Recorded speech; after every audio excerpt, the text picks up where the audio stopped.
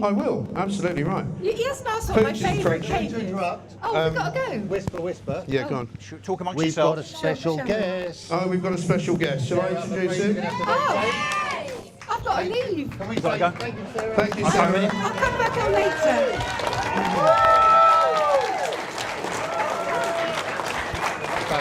Put that one down. Thank you. Ladies and gentlemen, what a fantastic thing to see you, because you've been so busy. I know you've been really busy, so I'm really appreciative that you've taken some time to come out. Tell us how it's been going. Tell us what you're expecting to do, short term, long term, mid term, everything. Well, let's deal with the short term. We have this by-election tomorrow. A self-inflicted by-election. I couldn't put up with it. I couldn't put up with every day the press painting me out as some kind of criminal, then going for my family, Yeah. which I think is absolutely, well, I won't use the language I really feel, but disgusting beyond all measure. You've been in journalism and for what, 40 years? Yeah. And I mean, all that stuff that used to happen years ago, I thought we'd left that behind. Yeah. But there's a different dynamic to it, and it's this. Today, down in Devon, at Buckfast Abbey, was the funeral of our beloved Anne Widdecombe. And frankly, in the light of that, and in the light of the threats that I've had, for a national newspaper to publish a photograph of a house and say my daughter lives there is disgusting beyond all measure. Have you had any kind of apology from them yet? None whatsoever. And of course, now you know, I've got to be very careful what I say here, because I've been interviewed by counter-terrorism 2 or 3 times. But now we know an investigation has reopened into an attempted arson attempt on me that took place in the Easter of last year. And I won't say any more than that, more will come out. So I had all that going on. And then Lucy Powell, senior Labour figure, when she was asked about standards, said it might be a year before they decided whether I was guilty of not filling in a piece of paper. To stop the boats, we're going to leave the ECHR. Well, you know what? They didn't do it in 14 years. They won't do it in government. They're trying to weasel their way back into government in this country. They don't have political conviction. They deserve all the opprobrium that they're getting. And that operates at a lower level. Just as you drive into Essex, look at the number of houses being built everywhere. That is the Boris wave. Net 6 million people came under the Conservatives.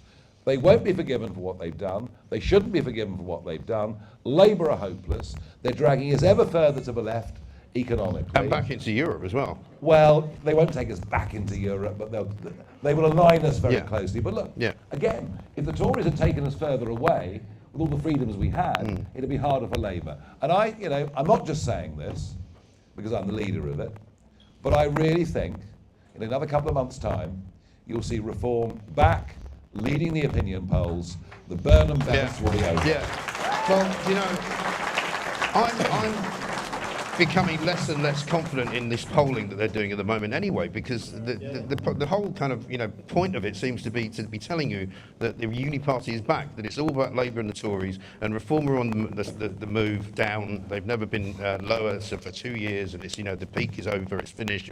They've been saying this for a long time, and it's rubbish. I don't believe a word of it. The Kemi bounce. The Kemi bounce. The right? Kemi bounce. Kemi Badenoch, by the way, the woman who refused to stand a candidate against you in this constituency.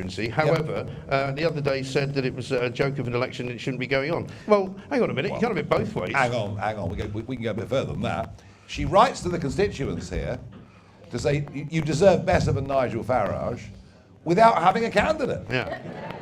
The same Kemi Badenoch didn't fight this election, despite the fact the Tories here in 2019 got 72% of the vote. This was one of their safest seats in Britain. Didn't have the guts to put up a candidate.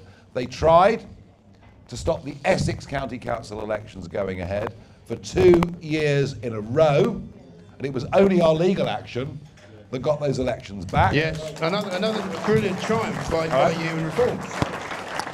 But here's the really big one. We have a new Prime Minister who has no mandate whatsoever, says he wants to give us the most radical political change in 40 years. He has not been endorsed by anybody outside 25,000 people in the Makerfield constituency. He has no mandate to govern.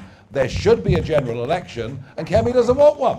And that's the other problem, right? Because, again, look at the way they reported the Manchester mayoral election, right? That was vital. Which was Oh, apparently... that by-election was vital. But which was apparent... No, not Makerfield. I'm talking about the mayor's election, right? Because they said, and your good old mate Dan Hodges was first into the traps on this one, where he goes, fantastic result for Labour, terrible result for Reform. Reform gained over 100,000 votes. Labour lost 150,000 votes. The Tories went from second to fifth, right? So who benefited? Reform benefited, sure. Yeah, we did. I mean, we could have done better.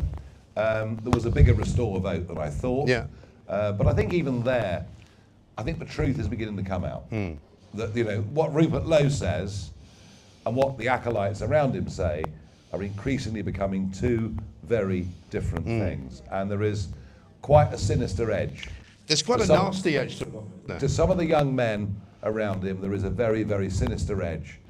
And things being said that by some of these acolytes that we've not heard in this country since 1936 and Cable Street and the days of Mosley, and I'm being honest about that. You know, Rupert can say what he likes, but the fact is the party is increasingly being run by people who are bringing a certain toxicity into politics, which can only ever be a minority opinion. Yeah. You know, and I think those contradictions are coming to the fore. Yeah.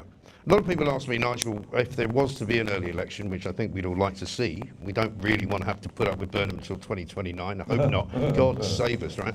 The question I get a lot is, would Reform be ready? We are running 4 days a week, parliamentary assessment centres all over the country. We've got huge numbers of men and women that have come forward. They're being put through their paces. They're being tested with media interviews. We're doing full background checks. And actually, Can you cut to camera 2, the closer one? No, I want a black one.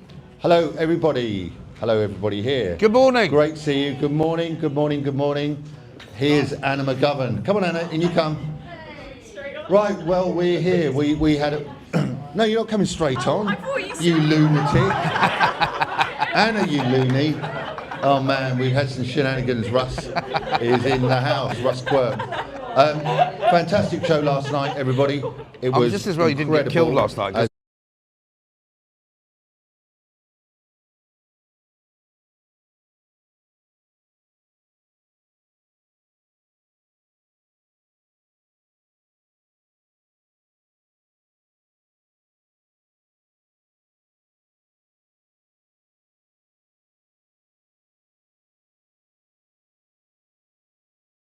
Everyone.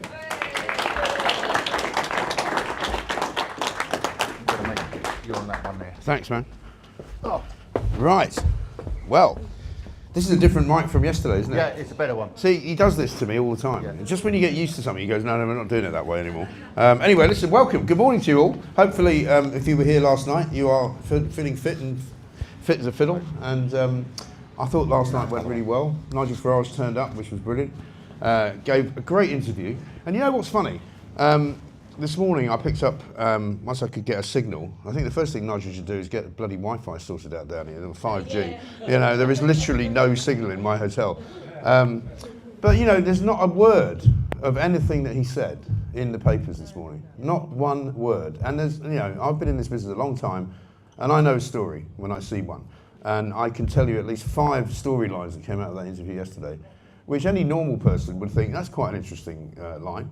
You know, for example, he talks about Anne Widdecombe, he talks about the funeral yesterday, he talks about how when I said to him, you know, when would you like to have a general election? He went, tomorrow, you know, also a good line.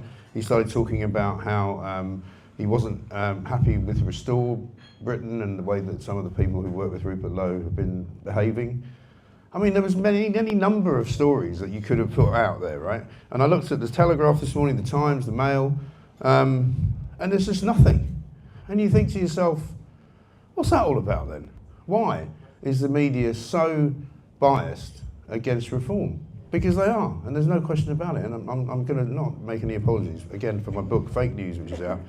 And if you read that, you get an idea of just how really, you know, kind of nasty and ghastly the media are. And I say that not because I used to work in it and I'm fed up now that I'm not working in it, but I say it because it's changed. When I was there, it was full of people like me who are a bit trippy, a bit difficult. We didn't really like anyone. We used to go after anyone, whether it was a celebrity, whether it was a politician, whether it was a you know, an ordinary member of the public who had done something wrong. And there was no fear or favour. But now they've got such an agenda.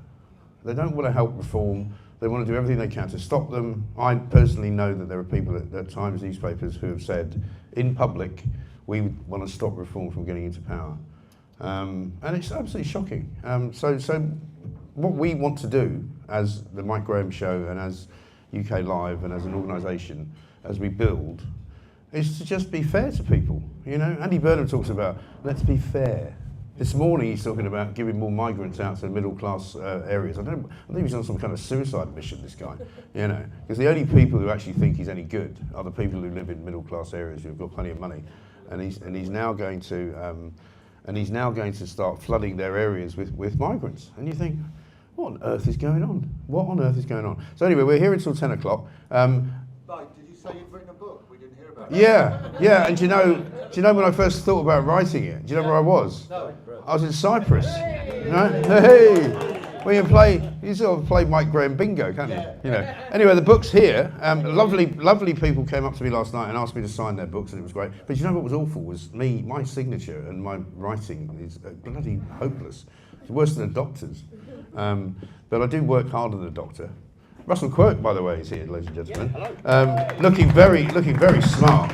Well, it is election day, and it is your show, so I thought I'd better put my best bib and tucker Bib on. and tucker, yeah. And before we start going, Anna McGovern, who turned up a little bit earlier on and went slightly early, she's going to come and read the news, because Edward Hughes is off at the moment. He must be worried. I think he's taken Fiona up the Eiffel Tower. Yeah, right. I'm not quite sure where he's gone with it. But I've prepared the news myself this morning, and it was great. I quite enjoyed it. I sat here, tapped it all out. It's like the old days.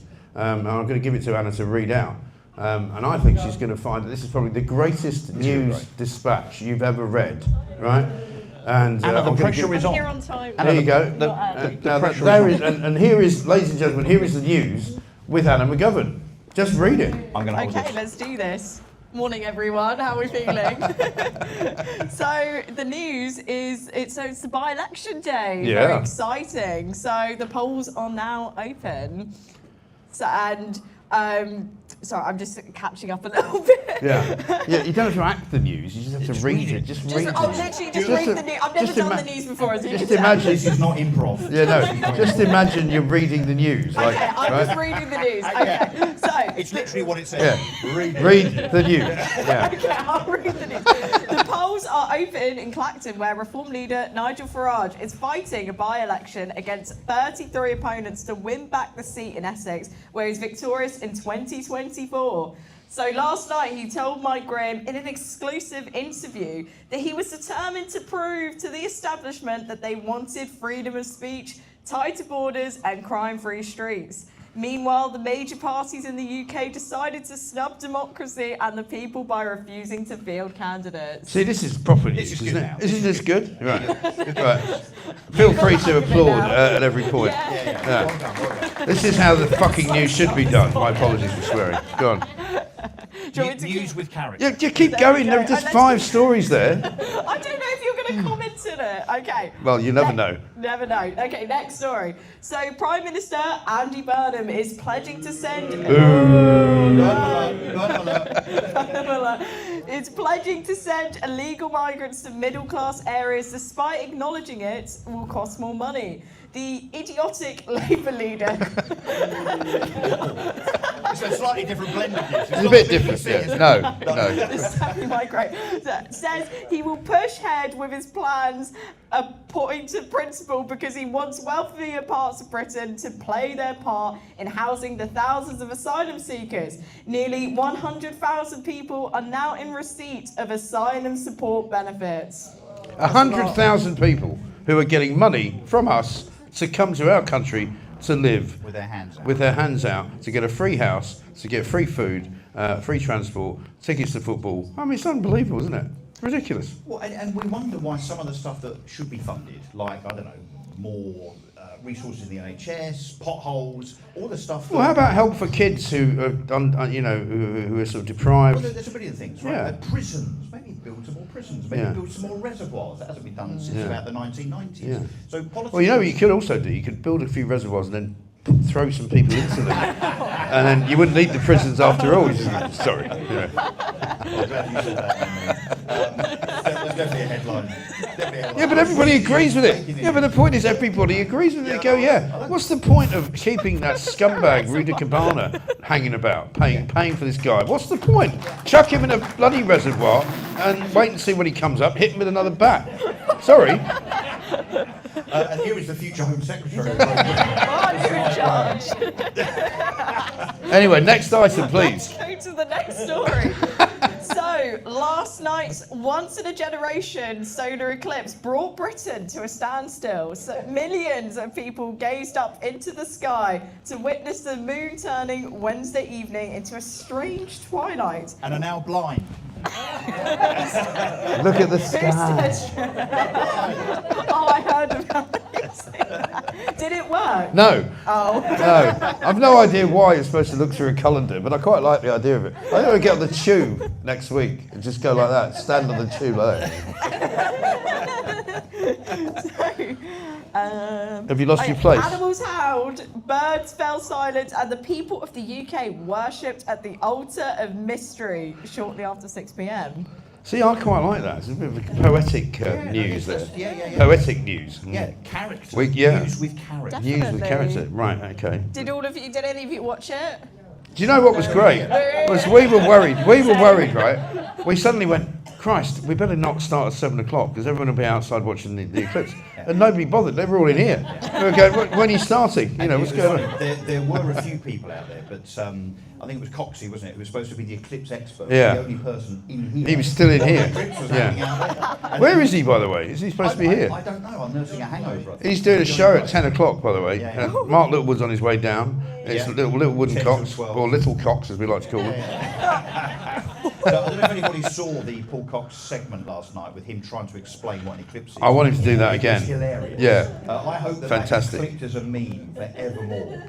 Yes. How many times did he say that? Was it the sun is 400 times? 400 times bigger than the moon, or the Earth.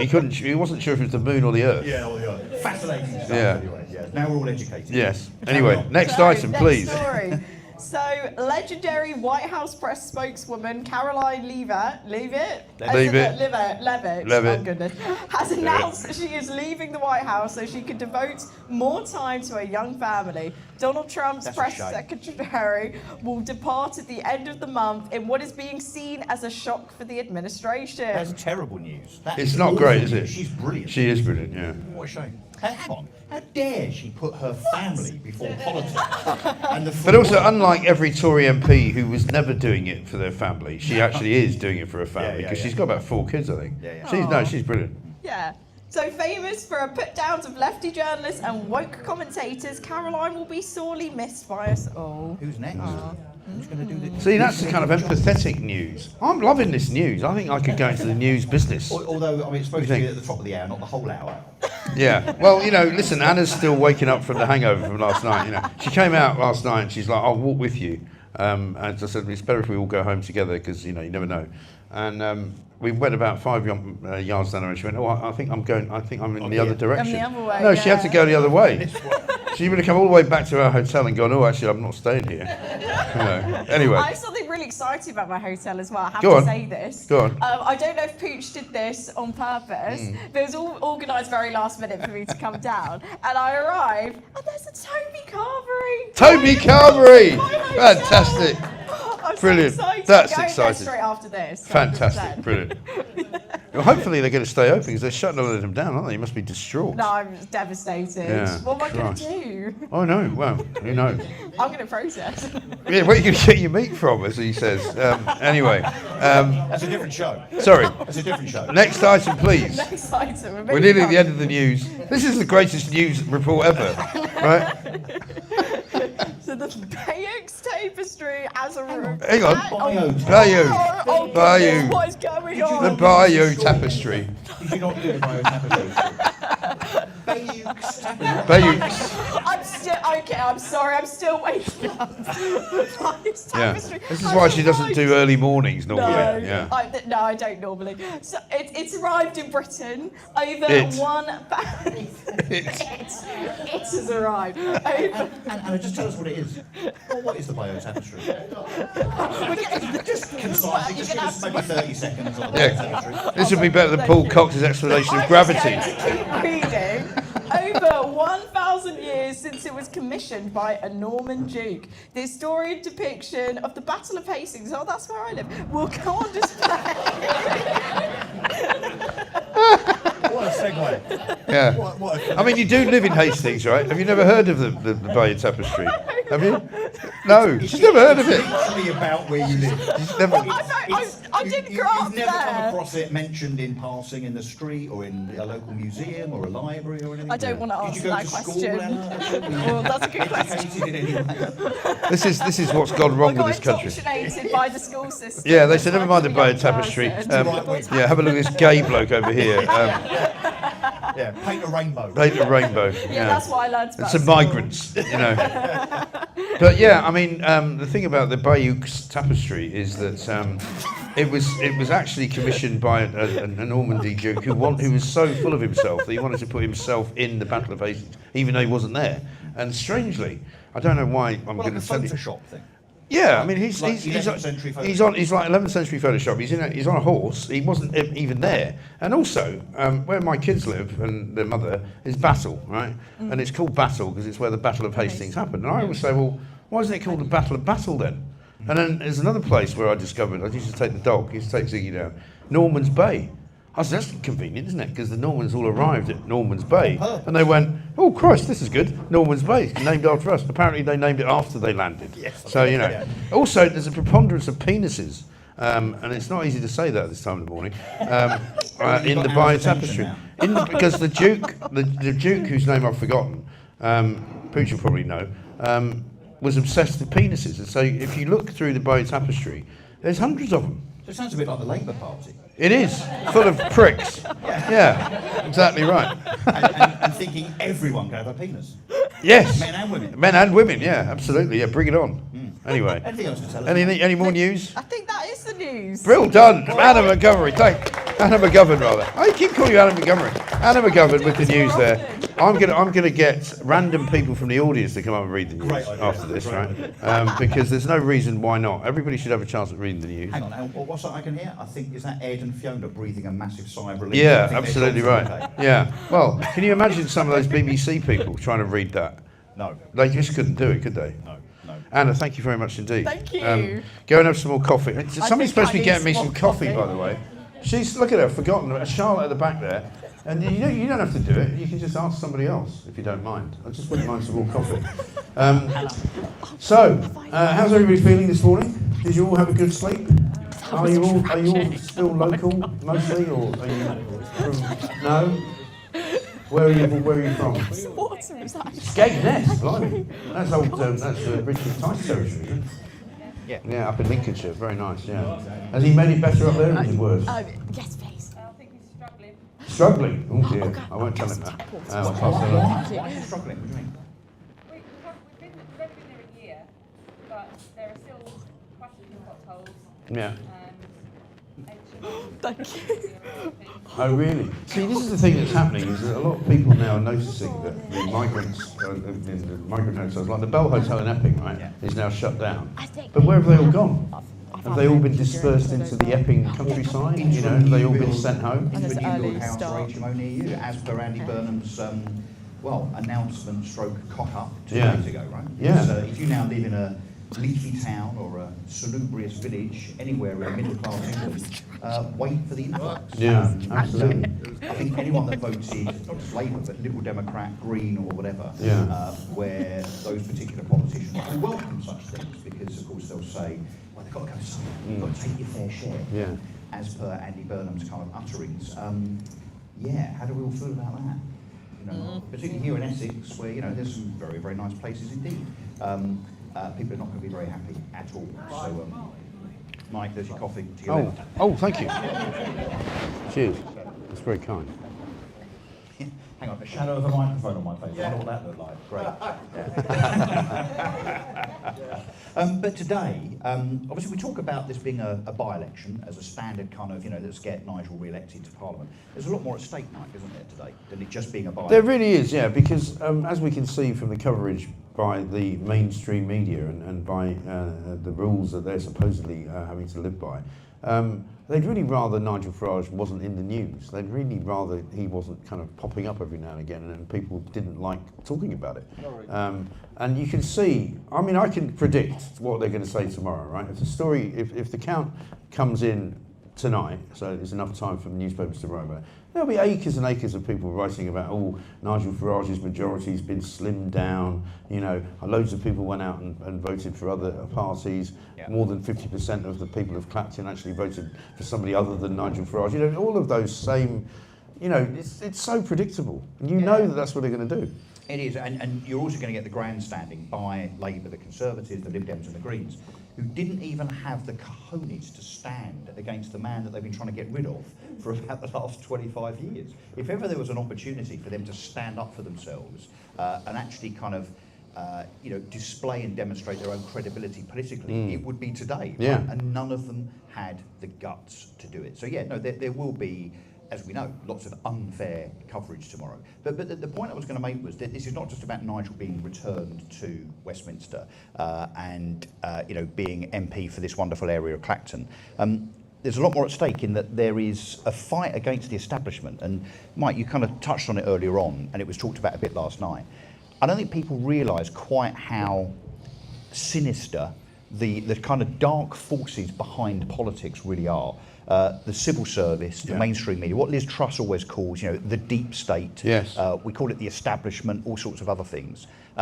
Today, hopefully, Nigel's victory today will be a real shot in the arm against that establishment movement, and really sets the tone, I think, for when, and not if, when Reform take government, we need to make sure that that blob, as it's also called, is railed against, is destroyed, is turned upside down and shaken, because politicians can't do the things that you guys want them to do in terms of the potholes and maybe re-regulating HMOs and making sure that the NHS is fixed and we've actually got an army and a navy and maybe some boats and that the economy is fixed and so on and so on, if they are obstructed by activist civil servants that actually have their own agendas. And I don't think people realise, because they're one and the same with the mainstream media, I don't think people realise quite how sinister that sect is. Today, to me, is all about doing that to the establishment. Yeah, absolutely right. Well said. Can you just pass me my iPad, because I've got what I'd like to do, because we've got the old YouTube stream going. And apologies again this morning if you were watching earlier. We were playing out the Nigel Farage interview from last night. A lot of buffering going on. And I mean, you know what? When Liz Truss first started talking about the blob and how she was stitched up by the Office of Budget Responsibility, people kind of laughed at her and went, no, you just screwed it up, darling. No, she's right? Because we've seen it in action. Yeah. And the one thing that's happened over the course of my lifetime is that when I was knocking around, as many of you were in the 60s and 70s, life wasn't great. We didn't have a lot of money. There was sometimes, a struggle to get a job. But there was a kind of sense that the country was together. Now there's no sense of that at all. I don't find that I walk into a street, certainly not in London, and find any kind of kindred spirits, I mean, I'm quite often, and it's not about, race or colour, it's about foreigners, There are people, I get on a tube train more or less every day at some point or other. And I'm usually the only English guy on it. Yeah. And I mean, I know that there are tourists, and I know that there are people who have just come to visit and all of that, and and all the lefties always go, what's the matter? You like foreigners? No, I love foreigners. That's not a problem.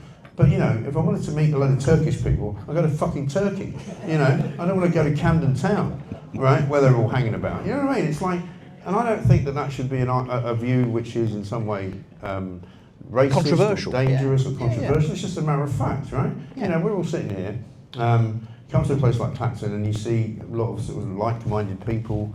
I don't want to agree with everything that you say. I want to argue with you. I want to talk to you about what life should be like. But I don't wish to be told by somebody from France, this is how your country should be. Yeah. You know? Well, and I think that's a very poignant point on the basis that I think that not all immigration is the same, right? So I think when this country welcomed people here in the 60s, the 70s, and the 80s, whether it be Windrush, whether it be from Pakistan, whether it be Indians from the subcontinent or whatever, there was a kind of an implied kind of a necessity that they integrated. So they integrated into our cultures, our society, our rules, and above all, they came here to work, right? So they worked hard, they earned, they paid tax, they set up businesses and so on. And I think that was wonderful. I genuinely think that has provided, that's the positivity that has provided the fabric of Britain, if you like. But since Blair, it is Tony Blair's fault, all this, by the way, since 1997, where he said, sod it, just open the floodgates, just let everybody in. We've allowed people in that don't contribute. We've also allowed people in that don't want to integrate. They're not interested in talking to you and finding out about your culture, your customs, your traditions. They're not interested. So the minute you do that and you allow people in that think that they can just kind of transport their culture, their religion, their way of doing things into Slough, Leicester, or wherever it might be, then no wonder we're in the state we're in, because no one has insisted that there's almost this kind of implied imperative that when you're here, you do what we do, right? Yeah. I wouldn't go to Dubai and insist on a church opening opposite my hotel, and if I want to drink in the street, I can. I would abide by and respect the rules, the regulations, the culture, and indeed the religion, actually, of Dubai. Why is it that our politicians here have just rolled over the last 20 or 30 years and turned us into a patchwork quilt of, I don't know, I need to choose my words carefully, a patchwork quilt of chaos from an immigration perspective, right? So not all immigration is the same. And I think that we need to make sure that immigration is a central plank, central plank to what we do and how Britain operates. But we've got to be choosy. We've got to do what Australia did and say, if you're not going to contribute and you're not going to sign up to what we believe in, sod off. Yeah. Do what they do in America. I mean, Donald Trump has sorted it, and it got bad for a while under Biden. But, my sister lives in America. She lives in Connecticut. She got married an American guy. She decided she wanted to become a US citizen. She had to do a test, and she had to stand and pledge, allegiance to the flag. And you don't do that, they're not interested in you. They're like, you want to be American, you want to come and live in America, you have to believe in what we believe in. And you have to understand what the Constitution means, and you have to understand your rights and your freedoms and why we are a great country. And they make them do it. And I'm told that we have something similar, but I don't know whether that's working. I just don't know whether it needs to be fixed. But I think we need to put people through a process and say, all right, you want to come here, you don't get a free house straight away. You don't get benefits. 100,000 people, we just found out there on the news, 100,000 people on asylum benefits. It's ridiculous. Yeah, well, of course it is. Of course it is. So, I mean, you got the asylum, or we can call them illegal immigrants because they're not really asylum seekers. They're economic migrants. Criminals. Yeah, well, many of them are. So you've got. We don't even know who they are. Right? No, because I don't think there's any check. Do they take fingerprints or DNA from these people that come off the boats to make sure that they haven't been, I don't know, a terrorist in Syria or a murderer in Afghanistan? Well, as Nigel said last night, he reported it to the House of Commons, a couple of years ago, that there were Iranians coming to this country on the boats who were from the IRGC, who had only one thing in mind, and that was to cause havoc, mayhem, and terrorism in this country, and they were allowed to come in. And some have been arrested and they're recently. Still here. Some have been arrested recently, and it was proven that they came over on boats. And what happened when he was in the House of Commons? He was jeered, he was ridiculed, people made fun of him. Yeah. There's that scumbag behind him, the independent, Gaza MP for somewhere or other in Bradford, who just heckles him every time he gets up and says anything. And sometimes there is a giveaway. Do you remember a year or two ago, there was the guy that had an AK-47 tattooed on his face? Oh, yeah. I mean, I would just suggest guess that if you're Border Force or the RNLI, that might have been a giveaway. Yeah, you were right. Yeah, you can come in. Come in. AK-47 tattooed on your cheek. Yeah, I think you'll be fine. That's I don't think you're going to cause any harm at all. No That problem. was the guy that had issued death threats to Nigel. Yeah. The police Who's did now nothing in about prison. it. He is, but only because the Daily Mail tracked him down Yeah. and shopped him to the police. The police were not interested in that at all. And Burnham will probably let him out next week because He's probably working for Burnham. He's probably his chief of staff. Only in a world of madness, right? Would you be able to convince anyone that the reason what we're going to do next is because we've got too many crimes being committed on the streets, because we need more space in the prisons. Here's what we're going to do. We're going to let out some of the people who've committed the crimes and let them roam around and commit some more crimes so that we can lock up some other people. Yeah. It's bloody insane. Well, it is, and I don't know if anyone knows about the El Salvador experiment. Have you heard about this? Where the new president of El Salvador said, do you know what I'm going to do? He said, I reckon most of the crime in El Salvador, the bad crime, like the drug crime, the murders, the rapes, all the really horrible stuff, is committed by a very, very small number of people. So here's a thing, and this is not necessarily genius, this is pretty much common sense. I'm going to find out who they are, we're going to arrest them and put them in prison forever, right? He did that, and guess what happened? Guess what happened to the crime rate? Yeah. It plummeted. Right. This stuff is not difficult, is No. it? This is Just not don't let them out. By the way, because I'm doing this sort of ad hoc on the hoof, as it were, got a super chat here from Easy Boy. Well done, Pooch, Charlotte, Mike and team. It's not easy on a tight budget. You think, it's a tight budget? I mean, the super chat is £4.99. Nice. Thank you very much indeed. I mean, one of the things about our audience is they're so great. Here's another one here from Poppy Fairy. Hi, Mike, Pooch and team. Here are some pennies to buy 5 pints from the spoons next door. 10 quid she's given us. So you can have 5 pints, $1.99 a go, which is great. The trouble is, I've got to drive back to London later, so I won't be able to do it. But anyway, thank you. Very generous. Poppy Fairy, very kind. Hey? Pooch is really clever, right? But his car's even cleverer than him. And sometimes he comes in the morning and I go, what's your car done today then? Is it made you breakfast? It's not a real car though, is it? No, it hasn't got an engine. It's a Tesla. There's nothing in it. You know what you do? You open up the bonnet, right? It's like opening up one of those serial killers' lairs, right? There's nothing in there. There's a couple of bodies lying there, but there's no engine. Yeah, no, there's no engine, no carriage. It's the most woke vehicle ever, isn't it? Yeah. He is so woke. It's really quite frightening. Now we've got a guest opportunity, I think.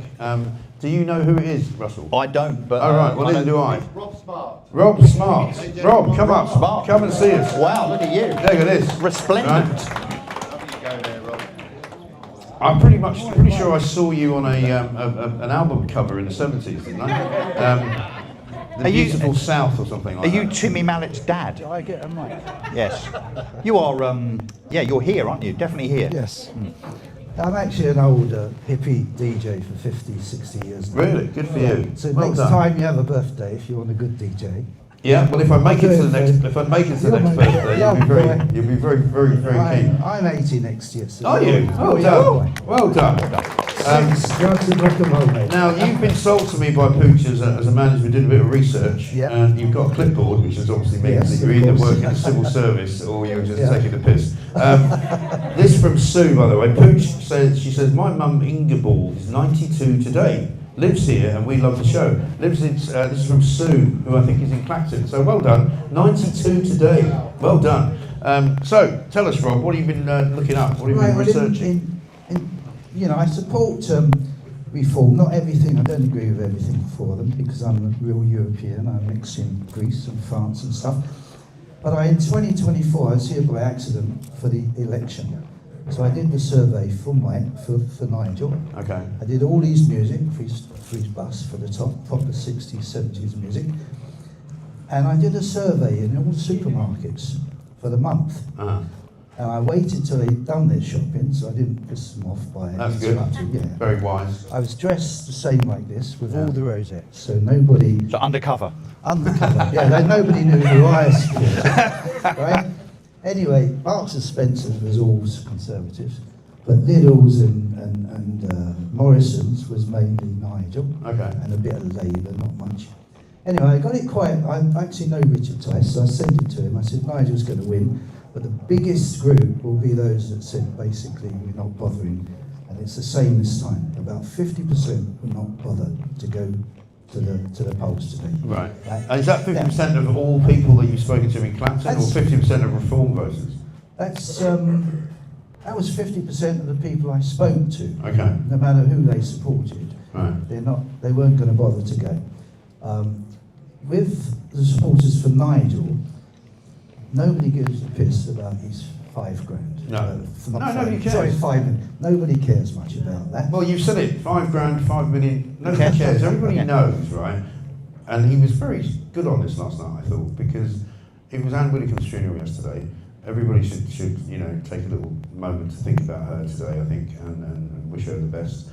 But politics is a dangerous business. He talked about Donald Trump and how this kind of hatred that was built up by the Biden people and by the people who hated Donald Trump. It ended up with people shooting at him. Yeah. We can't live like that. We can't live in a world where politicians are frightened to walk down the street. But that's where we are. Well, I think the problem, we all know most politicians are a bit bent anyway. I mean, look, they can't do a proper job, so that's why they... Is that a technical term?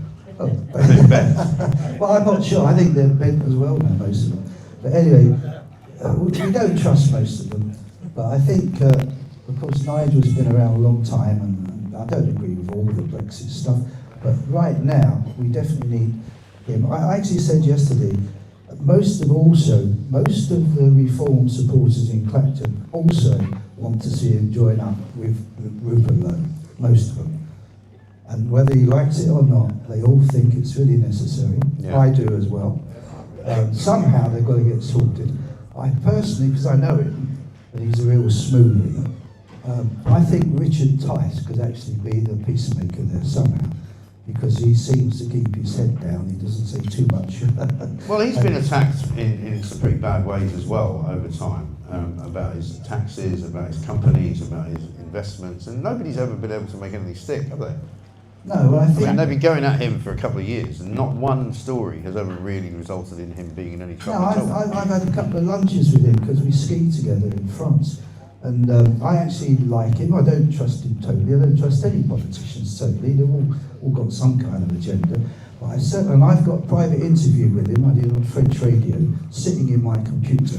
And I actually said to him 3 years ago, Richard, I'm going to say this until you become Prime Minister, then I might get some money for it. And of course it all changed after that. Nigel came back. But I think at the end of the day, we were in such a bad state here, and I was a Thatcherite back in the 70s. We need a Thatcherite type person to come back in, and it's got to be either Nigel or maybe Rupert, whoever's lost the distance. We need somebody strong, and everything that Rupert's saying, more or less, I agree with. The people on the outside, they're quite young and they're all a bit... They just don't think too much before they speak. The problem I've got with Restore is that Rupert Lowe claims that he doesn't like Nigel Farage because he's a one-man band, and he's a one-man band. Yeah, He doesn't like Reform because it's a private company. He's a private company. Yeah, but they're he both, doesn't like. He doesn't they're both like. like this, Mike. They're both bosses. No, but the point is that you can't criticise somebody for something if you're doing it as well. That makes you a hypocrite, right? I don't mind if he wants to criticise him for other things, but you can't criticise him for the things that you are. Do you know what I mean? And I think also he can't field more than one candidate. I mean, we, as in the media, if we go to Restore and say, who have you got to talk for us to talk to? There's only Rupert Lowe, because the rest of them aren't worth talking to. They're all nobodies, right? Whereas with Reform, they've built a team, they've got some MPs, they've got some very clever people like Sarah Braverman, they've got Dan Kruger, we had obviously Richard Tice, we had Andrew Rossendale yesterday. They've got a team now, which has taken some time to build up, and I think to give what you might call kind of equal status to Restore is a mistake, because they haven't got there yet. They've got a very long way to go, and I, for one, whether you agree with Rupert's beliefs or not, I don't know how you guys feel, I'll ask you in a minute, he doesn't have the right, really, to compare himself, because he's not there. One thing I said, and I said this about a year or two ago to Richard, I sent him a load of stuff, what I thought they should do if they come in, and a lot of it is to say, because Rupert was in the party at that time in 2024, and one of the things I actually said, because I did a lot of study, to me it seems so simple, that we've got a lot of space in the country, even with these old army camps. if you just humanely lock up the immigrants and keep them there until they're sorted out, give them toilets, give them food, no phones, no money, nothing. If they're escaping a war, they'll be just happy to get the food and the bed for the night, and that's it. And you just keep them locked up until they're sorted, and that's it. Yeah. If they did that, it would stop overnight. Yeah. It would stop. But I think it's a conspiracy. And I know a lot of people think it's a bit too far. These things do not happen by accident. It was the same with the COVID. Everywhere around the world, the same Build Back Better and all this other rubbish. It happened worldwide all at the same time. That is no accident. I have no idea who or what is behind it. But all the immigrants' problems, they're all over the world. It's all through Europe. It's in America, under Biden especially, right?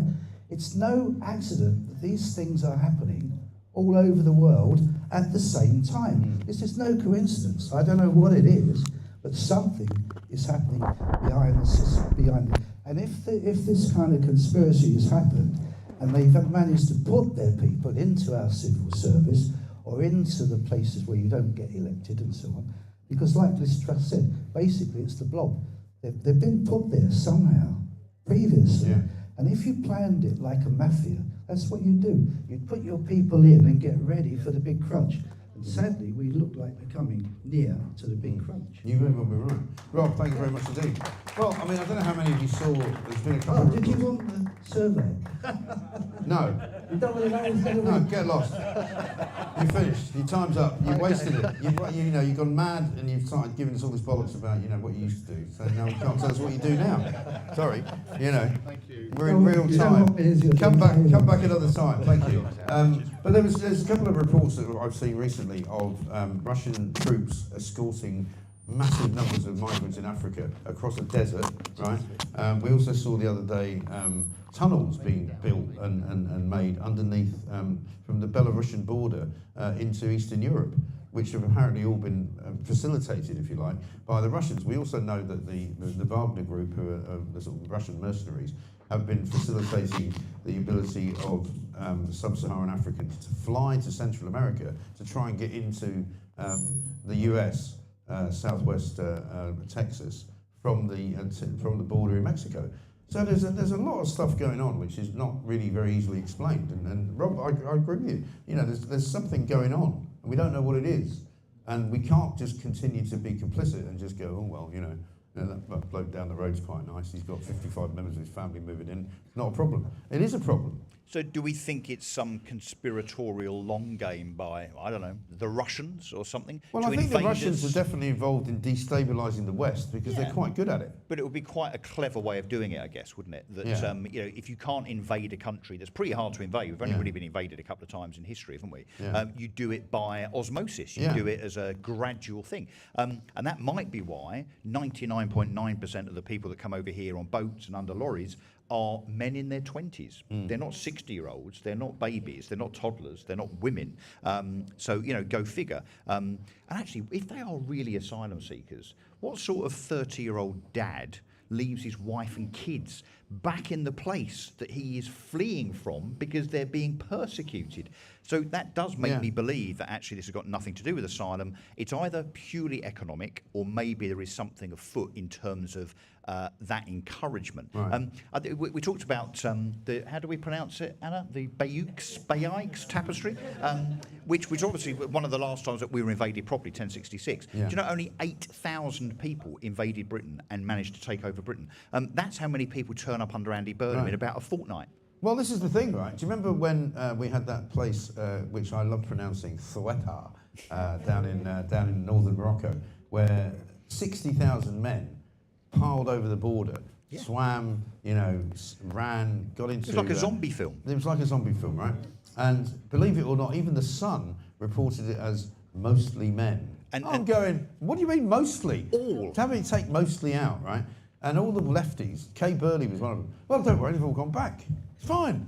It's not bloody fine. Yeah. It's like a load of people running in here, steaming through the bar, robbing everyone, nicking all the booze, and then leaving. Yeah. And you go, that's all right. Doesn't matter. And then calling it, as I think Sky News did, a humanitarian crisis. Yeah. No, it wasn't. It was an invasion. Yeah. It was an invasion of Europe. There was a Sky News reporter who was actually standing there as people were running past him, I think I can't remember if it was a bloke or a woman, literally marauding around them and looking incredibly menacing, saying, these are all very vulnerable people.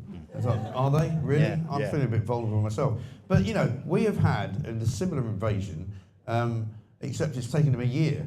So 60,000 a year rather than 60,000 in one day. Yeah. But we're supposed to be all right with that. We're not all right with it. Well, and if you're on the left and you believe that all immigration's good, all refugees are welcome, obviously as long as it's not in your road, says the Labour MPs and the Lib Dems.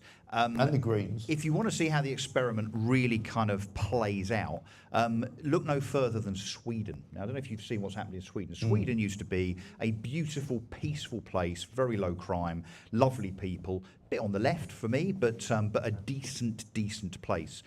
Because of their left-wing credentials, what they then decided to do a few years ago was to open the borders. Let's let everybody in, because all these poor, persecuted Syrian 25-year-olds, we need to give them a cuddle, right? So let's let them into Sweden. Roll forward only 2 or 3 years, and what now happens on the streets of Sweden is grenades being let off, people being shot and stabbed, women and children being raped, right? So we should look and should have looked as politicians and as society here to exactly what's happening in other countries, what's happening in Germany, what's happening in France, where there's places that the police can't even go in central Paris, Lyon, Marseille, and so on, because the immigration experiment, if it is an experiment, if it is ideological rather than some conspiracy theory, it has failed. What's the saying? If you let in the third world, you become the third world. Yeah. And this is, again, I go back to why today is so important. It isn't just the election of Nigel Farage as MP again for Clacton. It's to start sending a message to the political establishment, whether it be politicians, whether it be the civil service, the higher echelons of the judiciary, education, police, and so on, that this tenure, this oversight, has failed, and we're just not standing for it anymore. And back to this thing about, what... Sorry, that's brilliant. Sorry. No. But back to what Rob's saying about 50% turnout, I think he's probably bang on. I think there will be a 50% turnout. What is it with the 50% of people that can't be bothered to vote, given what's happening to this country? I genuinely believe, this is why I got back into politics. I got re-elected back in October, having had a break of, 10 years from politics. Me messing around, thanks to people like Mike Graham, allowing me on their show to kind of talk shit like this. And I thought, no, I've got to come back into politics. I've got to get back in, because it's all very well talking about it and having fun on air, but actually getting back into politics at a local or a national level means you can actually do something to reverse the decline. And here's the thing, I genuinely think we have one general election left, right? Whether that's this year or 28 or 29, it may well play out to 2029. If it is not a reform-led government and country, I'd love to swear, but it's daytime, so I won't. No, all right, I will. This country is otherwise fucked.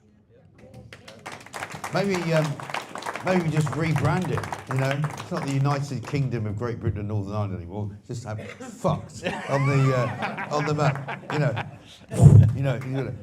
Good evening, ladies and gentlemen. We're about to land in fucked. Please put your tray tables to the upright position and prepare. Please put your hijab on while you prepare to come through customs. If you have no passport, don't worry about it. We'll give you one. If you haven't got any money, that's okay too, because we've got a hotel for you. Welcome to fucked. Except there won't be any money left. There'll be nothing left. Well, listen, they might as well just come in and start empty your pockets, right? Those of you who have a UK passport, please go to the left side of the aircraft, where you will be completely and utterly stripped of all your clothing and all your money, and we'll give it to the people on the right side of the aircraft, who are all in hijabs. Yeah. Thank you very much indeed. Like Welcome to Fucked. I like this. We're going to do some more news with Adam McGovern. See you there. Come on. I mean, the greatest newsreader of all time. Have you had some more coffee? I have had some more coffee, but before I start, can I just challenge something you both said? Go on. Because I was listening. You said about Restored that there was no one worth speaking to. That's not quite what I said. See, typical journalist, right? She's already misquoting me. Okay. Can I just say, look, Orla Minihane. She is a big campaigner for women's safety. Can Yeah. everyone hear me now? Sorry. She's a big campaigner for women's safety. So when I was working as a reporter, I interviewed her about the Pink Ladies. And I think the work that they do at the Pink Ladies is incredibly important. So they're an organisation that stand up, but it's for women, for girls, mothers, and they're protesting against mass immigration in this country. Because when I'd interviewed her, she was telling me about how these mothers, their families, they feel that their communities have become completely unrecognisable as a result of the migrant hotels. They feel like their children aren't safe in their local areas. So I think it is, I just wanted to say, I think the work that she's done with the Pink Ladies is incredibly important. I've got to challenge you back. You got to challenge me back. Challenge you back, right? Of course you do. Because the Pink Ladies, and actually you spoke at one of their events. Well, I remember back in October, unfortunately, November. unfortunately, I don't wish to embarrass Anna, but you know, I have a long history with Orla Minihane, and actually went and spoke at one of their events, and I talked to her quite a lot on my show. But when I say there's nobody behind Rupert Lowe, what I mean is there's nobody really part of a sort of a political campaign. She's great, Orla's great, but she's not. She's not really. She's not a candidate. She's not a councillor. She's not a. She doesn't hold any office within the organisation. So. Spokesperson. Yeah, but you know what I mean. It's like, well, they've got. But all the Pink Ladies, it's not just Orla. I mean, you've got people like Karen McIver, who's now chairman of Essex County Council. You've got people like Emma Parr. They were both and are, well, in fact, Emma's no longer, but reform members, right? So I don't think we can give all the credit to Orla, frankly. No, but also, we talk about candidates. You know what Rupert Lowe's worried about is the fact that A, he's running out of money. B, he's had a fallout with the Conservatives, who may or may not be backing him a little bit, and why wouldn't they strategically? Do you think, yeah, exactly. So do you really think that Restore would be able to field 650 vetted candidates for the next general election? There is not a snowball's chance in hell that Restore will be able to do that. Well, I think about the reasons why people are going to support. Sorry. That's it. Sorry, we won't get to the news. But I think number of people. I think for a start, Rupert Lowe is a fantastic MP. And I thought he's one of the best MPs we have. He donates his MP salary to charity as well in his local area. I would say think about the reasons why people have gone to join Restore, and that is because I think some. No, I don't think that's fair. They're not all extremists. I think there's some people in the audience who may be reform, who have a lot of respect for what Rupert Lowe has to say. I think that's fair to say. I've got some people nodding in the audience. I would say to you, think about the reasons why people are joining Restore. They might feel, some people that I've seen anyway, they might feel that reform.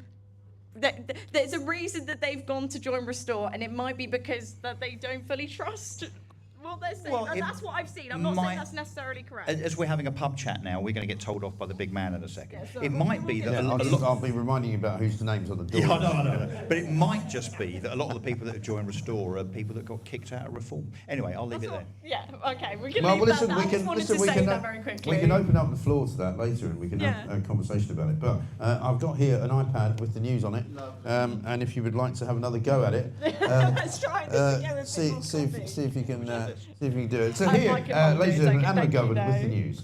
Yeah, so the polls are open in Clacton, where Reform leader Nigel Farage is fighting a by-election against 33 opponents to win back the seat in Essex, where he was victorious in 2024. Last night, he told Mike Graham in an exclusive interview that he was determined to prove to the establishment that they wanted freedom of speech, tighter borders, and crime-free streets. Meanwhile, the major parties in the UK decided to snub democracy and the people by refusing to field candidates. Prime Minister Andy Burnham is pledging to send illegal migrants to middle-class areas despite acknowledging it will cost more money. Boo. Boo. The idiotic Labour leader says he will push ahead with his plans as a point of principle because he wants wealthier parts of Britain to play their part in housing the thousands of asylum seekers. Nearly 100,000 people are now in receipt of asylum support benefits. Last night's once-in-a-generation solar eclipse brought Britain to a standstill.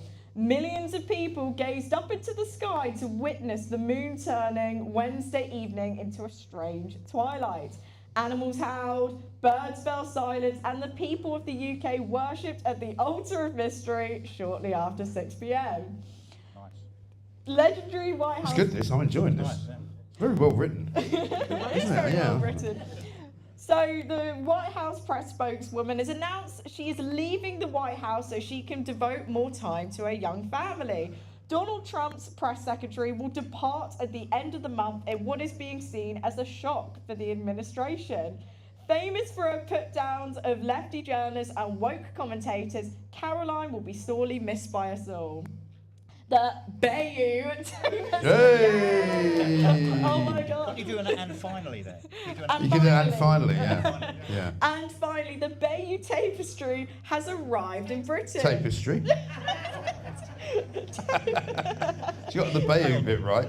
What's the next? The next word is has. Can you do that? Has. I think I could just about manage. We'll see. So it's arrived in Britain over 1,000 years since it was commissioned by a Norman Duke. Do you know the name of the Norman Duke? No, go on, tell us. William the Conqueror. Oh, well, there you How go. did you not know that, Mike? Well, I wanted to give you. I wanted to give you the floor to say it. Do you know there's a Oh, guy? really? There's a guy that drives around. Yeah, I didn't know who William the Conqueror. I never heard of him until you came along with your amazing pronunciation techniques. There's a guy who runs around with a concrete mixer down in Sussex, right? And he's got on the brilliant this William the Concreter. It's fantastic. It's one of the greatest names of all time of any company. So, the historical depiction of the Battle of Hastings will go on display at the British Museum from next month. And now the organisers of its movement from France are already worrying about how they're going to get it back there without damaging its planks. Yeah, planks. Great. I've always wanted to have a news report that ends with the word planks. Well done, Anna. Thank you very much indeed. Anna McGovern, ladies and gentlemen. She gets more opinionated as the day goes on, so God knows what she's going to come up with next time. Oh, she's run off with your iPad. Can you bring the iPad back, please? Because I'm trying to use that. It's all right. I'm trying to use that to be in touch with the people. Because a couple of super chats came in, Pooch, but they've now disappeared. So I don't know how to get them back. But thank you to all of you who are sending them in, because we really appreciate it. So, coming up, tell us what you're going to be doing, Russell, over the course of the next few hours. Well, today, so when I finished here, I'm going to go back and get changed, and then I'm going to go out knocking on some doors. A thing called GOTV, Get Out the Vote. So knocking on doors with regard to people that have already said they're going to vote for Nigel, and making sure that we actually get them to, by way of persuasion, not force, to actually come out and vote for him. So we're doing all that right up until about 10 to 10 tonight when the polls close. Okay, good stuff. Well, Nigel was here last night. I know most of you were. I don't think there's anybody here who wasn't here last night. But we played it out a bit earlier on, but it was a bit buffery. So we're going to play it out again. A Nigel Farage interview from last night, because he was very kind to spare about 15 minutes for us. So, Pooch, if we can, let's have a look. You make me a nice cake. I will, absolutely right. Yes, that's what my Pooch is favourite pregnant. cake is. Oh, we've got to go. Whisper, whisper. Yeah, go on. Talk amongst We've yourselves. got a special Sure. guest. Oh, we've got a special guest. Shall I introduce him? Oh, I've got to leave. Can we say thank you, Sarah? Thank you, Sarah. I'll come back on later.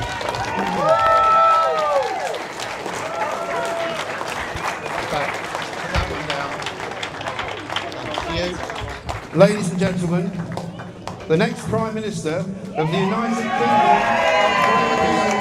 and Northern The Ireland. one on your seat. Let's I've got to hold that one. No, The one on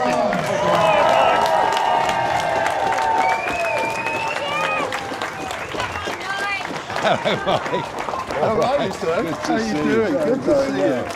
Good to see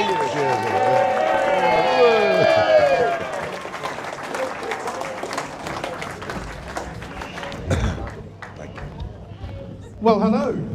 Good evening. I thought I'd come and surprise you. Well, it certainly did surprise me, and what a fantastic thing to see you, because you've been so busy. I know you've been really busy, so I'm really appreciative that you've taken some time to come out. Tell us how it's been going. Tell us what you're expecting to do, short term, long term, mid term, everything. Well, let's deal with the short term. We have this by-election tomorrow. A self-inflicted by-election. Mike, I couldn't put up with it. I couldn't put up with every day the press painting me out as some kind of criminal, then going for my family, which I think is absolutely, well, I won't use the language I really feel, but disgusting beyond all measure. You know, you've been in journalism and Yeah. for what, 40 years? Yeah. You know, and I mean, all that stuff that used to happen years ago, I thought we'd left that behind. Yeah. But there's a different dynamic to it, and it's this. Today, down in Devon, at Buckfast Abbey, was the funeral of our beloved Anne Widdecombe. And frankly, in the light of that, and in the light of the threats that I've had, for a national newspaper to publish a photograph of a house and say my daughter lives there is disgusting beyond all measure. Have you had And- any kind of apology from them yet? None whatsoever. And of course, now you know, I've got to be very careful what I say here, because I've been interviewed by counter-terrorism 2 or 3 times. But now we know an investigation has reopened into an attempted arson attempt on me that took place in the Easter of last year. And I won't say any more than that, more will come out. So I had all that going on.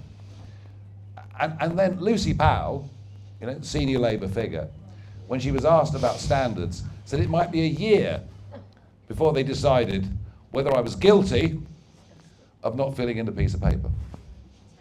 They all seem to have decided as well that you were guilty before they actually went through the process, didn't they? Oh, I think I'm guilty of virtually everything, really, aren't I? Yeah, so look, holding this by-election was a way of heading this off and of saying, I won't be judged by Sky News or certain elements of mainstream media or the entirety of the Westminster political class. I will submit myself to the people of Clacton, let the people decide whether they want me or not, and that's what I did.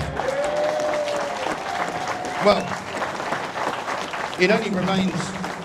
I know that's not a very big clap. That I have to ask you again. Do you want Nigel Farage as your MP? Come on, you can do better than that. Yeah, you know, I was really shocked actually on Sunday. I nearly rang you up because I thought, I looked at the front page of the Sunday Times. I looked at it a couple of times, and there were no stories on the front page. I of the know, Sunday it's been Times. terrible, isn't it? And I thought, hang on a minute, surely this is the week they do it, wouldn't it? You know, they've done it every single week. Yeah. The splash after splash, you know, and I actually said on my show, after the last thing about when Nigel decided, you know, to become an MP again, we can tell you exactly when it was. And I said, you know what, next week, the special edition of Pravda, as I now call it, is going to come out with a story that says, in December 24, Nigel had a dream that he might become an MP again. That will take him into big trouble in the Standards office. Yeah. You know, I mean, it's almost like that they're trying to put you in a cage. They tried to do it to Richard Tice. That didn't work. They're now doing it to you. It's shocking. Well, they did it to Ian Duncan Smith 20 years ago. Do you remember Betsy Gate? Yep. Huge scandal engulfed Ian Duncan Smith. It was never a scandal. They did it to Boris. Now, he should have, I mean, because Boris's problem, if he just said, you know what, it was my birthday, and we had a piece of cake, it wouldn't have mattered. Yeah. But still, they went for Boris, using standards. And look, you know, I want to say this. I've broken no law. I haven't avoided tax. I haven't evaded tax. I haven't misused public money. I haven't even got a motorhome. I mean, can you believe it? There's one on sale in Scotland if you're looking for one. That'd be cheap, that one. As I say, I've done nothing wrong other than, according to these people, maybe I should have declared this sum of money that was given to me. And yes, it's a lot of money. But Anne was 78 years old, and they murdered her. She had no personal protection. And I'm going to need it until the day I die. So I'm not going to apologise to anybody for anything. You know, my life is difficult, and And I mean, we talked about the blog before, we talked about the civil service. I mean, I've got a book out actually right now called Fake News, which is all about the really, really sinister connection between the media now and the people who run everything, because they're all from the same class. They've all been to Oxford or Cambridge. I call them the lanyard class. They're all the same frame of mind. They're all Remainers. They all want, you know, Farage and Reform to disappear into a big hole. They don't want to give you any chance of actually winning anything. They can't stand the fact that you got Brexit over the line. They can't stand the fact that you're having a great deal of success. And I think it all started kicking off properly when you won massive gains in May in the local elections. no, I mean, look, up until May the 7th, the talk in the tea room in Westminster was, they'll implode, they'll disappear, they'll go away. Yeah. And what happens on May the 7th is we become the official opposition in Wales. we become the joint opposition in Scotland, we wipe out the Conservatives in East Anglia, Essex, Suffolk, Norfolk, and we take out Labour in the north of England. And I knew on May the 8th, Starmer was gone. I knew he was gone on May the 8th, and we'd done it. Arguably the third Prime Minister I've got rid of. It's not bad, is it?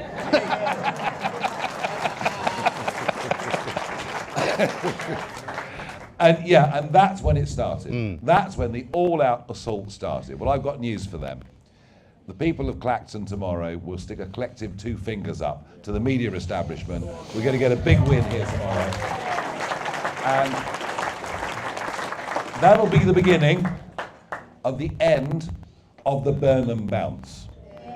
You know? And Burnham is a bit like Boris. Yeah. He tells the audience what he thinks they want to hear, but he's never going to deliver it. Look at the PC Harper situation. Yeah.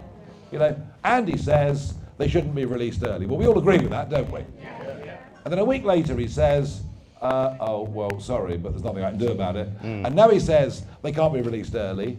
And then he's told, if you do that, there are 437 other people in there on manslaughter. And he's all over the place. Yeah.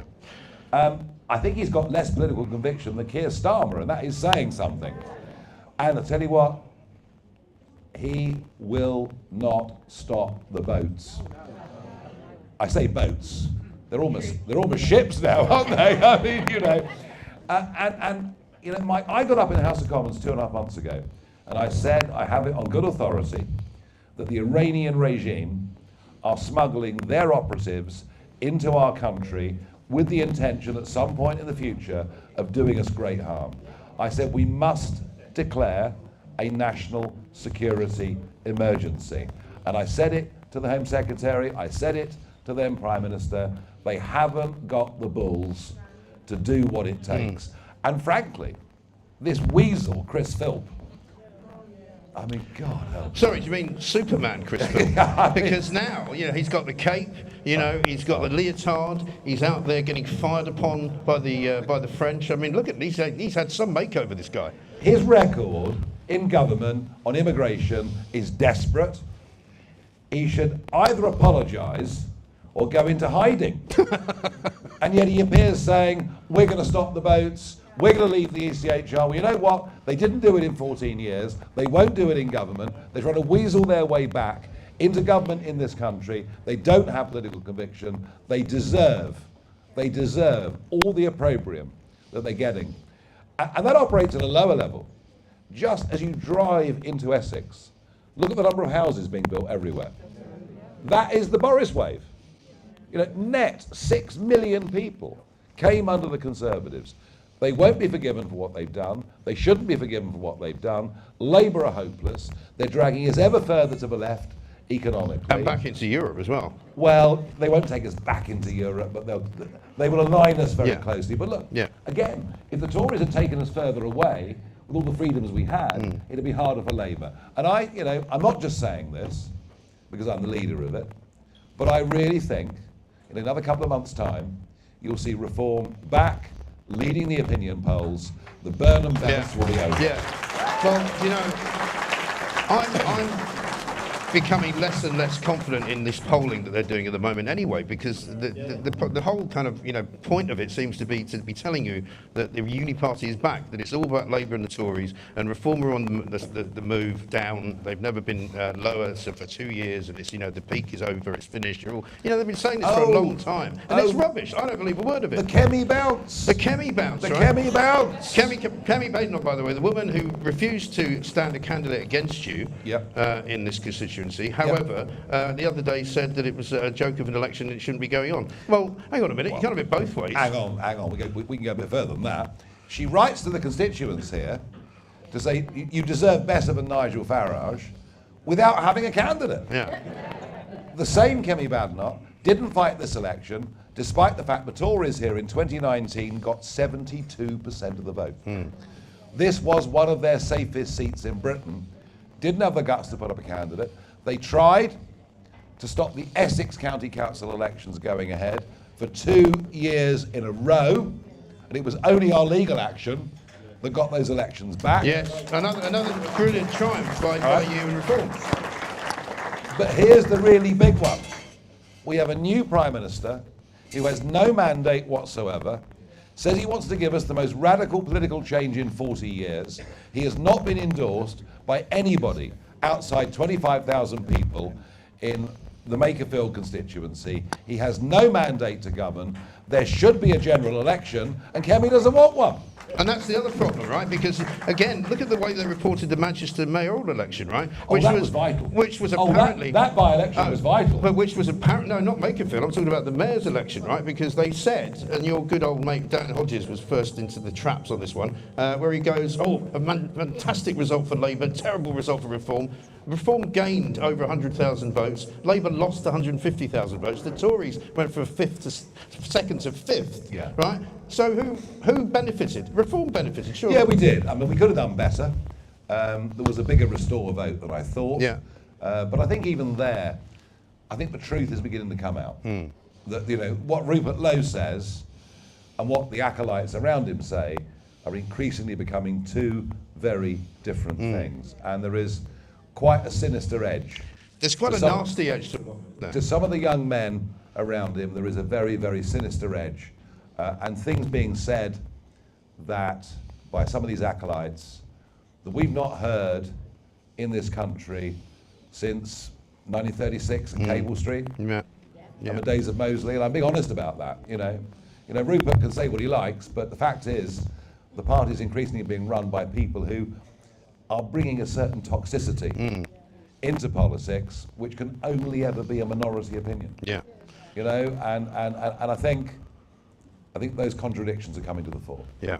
A lot of people ask me, Nigel, if there was to be an early election, which I think we'd all like to see, we don't really want to have to put up with Burnham until 2029. I hope not. God save us, right?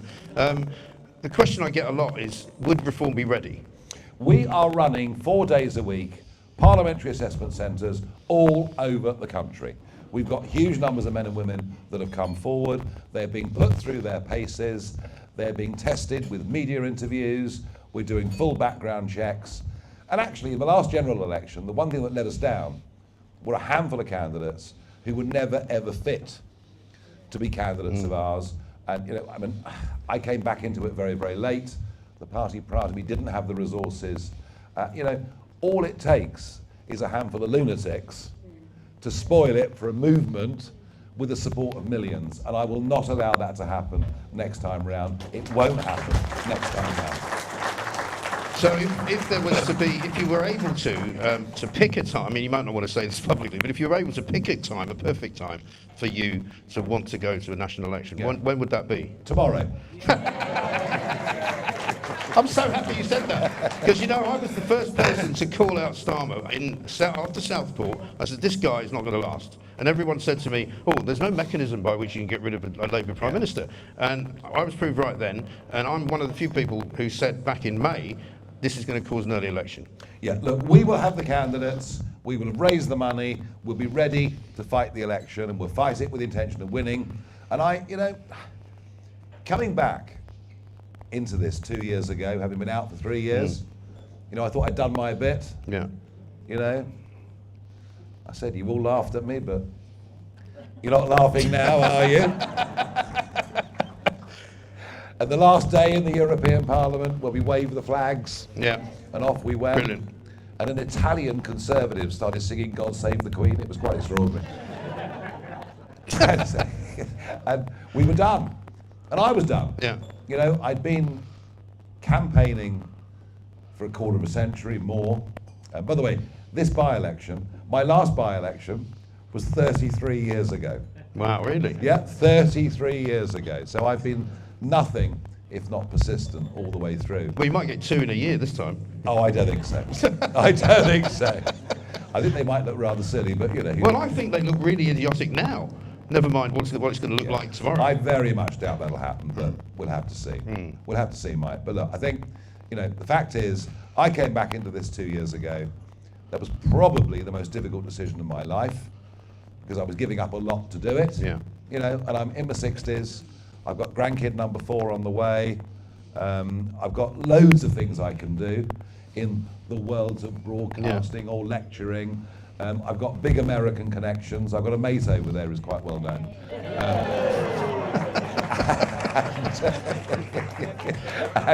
and so coming back into this was the biggest decision of my life. Big sacrifice, not just for me, but for everybody around me. But I did it because I felt then, and I feel now, genuinely, that I'm the only person with the knowledge, the experience of life, and frankly the guts to take on the issues that we're facing as a country. And you know something? If we don't tackle these issues and turn them around, in a decade we'll be a third world country. All right? Yeah, I know. And just finally, because I'm sure you've got a couple of other things to do this evening. I've got one or two other engagements, Mike, but nothing as important as this lovely audience here. Well, do you know what's great? What's great about this, and I know we've talked about Ofcom in the past. I mean, they've not exactly been your friend over the years, have they? This is the only channel. We're going to be doing a show here live tomorrow morning, where we'll also have some people in as an audience. Yeah. And it's the only, because of the ludicrous rules around elections, we're the only broadcaster who is able to put you on, speaking as you are, inside a 24-hour period of a by-election, Yeah. which is insane, right? It's absolutely ridiculous. Yeah. So we've become very important. So wanted to ask you finally about your friend in America. Have you sought his counsel over the course of the last few months when you've been sort of up against it to ask him how do you get out of this? Well, I watched him go through hell. Yeah. You know, they used every legal trick in the book against him. His resilience through, I mean, whether you like him or not is irrelevant. His resilience through all of that was absolutely extraordinary. And you know, the day that rifle shot rang out, I've never seen him. I've never, in all the rallies and events that I've been to with him, and I've spoken at some, I've never ever seen him use a graphic. And the one time he turns to a graphic and the bullet grazes his ear. Wow.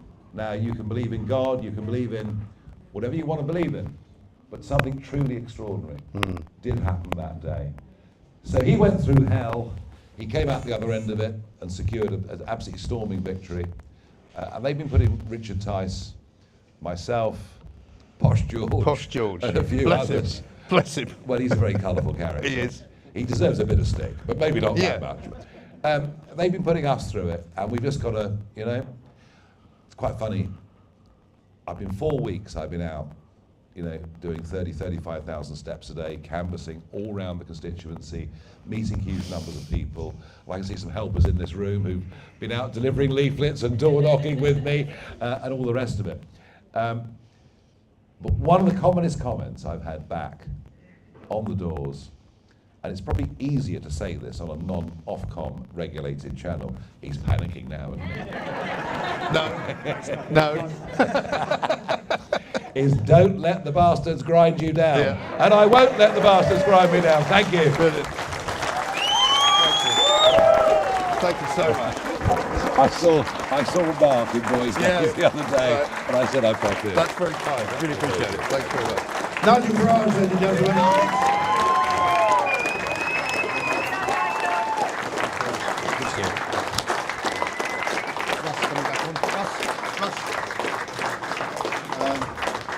Well, if that's not the next Prime Minister of this country, you know, I'm a monkey's uncle. Because he bloody well should be, shouldn't he? And they're back in the room. Do you remember David Walliams when he was funny? Yeah, he's Yeah, funny. he's not funny anymore, is he? No. He's now so woke that he's cancelled himself. Yeah. Right? How ridiculous is that? Anyway, Ellie Hodges is here. Welcome to Ellie. Ted Newsom as well. Local man made good from Clacton. The young these are the people that are going to inherit everything that I do, right? So when I've passed on or become Gaga, which is probably in about the next couple of years, you'll be able to take over, and you can probably sit there and do the Mike Graham show, slowly morph it into the Ellie Hodges show, and then they'll all forget about me, you know. And they'll go, yeah, let's play some old clips. You know, remember those old clips you used to see with the sort of crackly black and white kind of.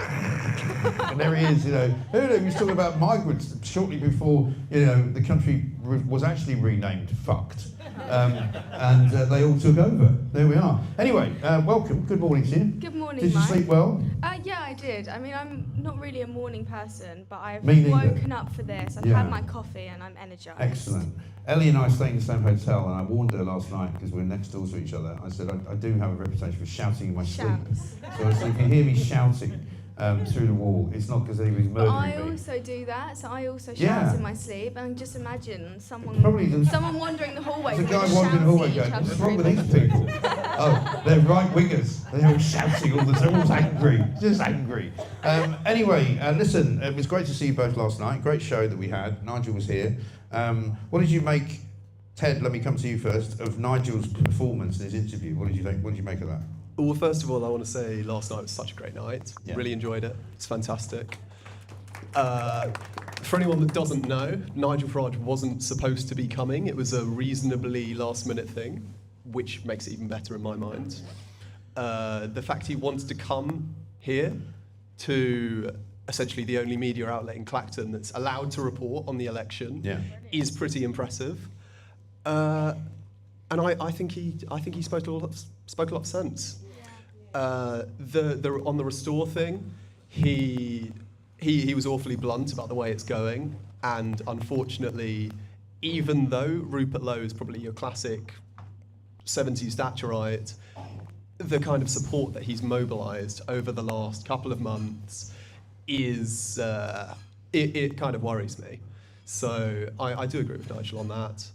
I think there'll be a low turnout, but I think there's going to be an insane amount of support for Nigel Farage at the ballot box. We're probably looking at 70 to 80% of the vote, and I think he was speaking a lot of common sense last night, Mike. And you know, I haven't seen Nigel for a while. He and I used to see each other quite a bit. He would be in and out of talk studios, and I would occasionally run into my boys down and stuff like that. But he has been quite quiet, not in terms of being in Clacton and actually campaigning, because he's been really busy doing that, and you see him popular. But in person, I haven't seen him for a long time, and I thought he looked really well. I thought he looked like he was on top of his game. Very tanned. I said that to him a few weeks ago. I said, I can tell that you've been out campaigning because you're very tanned. He's literally all day in the sun. You can tell how hard someone's and working. What did he say? He was doing something like 35,000 steps a day. I mean, I on my new fitness regimen, I do about 12 or 13. I think that's a lot. So that's amazing. But I just was really pleased to see him looking so kind of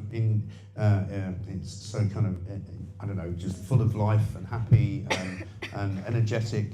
Yeah. And he wasn't, because again, the media tries to portray him as this guy who's kind of beleaguered, you know, everywhere he goes, people are shouting at him and throwing things at him because he's a crook. It just doesn't happen. And it's not the truth. And I'm starting to get really pissed off, actually, about the way the media talks about Nigel Farage, the way they talk about you guys, how you vote, how they try and demonise anyone on the right wing. It's awful, isn't it? It's crazy how they're still doing it, even when Nigel Farage is basically due to be the next Prime Minister of this country.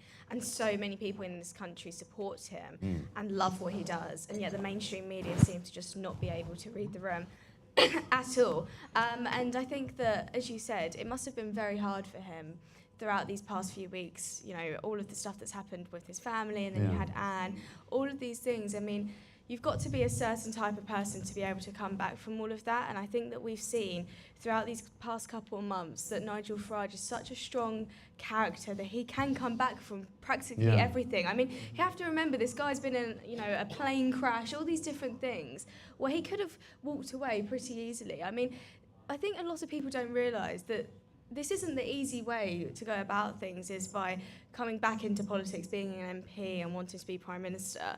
It's not the easy way. He could have very easily, after Brexit, gone to America, done some work there, and had a pretty chilled back life. Yeah. But instead, he's now going to have 24-hour security with him for the rest of his life. And I think that really shows that he is putting the country first amongst everything else. And you love him or hate him, but that guy works bloody hard. He does. He really does. Absolutely. Well said. And also, you know, all the times that he's been put down and people have been negative about it, he can't do this. I mean, he was saying last night, you know, before May, and the local elections, people were starting to say, oh, you know, Reform have peaked a little bit, they're probably not going to get the votes anymore that they thought they were going to get. Where's the Kelly pounds? Yeah, and he kind of confounds his critics all the time. You know, they said he couldn't get Brexit done, they couldn't get first, we'll never have a referendum. We don't want that. Oh, we are having a referendum. Oh, well, we'll never win the referendum. Oh, they won the referendum, oh, Christ. You know, and every single time he gets sort of challenged and told, you can't do that, he does it. I feel the same way. I'm very much like that. You know, if somebody says to me, you can't do that, I'm like, I'm doing that. And whether you like it or not, you know? And I think we all feel a bit of that about the kind of, which is why it's important, I think, that we have these kind of shows, that we have these kind of meetings, that we all meet and talk to each other, because a lot of people say to me, until I found your show or until I met some people in my neighbourhood, I thought I was the only person that thought like this. And I thought there might be something wrong with me, And there isn't. There's nothing wrong with any of you, right? And we're the right ones, and they're bloody wrong. And that's as simple as that. And I think we've got to say that and say it as often as possible. Yeah, you're exactly right. And this is why I think Farage is such a great candidate for Clacton, because just like he has been attacked over the years, the people of Clacton have been done down time and time again. And ultimately, we're belligerent too. We're still proud of where we live. We still think the pier is the most beautiful pier in the country, and even though the media doesn't report on it, it officially is. Yeah. He's a fantastic MP. We still feel privileged to have him. I woke up this morning and looked out my window, which faces the sea, and it was beautiful. It was a beautiful sunrise. I saw the pier. This is like you could literally be in the Azores, or you could be in the Seychelles, and it wouldn't be as nice, And I know that you might be getting to think, he's gone mad now. That bottle of rosé has obviously gone to his head. But do you know what I mean? It's beautiful. Britain is a beautiful country, right? Absolutely. And we've got to stop it from becoming a horrible country. And the only way to do that is to get a better government and to get a right-wing government and people who care about this country, people who don't mind if you want to fly an England flag or you want to wear a Union Jack tie and you want to talk about how great Britain is, because we should be able to do that. Yeah, exactly. And I think that it is important, as Ted said, to kind of take pride in the places that we live in and actually talk about how great Britain is. And I always talk about this because I do feel like, and I speak to people, and I'm sure many of you feel like this, is it gets really depressing sometimes when you're just hearing all of the horrible stories of everything going wrong. And yes, there are really serious problems that we need to fix, but we need to look forward and say, okay, there's a problem, how are we going to fix it? Because we still have people that care so much about this country, and as long as we have people that care, we can get it back to what it used to be, 100%. No question. And I think talking like this, shows like this, events like this really do pull us all together. But also the thing that we've got to do is get rid of the people who hate this country. And they're all from this country, by the way. These are not foreigners. There's a lot of foreigners coming. Pooch and I were in his club the other day, because Pooch is the sort of guy that has a club. Of course. And this lovely Polish lady was there, and she said, I came to this country many years ago, and she said, my friends came here from Poland, and we love it here because you're such a tolerant nation. And we love Britain because you're very welcoming, and you've always been very welcoming. But we naturally are. Yeah, exactly right. Naturally are. But it's weird sometimes to see that people who are from other countries are more proud of Britain than some of the people that are British, But that's our education system. But it's our education system, as you've said before, but also the people who, these kind of lily-livered lefties who kind of hate everything about Britain. Britain was a terrible country in the past, they were colonialists, they went around the world they're all killing happy people. to live here. They're happy to live here, and they're happy to enjoy the fruits of it. But they hate it, actually. They're embarrassed by the flag. They're embarrassed by people who don't agree with them. They're embarrassed by our history in the past. I just think it's disgusting, and I think they should all bugger off. Yeah, exactly. I just can't imagine not being proud of the country that I live in. No. Because I'm so patriotic, and I mean, as someone that's in London every day, for example, I walk the streets of London and I walk past all of these amazing landmarks, and I just think to myself, I'm so proud that I live in this city and how beautiful it is. And I think when you see these kind of things and when you speak to people that are in this room who care so much about this country, it kind of gives you the strength to carry on fighting. And I think that's why it's so important that we have in-person events, because with social media now, you get lots of people, and I'm guilty of it sometimes, just scroll, but don't actually meet like-minded people. Yeah. And it's so important that you meet like-minded people, know that you're not alone, but also have debates, because especially on the right, I mean, everyone can be right-wing, but disagree on lots of different things. Yeah, well, I mean, Anna was here talking about Restore. I don't agree with a lot of what she said, but, she's entitled to say it. It's a free country. Yeah. And we need to have those kinds of conversations, because whether you believe it or not, whether unite the right is the right thing to do, whether some people on the right are perhaps not as good as they should be, that's for other people to judge. I think we have to be much more tolerant. We kind of are tolerant of all sorts of different belief systems. I mean, I don't expect all of my views to be like William Clouston was here last night, from the SDP, And I think a lot of people were kind of going, what's he doing here? But you got to listen to people. You know, he's a smart guy. He's got some interesting ideas. And you can go, oh, actually, not quite like that. And, you know, let's adopt that. Well, it's about getting the ideas out there. And for so long, kind of common sense ideas that we've both possessed for a while have been viewed as fringe, not BBC. Yeah. And I think it serves a testament to alternative media like yours, that we can actually get a whole load of people who are like-minded in a room. We can talk through politics as we see it. We might not always agree, but we get to disagree and we actually get to air our views rather than feeling like we're in the shadows with some kind of fringe belief. Because I'll let you into a little secret, our views aren't fringe. Yeah. You knock on a few doors anywhere around the country, not just Clacton, and you'll find that an awful lot of people agree with us on the trans stuff, the free speech stuff, the tax, the welfare stuff. And it's about spreading those ideas to the next generation, like myself and Ellie, plant the seed, let them know that it's okay to hold these beliefs because the education system goes the other way, and maybe everything will be all right. Yeah. Well said. I think with the education system point as well, sometimes, and I don't know about you, but I'm quite a rebellious person. So when I had all these assemblies about white privilege and all these left-wing ideology, I actually kind of went the opposite way because I was like, I'm not going to believe in this. I'm not going to just believe what you tell me. I think a lot of kids actually go that way as well, especially because of social media now. They can see other beliefs, but it's also important they don't go too extreme, and that's why in-person events are important. And I would just encourage as many young people to get involved in politics as possible. And that doesn't mean that you necessarily have to be a member of a party, but you know, just go to events, see what it's about, and meet other young people that are in politics. Give it a try, exactly. Yeah, I mean, it's really interesting. I'm trying to keep up with the YouTube chat. And if anyone wants to ask a question, by the way, what have I done there? Nothing. No. If anyone wants to ask a question or say anything, you know, put your hand up and we'll be more than happy to talk. A couple of people mentioning things here. Martin says, I look at Crowborough and Piddington and wonder whatever did these small communities do wrong to be forced to suffer for a Marxist communist ideal that festered in a university. And it's so true. You know, there are so many communities in Britain now who are being foisted upon by the government, who say, right, you lot, you're going to have 1,500 men coming to live in your community, even though there's only 15,000 of you. So basically 10% of your community is going to be boosted by these people coming in. And I was listening to, there was a Labour MP, I think, for Piddington, who was on some other show, but we used the clip.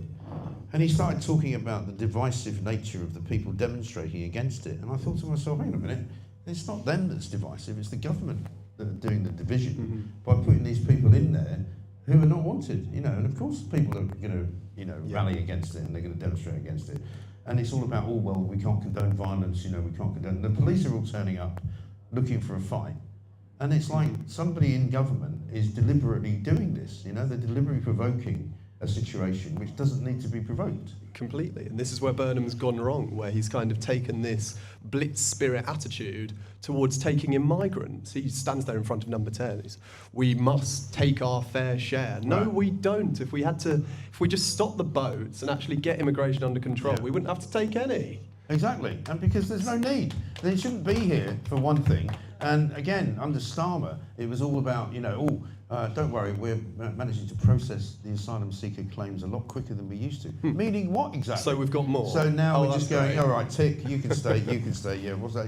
What's that on your face? An AK-47, you say? No, you're fine, you'll be all right. It's like when people always make the point of, oh, we're just going to make sure that there's safe and legal routes. So basically you're going to make illegal migration legal. That's it, simple as. And I just think that this country is so fed up at the moment, and immigration is the top issue when you knock on doors, and statistically it And do you remember when, only about a year or two ago, people used to poo-poo it, you know, and I've been talking about this for a long time at Talk, right, before I started doing my own show, and people, the lefties would always say, oh no, immigration, people don't talk about that. It's not a big thing. The economy is the big thing. And I was like, no, it isn't. Immigration is the single biggest issue in this country, and it has been for about the last 5 years. And only now do the BBC finally actually admit that that's true. It's because people want to ignore the serious conversations that need to be had. And when we speak about immigration, I'm not one to say that all immigration is bad. Of course it's not. But the problem is we used to have people coming into this country that came here because they loved Britain and they wanted to be a part of Britain. And now we've kind of got this new wave of immigration where we're actually having people come in that hate this country and everything it stands for. And that's the difference. If you have people that come here and they love this country, they want to work in this country, they want to set up businesses in this country, people are much more likely to say, okay then, come on in. Yeah. But when it's people that are coming to this country, they have no benefit to this country whatsoever, and a lot of them have values that quite frankly go against everything this country stands for. People have a right to be upset. Yeah, well, that stat from the news, as Anna read it out earlier, 100,000 people plus now on asylum seeker benefits. And do you remember as well, only a few years ago, we used to be told, oh, they don't get benefits. They're not allowed to get benefits because they haven't lived here for long enough. Complete bullshit, right? It was a lie. It's a complete lie. They've been getting benefits, hundreds of millions of pounds worth of benefits for years. Yeah, well, this is the thin end of the wedge, because what we're talking about is asylum seeker benefits here. We're not talking about ILR benefits. Once you've got indefinite leave to remain, you can claim whatever you want, and many of which do. This is only going to get worse the more generous we get, and I think for a long time we've been far too generous. Things won't stop until we get welfare under control, and I really do think that so long as our benefits continue to be over generous, the boats will not stop regardless of what we do. It's just people will take more and more risks, and I mean, I know I might come across as a bit of a lovey, but why would we want people to risk their lives coming over for the idea that we're a land of milk and honey, when in reality the country's on its knees, government spending's making about 50% of our GDP, and we're poor. We've got over £3 trillion of national debt. We can't afford them. Yeah. They need to stay put. Exactly right. The Mail actually did a good investigation the other day, in which they went and found some Kurdish Iraqi people smuggler working somewhere in the Mediterranean. And they interviewed some guy who was on his way to Britain. And he said, yeah, I'm going to Britain. He said, why? He said, because I'm told that if you get there, they'll never deport you. Yeah. And that's what they say to each other. And that's why they keep coming, you know, because they know as soon as they put their feet down on the shore, not even in Dover, just in an RNLI boat, they're here for life. Yeah, they're never going to have to leave. We've got a question. Oh, okay. Yeah, just a quick point. Yeah. Richard and Nigel from the beginning mentioned the maritime law. Now, just an example. One second. Sorry, 1 second. Start again. Sorry. There you go. Just a quick example. Richard and Nigel said about the seas, maritime law. Yes. When we're in the Falklands, for example, one thing we didn't have in the Falklands and nobody mentioned, we didn't have a jetty. So I was part of the port regiment. So we had to make up a command to unload everything and run everything. So all we did was put all the ships off anchor so they didn't hit each other. So you had command centres, unloading centres, everything you needed. Right. Why couldn't we have done that on our shores? They would have still been under maritime law. And plus, if you're going to use the Marines, they want logistics backup. Yeah. So they need ships to be able to go to refuel, to do a command. If they had done that in the first place and had one ship for processing, linked into Interpol, they would have picked up all the illegals, all the criminals, and they haven't landed on our shores. Yeah. We could then use maritime law to put them on a ship and off they go. Yeah, no, it's a very good point. Because funnily enough, we did try, didn't we, I think, when Rishi Sunak was in charge, to put the Navy into the Channel. But they started delivering them to Britain. You know, they started picking them up on the boats and bringing them in. And I'm very much like you. I mean, when you see what's going on in the Mediterranean, you see the Greek Navy firing on boats. How can they do that? You know, why can't we do it? You know, I would do the same. That's a great question. Thank you. The Greeks tend to just ignore international law, to be honest. Well, everybody does. Which is something we can Everybody probably do. else ignores it. We're the only people apparently that agree with it. But I think that ultimately the majority, I think everyone doesn't want people to die crossing the Channel to get to Britain. And the way to stop that is stopping people from coming here in the first place. That's the cheapest way. Yeah, exactly. And these people smugglers are actually taking advantage of this system and making a ton of money. And we need to stop them. And for everyone involved, this is just not helpful at all, and it needs to end. And hopefully the government will wake up, but I don't have much hope. No, relentless they'll be, absolutely relentless. Yeah, of course. Ellie and Ted, thank you very much Thank indeed. you, Mike. Ted's got to go. These two, I tell you what, the future is bright, I think. with these guys coming through the system. I think they really are. And another one, Anna McGovern, is back. And apparently she can't get enough of the Bayeux tapestry. And I think I can't get enough of it. Can't get enough of it now, right? So now, a poem. Yes, we have a poem to read out for Go on. everyone. So, for so long how I did yearn to visit you in Bayeux, but with the conquest of the years, my hair is getting greyer. For time will wait for Norman, that's one in the eye for me, yet hope hangs by a silver thread, I now hear you'll cross the sea. Oh, I'm on pins and needles, I've been waiting since my youth, no stitch up or false spun yarn, it's the unembroidered truth. Very good. Very nice. Brian Wilson. Who's that? Is that a modern poem? Yeah. It's quite modern. Yeah, it's very good. Can you set it to music and come up at like 9:30 and sing it? I don't think anyone Pooch will will put it that. through. Pooch will put it through ChatGPT. He'll come up with a song for you. I mean, that's the other nightmare of YouTube, which we discovered right over time. Because when we started this project of ours, I mean, you probably knew more than I did, but there was a lot that we didn't know. Now, Chris Rose, come up, man. Come and Chris see. Rose Chris is Rose is here. You can stay. Chris, good to see you, man. Hi, good to see you as well. Far too handsome for this show. You know, it's a shocking state of affairs. You too. I'm now the ugliest person of 3 people here. And so, yeah, we discovered things like, you know, if there was a bit of music in the background, or there was a song, or we played a clip. We nearly got sued by Universal, didn't we? Yeah, Because we played a clip from Saturday Night Live, and it's like, what's wrong with you? The thing that really annoys the BBC, right? You play a clip from Question Time, and not only did they demonetise the entire show, they try and come after you for damages. And I'm like, hang on, I've already paid for this crap that you put out. I now want to play a clip from it, and now you want me to pay you again, and also pay you damages. Go fuck yourself. Sorry. Anyway, that's my considered view of the BBC. Chris Rose, welcome. Good to see you, man. I don't know if you were here last night, but we had Nigel Farage in, had a lovely interview with him where he talked about wanting to have an election basically tomorrow. I should have pointed out, by the way, when he said that, you actually are having an election tomorrow. It's the by-election. I kind of missed the trick there, you know. But he was looking good. He was looking in fine fettle. He was looking positive. He's clearly still very upset by what happened to Anne Widdecombe, and still very upset by the fact that his privacy was invaded by the Times, and his daughter's address was published and all of that. What have you seen since you've been down here, sort of talking to people, campaigning? What do you reckon? Yeah, I think there is a lot of support for Nigel Farage. I feel like people are trying to push a narrative from the left-wing media saying that it's over for reform, but it definitely isn't. I think they still have a lot going for them. They have a fantastic team around them. I think Nigel Farage hasn't lost his mojo. In fact, I think he's getting better and better. People still love him wherever he goes. He could turn up to a doorstep and they don't see a typical politician. They see somebody who they can relate to.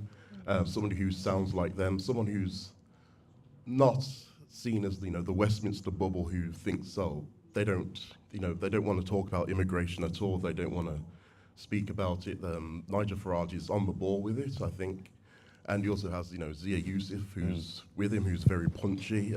People don't like his style sometimes, but I think he's fantastic. I think he's the type of person we need to take on the civil service, who's going to try and downplay and work against the reform government. So I do think what the reform is offering is much better than what we've seen from the Tories or Labour over time. I think Nigel Farage will get back in there as an MP, and I think he'll be, they'll need to do more press conferences again, just to sell what they're trying to do. I think we all probably noticed that there was a point at which he kind of disappeared for a while, and I don't know whether that was to do with his own personal safety issues or whether it was to do with the discovery of the £5 million gift, that he kind of wasn't as active, if you like, in front of the camera as he had been. And I think that gave his enemies an opportunity to say, oh, Nigel's off the pace, he's frightened of going in front and being asked the wrong kind of question. And he really isn't. No. But I think it's probably fair to say, and I don't know whether you guys agree, that at the beginning, they probably could have handled it slightly better, not just gone 2 fingers up to you, I'm not going to tell you anything about it.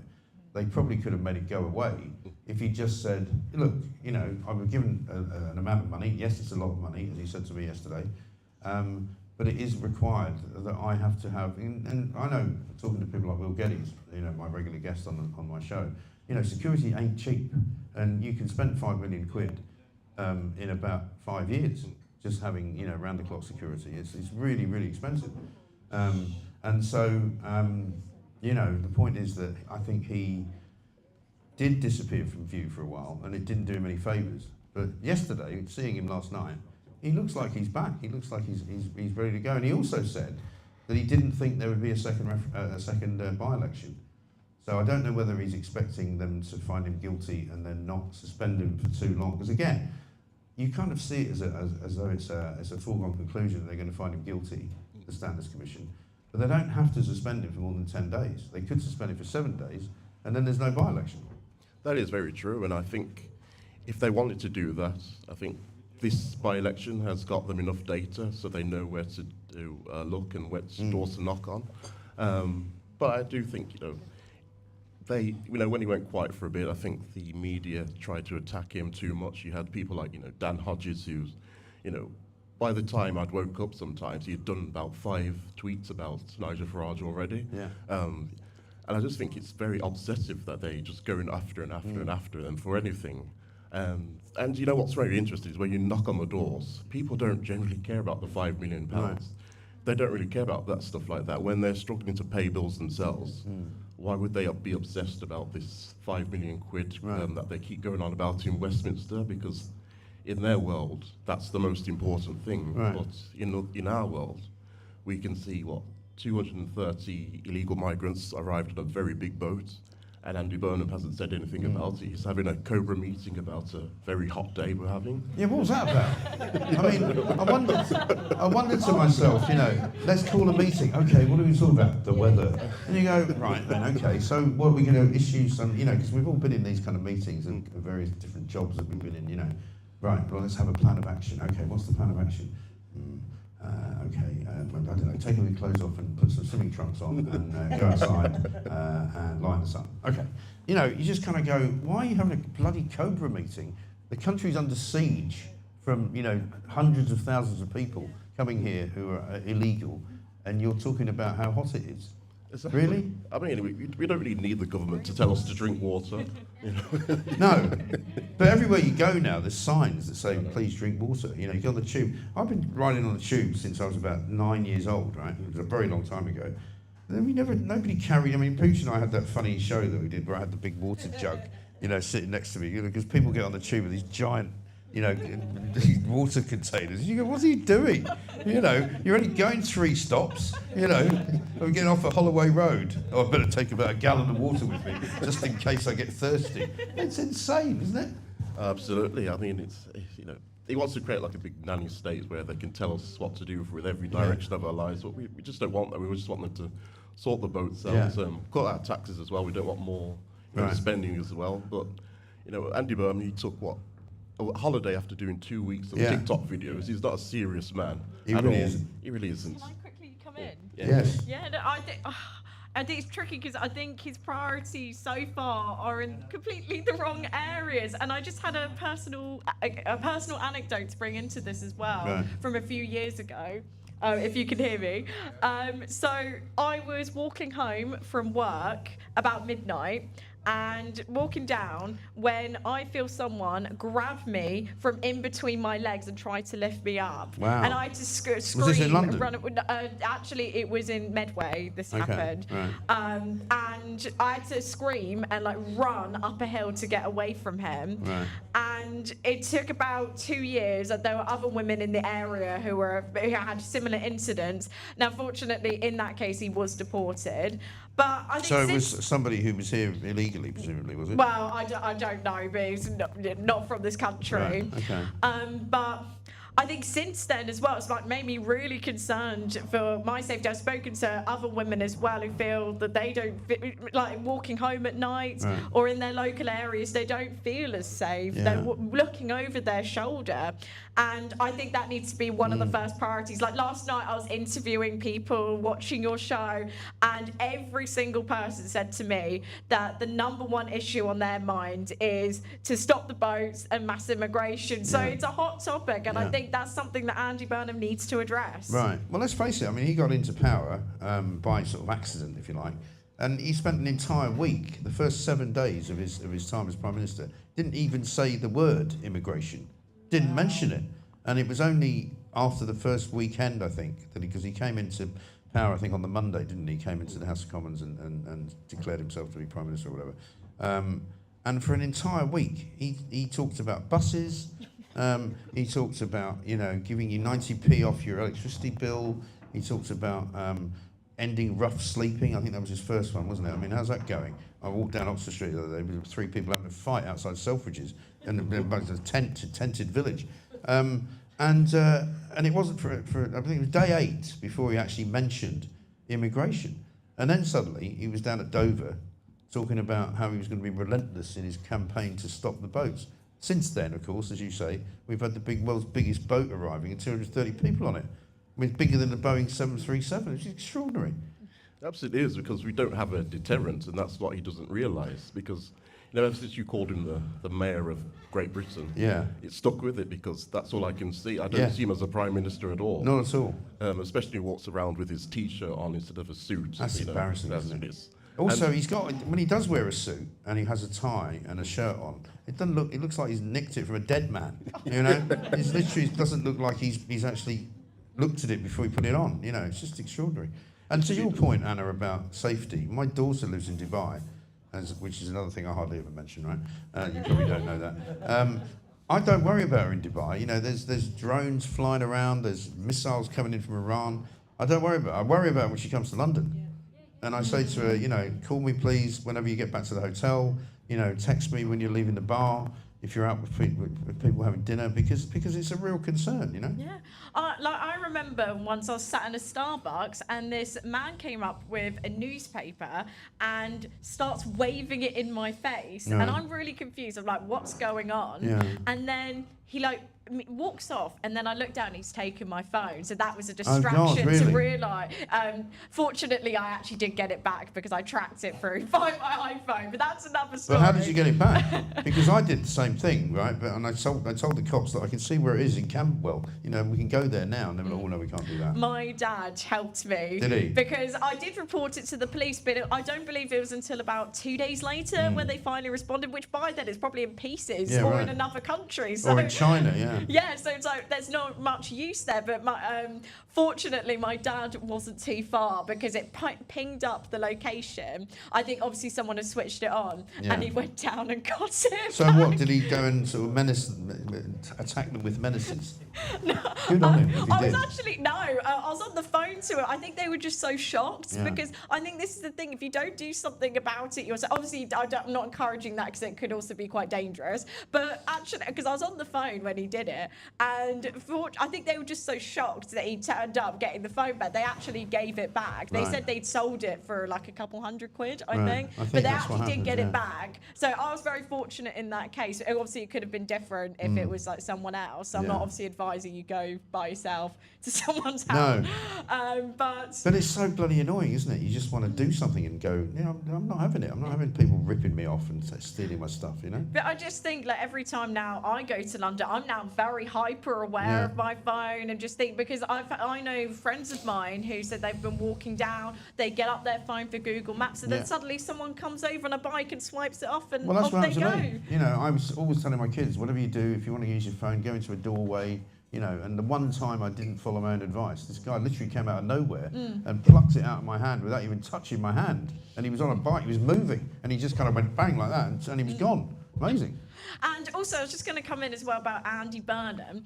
So I've seen online he's been called, I think, something like the TikTok PM. Right. So I think something like that.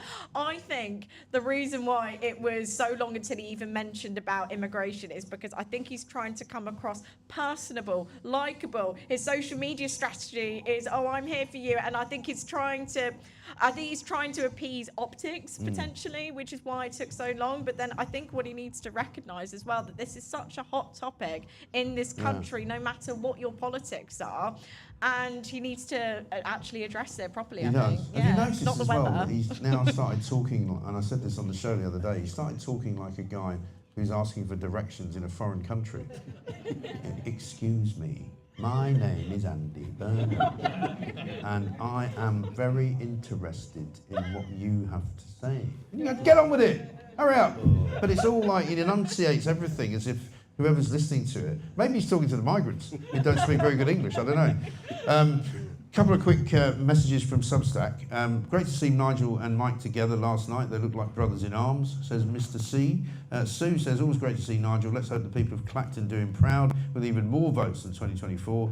Hopefully we'll be discussing the result on Mike's show later. It was such a good feeling to see them both together, says Carol. So relaxed, can't wait for the results to take the smiles off their faces and the worry lines return as Nigel will absolutely walk it.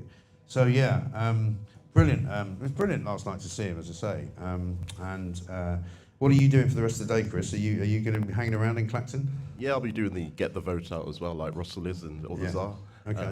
So it should be really good. I think Nigel Farage will walk it, but the challenge is what comes after as well when he goes back to Parliament. Right. And, So I think that's the other thing that's annoying people a lot, and you guys can tell me if it's true that we won't see Burnham now till September.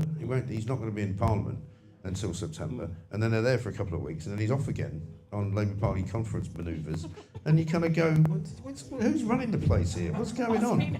That woman who keeps getting her phone stolen is in charge, old phones for Lou, as Intel lady calls her, unbelievable. We've got Jess coming on, have we? Is that the next part of the show? Can you memorise the news whilst we do a transition? I can read the news if you like. No, just memorise it. Memorise it. Go on then. Okay, so the first item of news is, of course, that there's a by-election today here in Clacton.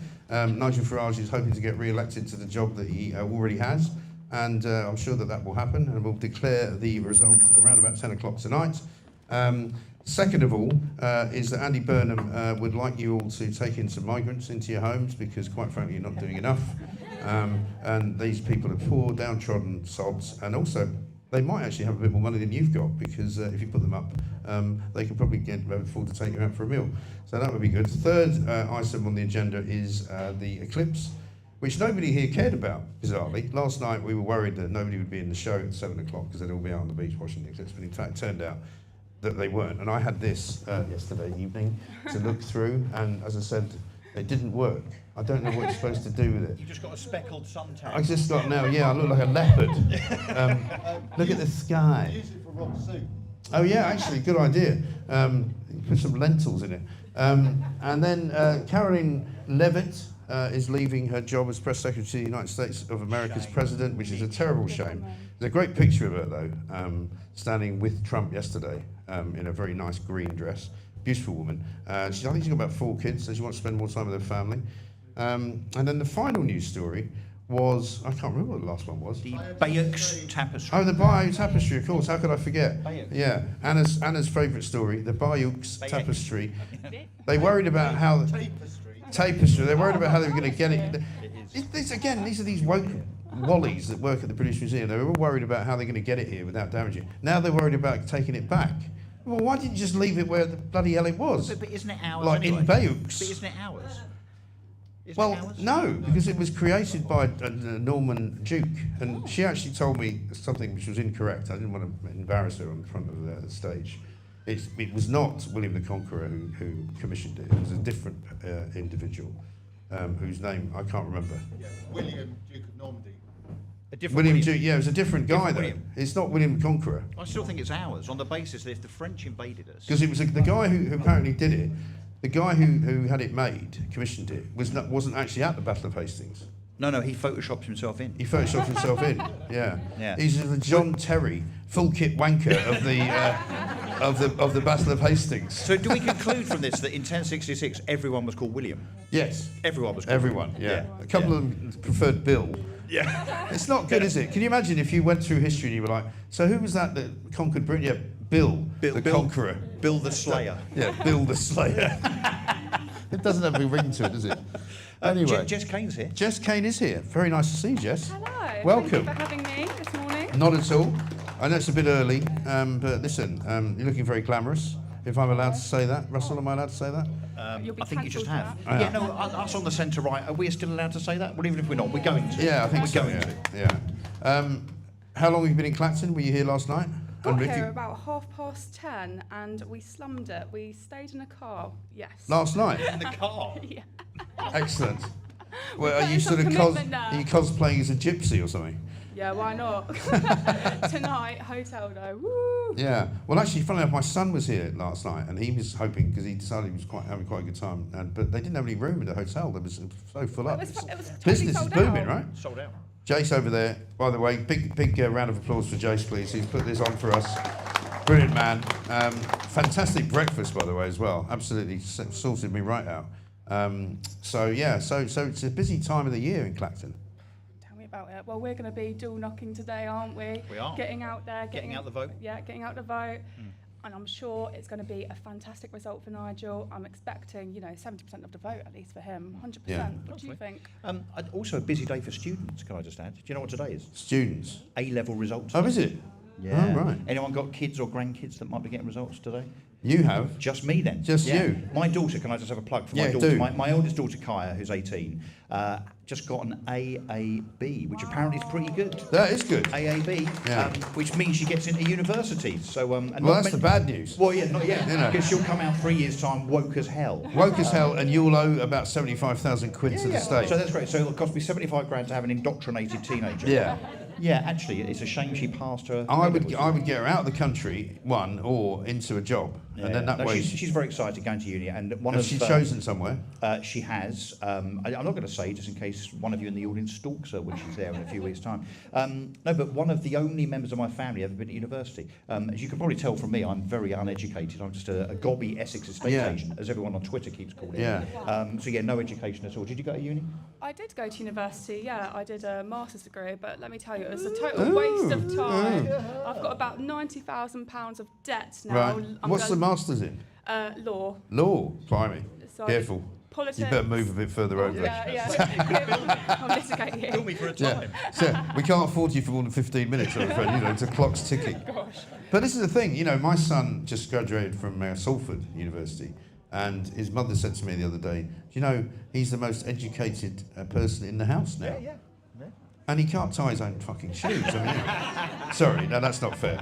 I'm sorry, Oliver. The thing is, no, he's a very smart kid, but it's ridiculous, this whole idea that you have to go to university now. When I went to university for 2 years and left. I did 2 first years because I ended up editing the student newspaper and I just couldn't be bothered. And it didn't really matter so much then, but it was 5% of people went in those days. Now it's like 35, 40% or something. Well, I read today on Twitter that it's the highest number of students that will be accepted into university today. That's what I saw. It's just ridiculous that students are being forced really down this route to university. I went to university, I started in 2019, so I did COVID basically as my university years, and it was a total waste of time. You didn't go to any lectures, you didn't go to any seminars, you got to pay £9,000 a year to basically study off PowerPoints that your lecturer sent you, and it was just indoctrinating. Everyone I went to university with came out extremely left-wing. I was, I did PPE, politics, and I was basically encouraged to not ever vote Conservative because I was a Tory at the time. And when I tried to set up a Conservative society, they actually tried to ban me from the student union. That's nice, isn't it? Excellent. Freedom of speech. Showing freedom of speech. I've just got a super chat here from Goatman, who sent us a tenner. Have a beer with me after the show. Goatman, thank you very much. Thank you, Goatman. Well, I can go to Wetherspoons at 4. Yeah, loads. Right? Yeah. Apparently, or Drink all 5 day. possibly. All day for a oh, tenner. look, sorry, mate. I'm not going to Wetherspoons. No, I'm not. Listen, I'm not going anywhere because I've got to drive back to London. So I'm not actually going to drink at all. I'll come back when I can have a proper drink. Also, a note from somebody who knows these things. The Bayeux Tapestry was likely commissioned in the 1070s by Bishop Odo of Bayeux, who was the half-brother of William the Conqueror. Ah. So I knew it wasn't William the Conqueror. It's still ours. Yeah, it's ours. It's still ours. Yeah, Bishop Odo, otherwise known as Bill Odo. Bill Odo, yeah, exactly right. So, in terms of your journey politically then, you were a Conservative, now you're a reformist. Yes. Or do you say reformist or reformer? Reformer. Reformer. And how do you think it's going? Because a lot of people think that, reform have peaked, You know, I'm not one of them, by the way. I disagree But totally. I wonder just what your thoughts are on that. Well, I think my political beliefs have always aligned with that of Reform UK, but I stayed within the Conservative Party up until this year, actually, out of sheer stubbornness. Everyone in the party was actually telling me to leave the Tories and join Reform since 2024, but I didn't. I just stuck my heels in and said, no, I won't do it. But it was really only the events of this year. I came back from travelling. I went travelling for 3 months. I came back and really got stuck into politics again. And it was, I watched a debate on grooming gangs live, which was sort of encouraged by Rupert Lowe, and I thought he's done some fantastic work on this. But what I saw, the coverage around this debate, he was saying that this debate was a debate on grooming gang offenders, but it wasn't. It was being portrayed like that. It was a debate on the data of grooming gang offenders and whether that should be released. And it was being shown online that Rupert Lowe was the only person who really seemed to care about grooming gang survivors and grooming gang victims, etc. And I think he's done some fantastic work on that. Don't get me wrong. But when I was a young girl, I grew up in foster care, and I wasn't a victim of grooming gangs, but I know a lot of young girls, or women now, who were. And because we all grew up together, we all know each other. And the system was just horrific. And about 10 years ago, or 12 years ago now, God, I'm getting old, 2012, 2013, I remember turning on the telly and I saw Nigel Farage talking about grooming gangs. And that was the first time I'd ever seen anyone talk about something like that on TV, because it was something people just didn't want to talk about it. People did not want to acknowledge it. Look, we've only had people start to talk about it, really, in the mainstream media in the last couple of years. Yeah. Do you know what I mean? And Yeah. that really solidified what's my interesting, belief though, in him. Yeah, a lot of people forget this, but actually it was the Times originally, when it was still a decent newspaper, who actually first started writing about it back in sort of 2012, I think it was. There's a guy called Andrew, I can't remember his last name. Really good reporter, really good journalist who went and did some digging and started actually writing about it. And that was the first time. But then it all kind of got forgotten about. It was all kind of very much embarrassing to people. Well, because it's the system. Yeah. How can people trust institutions? Let's not forget what Maggie Oliver has said about Andy Burnham. That when she was in Manchester, and she was at the very forefront of this, he basically completely blanked anyone that wanted to talk about it. And that should haunt him, I think, for the rest of his career. Yeah, no, I totally agree. And Andy Burnham, actually, by way of kind of covering himself, tries to say that, of course, he did commission an investigation. But what he fails to confirm is that the investigation that he instigated was one that didn't have any statutory teeth whatsoever. No. So you couldn't actually compel anybody to come and give evidence under oath. Yeah. So it was basically an empty vessel of an investigation, really. But look, if we can talk about the grooming gangs, I think we can talk all day long about the horrors of what those girls suffered, how obviously some of the perpetrators were taken through the justice system, ended up in prison, albeit Andy Burnham's now looking to release them all early, of course, because I'm sure they don't really pose any danger whatsoever to people on the streets of Salford and wherever else. But the other problem is that doesn't get talked about enough is the cover-up. Now, it's very clear, isn't it, that the establishment, as we were talking about earlier, covered this up. So whether it was Labour councillors, some of which are now MPs, by the way, or whether it was social services, the police, the judiciary, rumours are that actually there were members of society, so whether it be the higher echelons of the police, councillors or whatever, that might actually have been directly involved with the rape of young girls.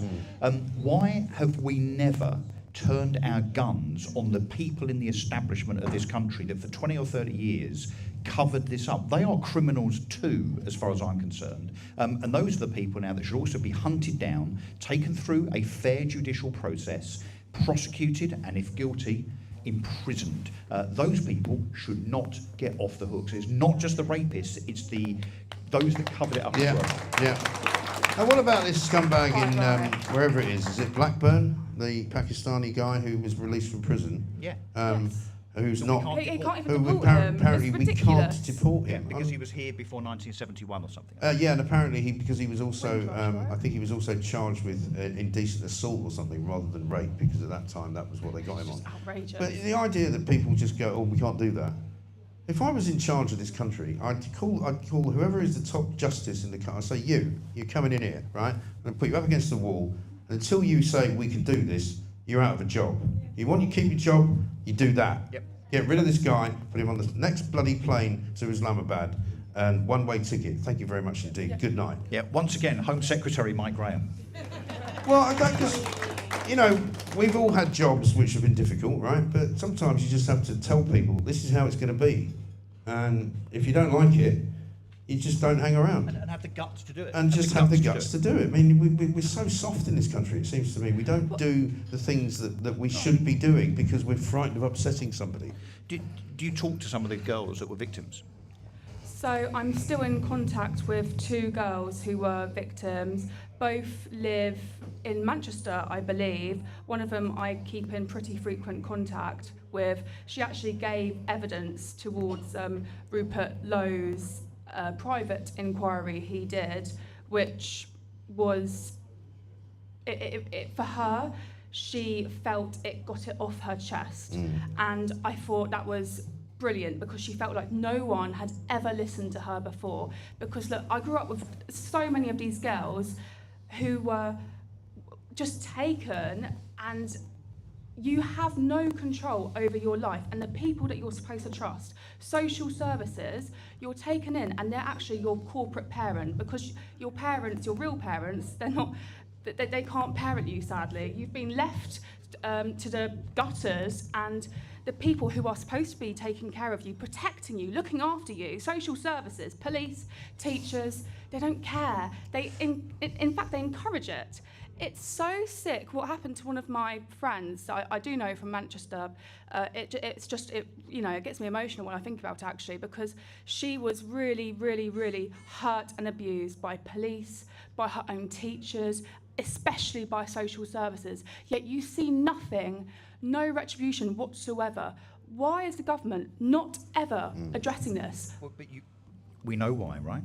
Because some of the people in government are scared that if this truly came out to the great extent that it should, that people that are probably in government now are themselves potentially culpable. Yeah. But also that because, and again, look, I'm afraid there's a political point here, if it was that it was Labour councils and Labour politicians that sought to cover this up for whatever reason, either because they were directly involved or just because they were embarrassed about this happening on their watch, the last thing the Labour Party want now is for it to come out that they themselves as a party were culpable for this, responsible for this in the 70s, 80s and 90s. That's why it is alleged that Andy Burnham and Keir Starmer and others have covered this up for decades, because they're worried about the culpability on the Labour Party literally landing on their doorstep. That is why they continue with this facade. And that's why also we talk about establishment, the blob, the mainstream media and so on. It's all connected. The mainstream media, I mean, why do you think Mike Graham doesn't have the likes of Andy Burnham on his show, right? It's because Andy Burnham would never go up against this guy because he knows that he'd have him for dinner, basically. So when you're Beth Rigby, Kunsberg, etc., if you give the establishment and the party of the day in government an easy time, guess what you get? Access.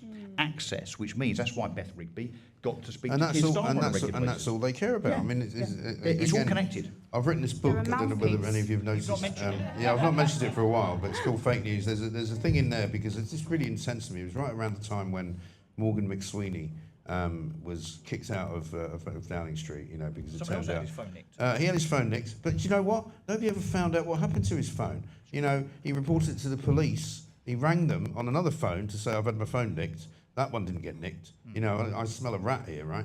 The police were then going to go and look at the CCTV footage from the street where it was stolen, which was in the middle of Mayfair. And if you know London, everything is covered by camera. There's no way that nobody would have seen what happened, right? We've still never heard from the police. We don't know what happened to it, right? In the middle of all of this, McSweeney's gone, his phone's missing, He's reported it stolen, but nobody knows what's happened to it. And bizarrely, he's wiped all the data from it as well, so that you can't recover from the cloud. No, really? Well, apparently not. And don't forget, reported it missing and gave the wrong road. Yeah, he said he not only the wrong road, wrong part of London, wrong borough. He said he was in Tower Hamlets. Yeah. You know. Meanwhile, old Starmer goes off to the UAE to have a conversation about something or other, just anything to get him out of the way. And Robert Peston, one of my least favourite journalists, who is such a wanker, I'm sorry,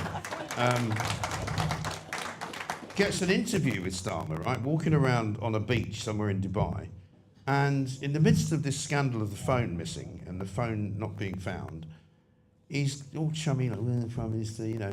He said, you probably use WhatsApp, do you, Prime Minister? Yeah. Who's your favourite, leader to talk to on WhatsApp? I'm going, ask him a fucking question about the phone. Ask him about McSweeney. And instead, he gets, oh yeah, I quite like the Prime Minister of Finland. It turns out he has nice chats, cosy chats with the Prime Minister of Finland. I'm going, what exactly are you telling us here? As a major journalist with access to the Prime Minister, you get access to the Prime Minister, and you ask him who he plays footsie with on WhatsApp. Yeah. What is the point? Or whether he prefers chipsticks to Twiglets. Yeah. I mean, it's just, and they're so captured because all they want to do is get on the plane with the Prime Minister when he flies somewhere, and they want to go to They're just there for status, aren't the they? gala really? dinner, and it's all very nice and cosy, and they all kind of nudge each other and go, oh, that was a good question. You know, wankers, all of them. Absolutely. You wanted to talk about vape shops? I did actually. Is it because you've got a vape shop? Is that why? No, actually, in my village of Ripley, we do not have a vape shop. But I used to. Are you jealous? You want one? Well, apparently they're very, very convenient ways of laundering making, money. I was going to say making, but Mike says laundering money. Laundering money, yeah. Well, in Godalming, which is a town in Surrey, the town has been totally overtaken actually by vape shops up and down the high street. It's a lovely, lovely town, but everywhere you flip and go, you just see a vape shop here, there, everywhere. And I don't mind a vape shop here and there. I don't even mind a Bookies. Look, I used to work in a Bookies. I love a Bookies. But vape shops I find offensive to the eyes because they're usually bright, flashing coloured lights. I do find them offensive. What I don't find offensive, though, is the products they sell. I think they've got a right to sell vapes if they want to sell vapes. I don't think we should be standardising Well, what funnily people enough, I are was going to selling. say, hang on a minute, they're selling poison though, aren't they? And I'm not, I mean, I'm a freedom of speechist. I don't mind if you want to vape. Look, but I don't think it's a very good idea. I'm a cigarette smoker. I don't vape personally. Yeah. You know. No, but I some keep of the it stuff pure. in these vapes is actually completely unknown, isn't it? I mean, Toxic, yeah. It's coming in from China. You've no idea what's in there. Yeah, lots of unregulated stuff. But also, isn't one of the problems with vaping is that the people that manufacture the vapes make them look attractive to kids. Yes. So they are brightly coloured. You know, maybe got rainbows on them. It might actually mean something else somewhere else. But you know, they're designed, particularly with the flavours. You know, if it's sherbet flavour or Farley's Rusk flavour, I'm making this up by the way. That would be a good flavour, wouldn't it? Farley's Rusk flavour. I imagine so. That would attract, you would imagine, children. So surely something needs to be done about that. And I'm with you. I don't believe in banning things, but actually, when it comes to a whole multi-billion-pound industry that seems to be there for the purposes of just indoctrinating anybody into vaping, including 8-year-olds, by way of the attractiveness of the packaging, something has to be done about that, doesn't it? I completely agree. Look, I used to vape a couple of years ago, and the flavours are ridiculous. I used to have this flavour called Unicorn Shake, which was brightly coloured. I got it just because it was. Sounds like something you get in a brothel. So I mean, I used to get it just because it was. Fancy a unicorn shake, you're right then. I think you got that in your VHS video collection, haven't you? That's outrageous. But I mean, the thing is though that it seems as though if you do anything illegal in this country, you're good. It's fine. You know, you try and do something. You've run your own business for a long time. Jess, I don't know whether you have been embarked on doing that yet, or whether you're thinking about it. But I've done it for a long time as well. You know, you take one step. I got fined once because I forgot. Because my accountant forgot to remind me to pay a quarterly VAT bill. I got a £1,000 fine because it was a week late, right? Yep.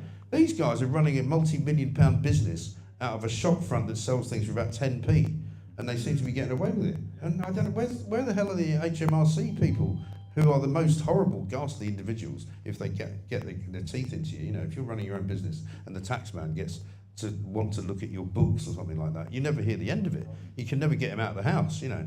But these guys are making millions and millions of pounds, supposedly, probably not paying very much tax. And I don't understand how that works. Well, this stuff needs to be cracked down. A lot of it is political will, and a lot of it is resources in terms of having the people within the police and Essex County Council Trading Standards, for instance, to do that. And it's just kind of ignored because I guess for the authorities, it's a bit like the spectre of two-tier justice and two-tier policing, isn't it?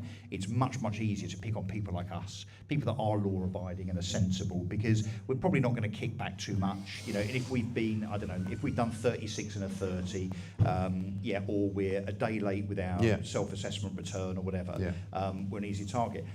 You know, I had, you might remember 2 or 3 years ago, I happened to be on a train with a ticket for the journey, yeah, I remember this. Which was apparently slightly incorrect on the basis that I got onto a GNER train and I should have been on a Hull train. One was blue, one was green, apparently, and I should have known the difference. Couldn't you have claimed you were colourblind? Yeah. You know, I've got a disability. That whole sorry episode where I remonstrated with the very officious ticket inspector, where I said, look, I may or may not have the wrong ticket or the right ticket or whatever. I'll tell you what, I'll pay the difference. Yeah. He said, no, mate. He said, you've got to pay for a brand new ticket and the £100 penalty, which of course I refused. So I took it to court. I lost on a technicality. Cost me £3 grand. £3 grand. I mean, look, probably that's on me for being principled. But here's another thing. I shouldn't probably say this. Good job the leader of the council's not in the room. When I got elected to Essex County Council on May the 7th, you can imagine that I and my kind as politicians, especially those like me that are sharp-elbowed and outspoken. Are you going, Charlotte?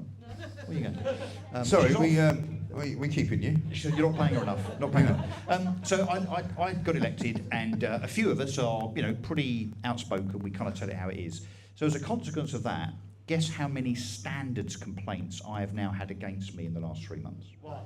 21.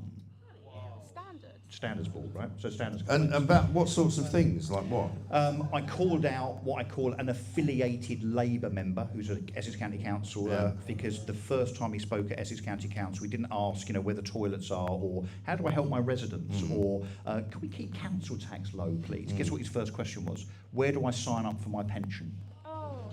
So I called him out. Yeah. I called him out. And another councillor... Well, they report you for that? Oh, no. What happened was another councillor thought I was talking about him and he wasn't there. So I messaged him and said, actually, Lee, it wasn't you. I was not talking about you. So he complained to the Standards Board anyway and got 17 of his Labour political mates to do the same. So that was 18. I then had a complaint against me about you.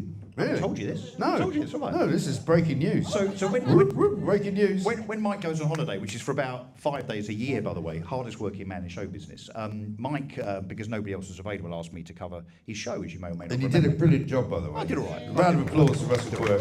Brilliant job. Thank you. I did all right. I don't think I lost too many of you all. No, I think you were brilliant. I was in Cyprus. I don't know whether you heard. That's where I went. No, no idea. No, I never said. I didn't want to tell you. But I sneakily would have a quick peek to see how it was going. And I actually, I was like, crikey, he hasn't lost the audience at all. Wow. You were surprised? Yeah, you thought it was going to be terrible. I was slightly disappointed, actually. Anyway, go on. Anyway, so I put a tweet out saying, look, delighted to be covering Mike Graham's show. And I said, you know, sharp elbows, kind of uncensored, no Ofcom, right? As we talk about a lot, right? No Ofcom regulation, no Ofcom censors. Someone complained about that. And then the latest complaint is that I asked AI, the perils of AI, to put together an image based on a supposition, which is, as British people and British voters, I think it's time to pick a side, right? So what side are you on? Are you on the side of saving Britain, or you're on the side of denigrating Britain, talking it down and allowing it to go to shit, right? So that was the premise of the AI image that I asked ChatGPT to put together. And it came up with an image which on the left-hand side was a lion and a Union Jack, all good. And on the right-hand side was a lion that was dying, covered underneath by a load of individuals in black mannequin outfits. Guess what the allegation is? Racism. I'm a racist. Racist. I'm a racist. I mean, it was ChatGPT that created it. I didn't prompt, make the baddies black. I didn't do that. But there is a standards complaint. And fun enough, this morning, I've had an email from the monitoring officer at Essex County Council saying, we've got to investigate this. And I've emailed him about to say, are you serious? Yeah. Are you absolutely serious? What an absolute waste of everybody's time. So, to the point, whether it's Nigel Farage or Richard Tice, a much, much higher level than me, being castigated, and having this kind of torrent of lefty trolling to try and distract, deter, and denigrate them. It does also apply to councillors. So to and how much does that all cost? Because presumably they've got a monitoring department, right? Well, there's a lawyer. He's got a team. Then they have to go to a so-called independent person to get his view. And then if it goes all the way, it has to go to a full-blown committee of councillors to decide whether my accidental black mannequins mean that I'm the next Adolf Hitler. Yeah. I just strike you off now and just save time. But this is just a waste of officer time, officer resources, and taxpayer money that we're all paying Yeah. towards our councils. And look what they're wasting our money and our time on, investigating crap like this. Well, and can I just say, apart from that one that's ongoing, none of the complaints that have been levied against me have been upheld. So Yeah. it is all a complete waste of time. All a complete waste of time. Russell, great to see you. Have a good day. You'll be having a long day, and we'll see you maybe tomorrow on the show, Friday morning. Maybe. I'll be around. You'll be around, Yeah. and I think we might be talking to your council leader as well. So, Yes, Peter Harris, he's at the count. He's going to be at the count. So he's going to give us a blow-by-blow, the look on the faces of some of the 32 competitors to Nigel, to see how they feel about getting 6 votes. Yes. Very good stuff. Great to see you. Jess, nice to see you again. Nice to Thank see you very you. much indeed. Enjoy the day. I did have another super chat there, but it's disappeared, so I can't see it. Never mind. But it was from somebody who was saying that basically immigration and the economy are one and the same thing, which I think is right. Because if you think... Eclipse update from Mr. Paul Cox, Dr. Paul Cox, as I like to call him. How come you've got water and I haven't? Can we get my water, please? Can I have some water? That would be nice. Welcome back. Paul Cox, last night was our eclipse specialist. Thanks, Russ. Well, when you say specialist, Yeah. have you realised Brian Cox, Paul Cox? Yeah, I did it last night. Nice. No, I did it last night. I did that. I did that thing. I'll do it again. Look One at thing the I didn't sky. mention last night. Yes, Look at the sky. Look at the sky. Sorry. One thing you didn't mention last night. Go on. I was actually mute till I was 11. And I had dyslexia till I was 45. But I cured that with a bacon sandwich, Good actually. man. Yeah. Were you ever in a near fatal car crash? No, I wasn't, but I did send a pig's head to myself. Good. And what about Everest? Ever been up there? No, I don't bother doing that because it's not worth it, really, is it? No.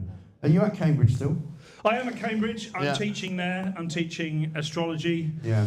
And Lies. Yeah, exactly. Teaching lies. Yeah, I'm teaching anything. It's mainly because I'm black. Right. Do you have to black up when you go? Say that again, Do sorry. you have to Mike? black up when you go? I to don't Cambridge? have to black up. I just say I'm black. I identify as black, Ah. and that's good enough, Mike. That's You good. bigot. I'm so happy for you because things have worked out well since those terrible times when you were young. Yeah. When I was growing up, I only ever had sort of 3 meals a day. Right. Both my parents were married, so Yeah. it was a big issue for me, Mike. You've done really well. I Can have we have done a round really of well. applause for Thank Paul you. Cox, please? Through adversity, he has shown strength.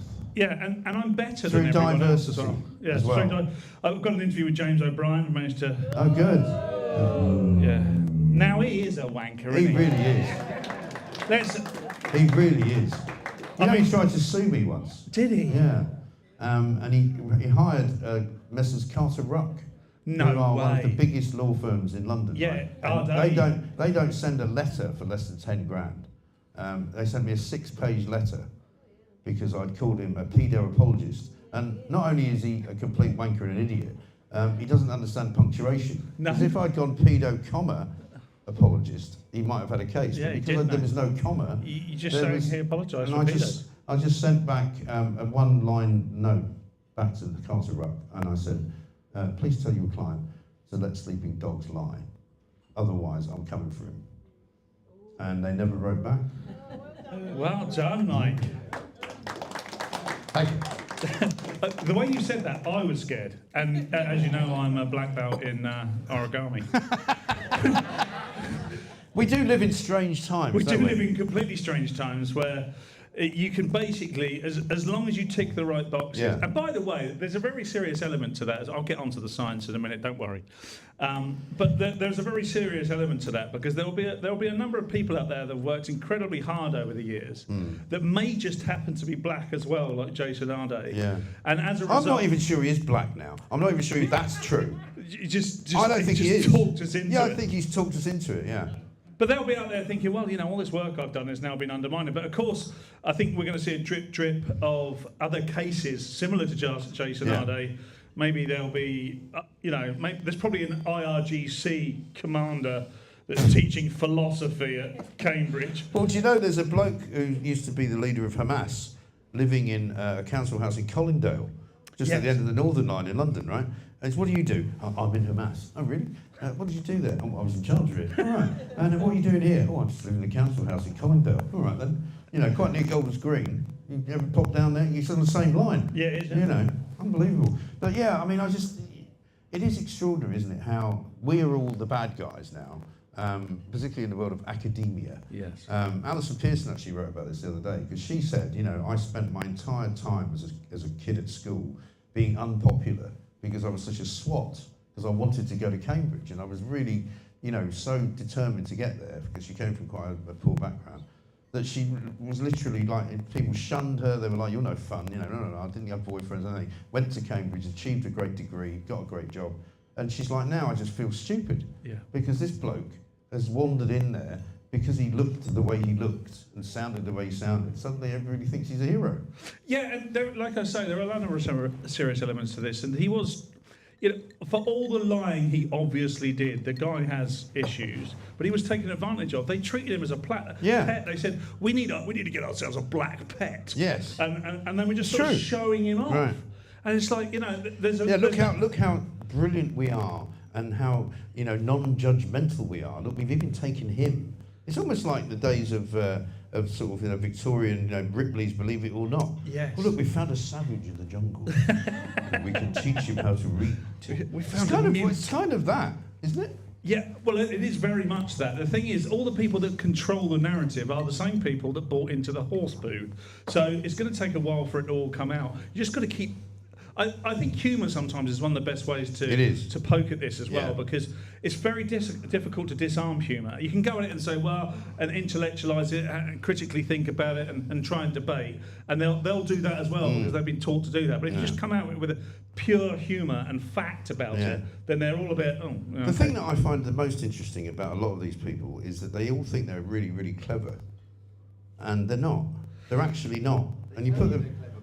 Sorry, our voice... They tell you, yeah. Well, this is my favourite thing from Times Radio. Hugo Rifkind in the mid-morning. He's very funny and he's witty and he will give you a nice, entertaining show. And it's like, well, if he was that funny and witty, you wouldn't have to tell me he was funny and witty, because I just know he was funny and witty. But no, you have to say, And everything is like they always these kind of bumpers, as we used to call them in the radio business. Incisive commentary, brilliant analysis. Bollocks!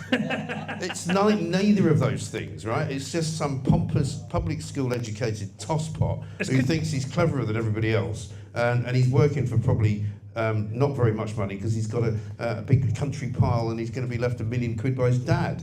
Exactly, and it's contagious as well. They all tell each other that it's great. Yeah. Then everybody who's listening thinks, well, they're great, so we must be great for listening.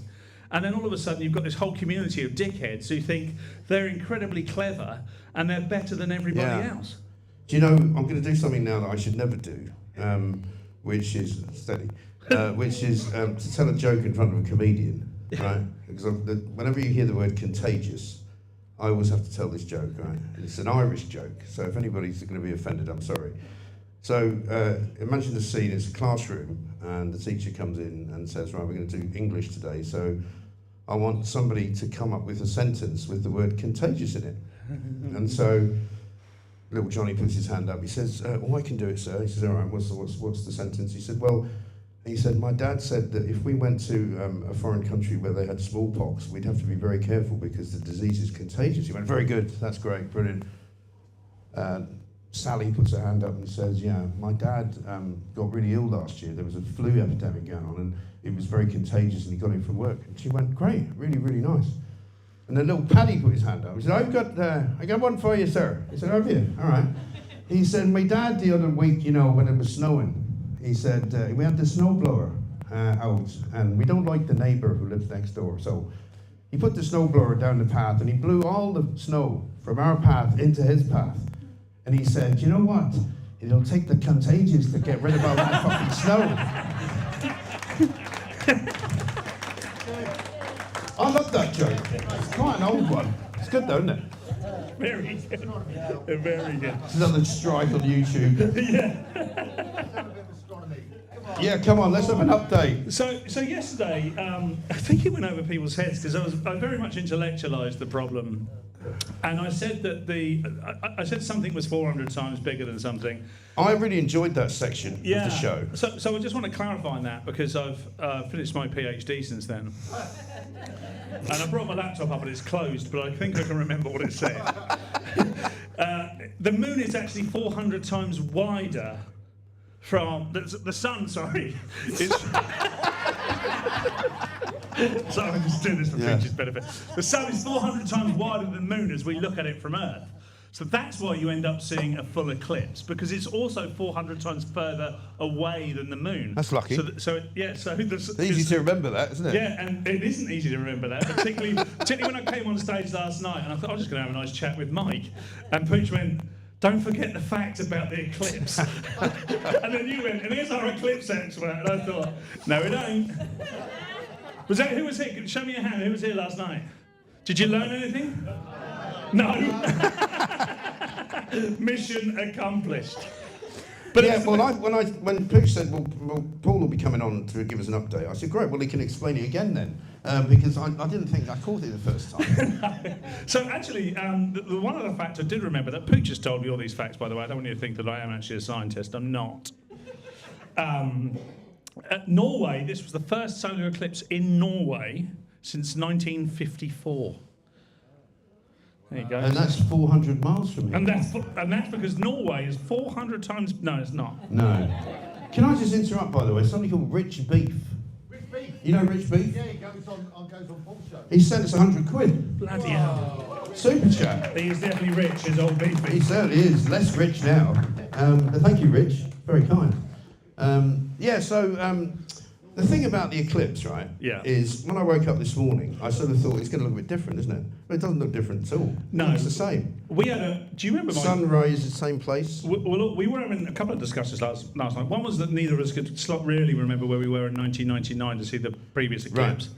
And I was thinking to myself as I was walking back to the hotel last night, room number 29, at the... Yeah. Oh yeah. Oh yeah. He's doing an OnlyFans page now. I will get back to that conversation. Yeah. So I have been joking recently. Well, you assumed I've been joking that I've got an OnlyFans page. I will be getting an OnlyFans page. Is it easy to do, by the way? I don't know yet. I'm worried what I've got to do and who I've got to talk to. But Pooch said it'll be good for the show. Almost certainly. So that gets in. Your show's coming up. Yes, my show is coming up. It's not just my show, you know. It's Littlewood and Cox. Where is Littlewood? Is he here? Littlewood is here. He's at the back there. Oh, there he is. Mark Littlewood, ladies and gentlemen. Hello. Let's get him up. Yeah, let's come on. What are you doing back there? You know, we haven't got enough microphones, but I think we need you. We need you. Ladies and gentlemen, Mark Littlewood. Mark Littlewood. And what a shirt that is. Fantastic. Hideous. Slightly understated. Very understated, as ever. How are you, Mr. Littlewood? Yeah, pretty strong. 6 or 7 out of 10, I'd say, Mike. How Excellent. are you? I'm actually surprisingly well, you know, because I've only had about 4 hours sleep, but I think it's something to do with the eclipse. Yeah. Because I think it saves time.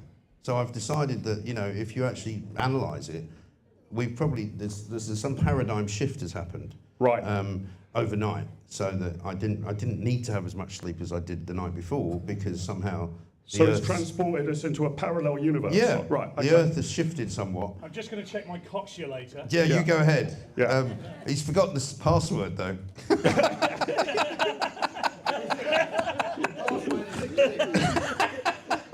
Geniuses are often like this. It's true. Just can't cope with the simple things. It's true. This is what I say to people. I don't know if you get this at home. You know, you can do any number of economic models. You can draw graphs. You can, you know, put yourself into the future, predict, you know, what the OBR is likely to do.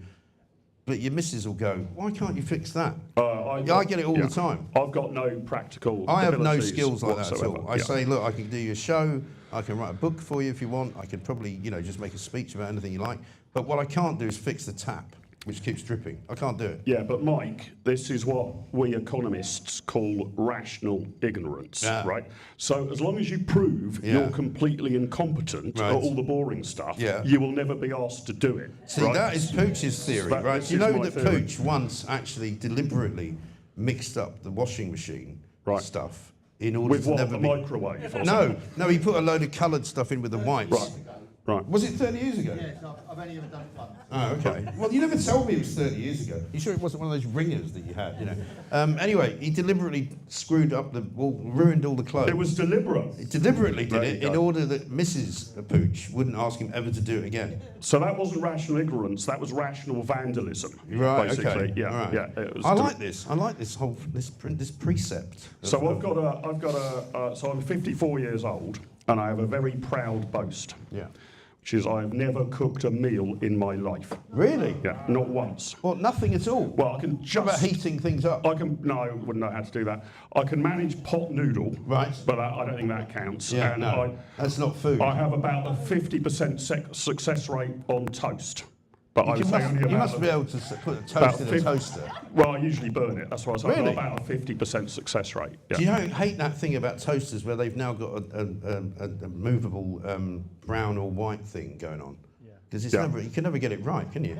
You can't get it right. You go, all right, it's not toasting very well. I'll just turn it up a bit. Then it fucking goes on fire. Yeah, right? Exactly. Yeah. Well, I have exactly the same problem about 50% of the time, so I just won't do it anymore. So, are you telling me that if Mrs. Littlewood decided to walk away and leave you on your own, you'd literally die of hunger? I would need some social care pretty goddamn quick, and I understand social care is in crisis. It is in crisis. Yeah. But don't worry, because Andy Burnham's going to fix it. Yeah, he's going to fix it. He's fixing all that. Yeah. He's fixing everything. Yeah. So I mean, it doesn't seem like it at the moment, right? Because it's a bit of a slow burn. No, we're simply not woke enough to understand what he's doing. That's the thing, Yeah, I think. I think so. He's easing us in with stuff like where the north is. Yeah. And what a BAP is. Right. And that's handy. Have you got any subscriptions you haven't cancelled? I'm going to have you over there. Yeah. Like Does that he's mean- your nan. In fact, you know what? But since he said that, I've about 25 quid better off a day. Because I went, that's a good idea, that. Yeah, I'll just go cancel sort all that these out. subscriptions, just cancel them. BBC. Yeah, BBC, first one. See you later. Get rid of your TV licence. Trouble is, the BBC police have now turned up to say I have to go to prison. Sinister bunch of dicks. So, look, But who comes up with this crap, right? Can you imagine, first of all, the Cobra meeting about the weather, right? Anybody here been outside? Yeah, it's quite hot. Is it? All right then, what should we do? Let's have a meeting. Sadiq Khan.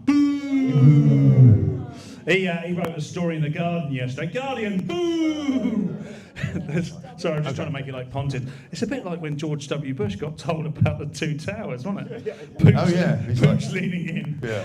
Might reach He's the just book upside down. said they've just cancelled the 952's Liverpool Street. You know? Oh no! So we're never getting home. No. You know, it's like Dorothy and the Wizard of Oz. Let's stay in Clacton. We're stuck in Clacton forever. Toto! But the great thing about I think I'm Jason, getting a bit delirious now. the great thing about Jason Arday and Andy Burnham is that if you've got like a really stupid kid at home and you're worried about their future, you don't need to, do you? They can become prime minister, sociology professor. Just make it up. You just make it up. Yeah. It's absolutely no problem whatsoever. Calvin McKenzie told a great story about Rupert Murdoch the other week, and he said that when he was editor of The Sun, he used to have a big sign as you walked into the newsroom that said, "Make it fast and make it up." Refreshingly honest. And apparently Murdoch came in and said, "Get rid of that." Yeah. So, yeah. Do we think Jason Arday interned at The Sun then as a very young I man? wouldn't be and took surprised. that to heart? That's why The Sun's only selling 350,000 copies now, though, because they just do true stories. Yeah, very boring that. People isn't don't it? want that. We live in a post-truth world now, We do. don't we? You can pick your own version of the truth, it Yeah, seems. it's But you're right mind-blowing. about this Cobra meeting. I mean, Cobra. I mean, it sounds like something out of James Bond, It does. doesn't it? Or But it's G.I. named Joe. after a room, isn't It's it? called, it stands for Cabinet Office Briefing Room A. Right. But that doesn't sound quite as kind of menacing and No. serious as Cobra, No. does it? So, It's quite yeah. like Spectre, is it? It sounds like Spectre. Yeah, it does sound What does like Spectre Spectre. stand for something, doesn't it? Yeah, the Society for Extortion, Counter-Terrorism and Revenge or something like that. It's That's a good, quite good, yeah. It's a good bust, Jason. So look, I mean, obviously you want your leaders to meet together and work out a plan if there is a national emergency. And we probably have several national emergencies at the moment, wouldn't you say, Mike? I mean, would it's think quite a we few. are, generally speaking, in a national emergency vortex of Yeah. doom. So I was sort of, I didn't really trust them to fix it, but I thought at least they're having a go. They're going to sit in this Cobra meeting for several hours, and then they're going to come out and tell us the solution to the biggest problems facing planet Earth. And he came out and said, you know what, we've cracked it. We're going to ban disposable barbecues. Yeah. That's what the bloody meeting came out with, right? Unbelievable. Yeah. Which is no bad thing, actually, because they're crap. Yeah, but I'm not totally sure. And also, whether every it is time on you the use list. them, every time I use them, when I'm driving away from there's always a huge fire. It's nothing to do with me, but it seems to catch light. Yeah, accidents will happen. They will. Mike, No, I think the answer to everything, from Annie Burnham's perspective, going forward, as we like to say, is just take 2 weeks off. Yes. It's a bit of a problem to take 2 weeks off. Yeah, but I know you were very hostile to him doing that, and but I'm of the view that the longer he's out of the country, the better, right? True. And there's quite a lot of good economic data to support this fact. This was about 25 or 30 years ago. Belgium, kind of average to middlingly well-off Western European country. But because they have a proportional voting system, you always need to put about 18 different parties together in order to form a government. And yet another indecisive election, and the parties were, which bunch are we going to put together? Who's going to be in opposition? Who's going to be in government? Who's going to be the leading party in government? Who's going to get the deputy premiership or whatever? And guess how long the negotiations took to put together a government? 4 years. A year and a half, right? So Belgium didn't have a government for a year and a half. And that year and a half was the period of greatest economic growth in Belgium's post-war history. So the evidence is pretty clear. You want your government on holiday or non-existent if you want the country to get richer, basically. Absolutely great. You guys are doing a show right after this. Yeah, 10 o'clock. 10 o'clock, just moments away. I'm going to ask you to step aside for the last final minutes of the show because we want to welcome mine host, Jason, who is the guy that runs everything here. Thank you, guys. Mark Littlewood and Paul Cox, Doctor of Philosophy and Science. Yes. But Jason is going to come up and just say a quick thank you to everybody for coming and a quick goodbye to all of you, and hopefully to say welcome back soon. Jason, thank you. It's been an absolute pleasure to meet you. And what a gaff you've got. Thank you very much, This place is mate. amazing. I love it. And I've said to Pooch, we've got to come back and do some more shows here because Definitely, for sure. Yeah. I would quite like to see Clacton in the winter, but No, you everything else. won't. Yeah. No, because Not so much, hey guys. will it- We know Clacton in the winter. will it not still so much. have the same kind of small town charm? But Exactly. listen, how have you found it all? What did you think last night? Were you happy? A fantastic show last night. Yeah. Yeah, it was great. The whole by-elections caused a buzz in Clacton, whether for the right reasons or not. We've Yeah. had a lot going on, which has been great for the hospitality industry. So Yeah. it's been great for Which that. has not been great lately, has it? No, Thanks to, I'm actually looking at some thanks to figures Starmer. there. Yeah, Rachel, whatever it's in accounts, or Angela's bringing out some accounts that due to the zero-hour contracts, we're now losing probably £3 billion in the hospitality industry. We struggle, guys. Come on, Yeah. it's so difficult. Right. All of our young ones, they're part-time staff that come here for their summer holidays, and that's when we need the staff. And we're told, no, you can't do that anymore. Right. I know, it's really ridiculous. I mean, I've got two young guys who are sort of now on their holidays. One's just finished uni, one's about to go. And they live in Sussex, and there's nothing to do. There's literally, they can't get a part-time job. Absolutely right. You know? Smashing up the minimum wage so that you can't afford it. Yeah. Smashing up 2.5% on national insurance, so we're struggling. Right. Every other European country is at 10% VAT. Yeah. And we're at 20. We're at 20% Right. still for hospitality. And he So keeps there's no- talking about, this is the thing with Burnham, he talks absolute cobblers, right? He talks about, we're going to make it easier for people. We understand it's difficult. We're going to make the cost of living simpler. Well, it's easy to do. Make Very it easy. 5%, right? Yep. VAT at 5%. Cut fuel tax immediately so that people don't have to spend £1.80 on the motorway to buy some petrol. Yep. It's very simple what you do. Yeah, I also believe the welfare system's unbelievably It's corrupt screwed, as well. isn't it? Yeah. We're guys, we're in our late 40s, aren't we, us guys? So we know when we were... That's very kind of you. Yeah. All right, come on, guys. Yeah, I have forgotten the last 20 years, it's true. But when we were at school, if we shouted, then we get a clip round the ear. Right, when you shout now at school, they get 15 grand to put them on PIP Yeah. for the kid, to give it ADHD, or we're giving Yeah. labels to the kids that stick with them for the rest of their life. Yeah. And then that person, I mean, it's frightening. My workers here work very hard. Vic over there starting up her own business. Yeah. Following on for what Anna said, where The guys running the bar last night were brilliant, by the way. Absolutely amazing. Yeah. So she's looking after the safety for young ones, young girls travelling into London. She's struggling. She gets up at alarm clock Breton.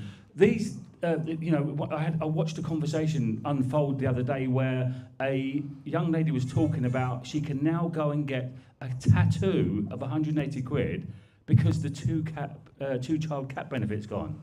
That's not what it's about. No. We should be getting food on the table for these people. Not Right. I can now have my Sky TV or I can now get internet. Right. When we're struggling, But us working people can't do that. You've got these people in places like the Joseph Rowntree Trust, right, saying, oh, we need to give more money out to people because they can't afford to buy toothbrushes and toothpaste.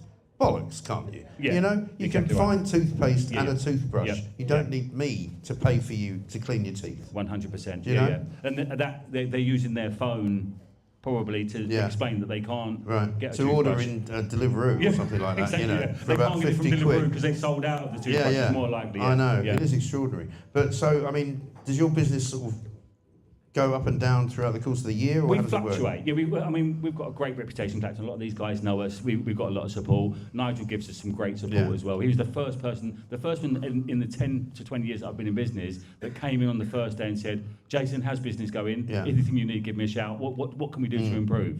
And that's what got me involved. I didn't know much about politics before that. Right. So I've got involved in the whole side of it and looking into those ins and outs of where our money's spent. So we do kind of fluctuate a little bit. We're very seasonal. The global warming, fantastic. Yeah, let's keep that going because that's great out there at the minute. The weather's fantastic, isn't it? I'm spraying underarms and stuff just to keep it going. You're not having a sort of emergency Cobra meeting or anything. We to did one of discuss those earlier on. What yeah, to we do? did- yeah, You know, what are we going that's to it. do? We did it on a sunbed Yeah, upstairs. so- that's it. Yeah, just go outside and have a good time. You know, enjoy it. Well, listen, Jason, it's been brilliant. Absolute You've pleasure. hosted us very, very well. Thank you so much for been great having you with us. Thank Everything you you very gave us, and as I said, the breakfast was extraordinary. Really sorted me out. We do other meals as well, just in case. They do other meals. Well, we saw them being served last night. I was people walking past with food. I was going, oh, food as well. Great. Anyway, listen, thanks to all of you for coming. It's been a fantastic little trip for us. We've really enjoyed it. Super chats. Got super chats here. This is good. One from Cindy Smith from America. Mike, you're one of my heroes. I adore you. Thank you. Have a beer on me. That's Goat Man. One from Adesso, who says immigration and the state of the economy are one and the same thing. Wake up, folks. Rich Beef with 100 quid. Thank you very much indeed. And Ralphie says the 400 factor between the sun and the moon is not lucky. The beauty of the total eclipse is a gift from God. He designed it. There's more? All right. A gift from God. What about it? How about you, as they say in Northern Ireland? What's about this? Sue says, Pooch, my mum in Gibraltar, she's 92, yeah, we did that one. Thanks for a great start today. Thanks to Chat for wishing me happy birthday, says Caitlin. Duman says, would love to come by, but I'm on my way to Napoli. Very nice. And Mark finally says, Mike, nice meeting you last night, and thanks for signing my copy of your now best-selling book. Not at all. I have written a best-selling book. We're going to do another one soon. Thank you very much indeed. Is that it? That's it. Well done. Thanks to Charlotte. Thanks to Luke and Scarlett knocking around somewhere in the back. Thanks to Russell Quirk. Thanks to Jace. Thanks to Pooch, of course, the main man. We'll see you all. I'll be back tomorrow morning in the studios in London. Stay tuned. Stay tuned because it is, of course, Dr. Paul Cox, look at this guy, and Mark Littlewood, the economic genius, who is about to unfurl all of his great ideas on you over the course of the next couple of hours. We'll see you tomorrow. Take it easy. Well done. Thank you.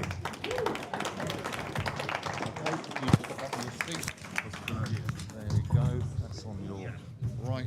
There you go, mate. In you go.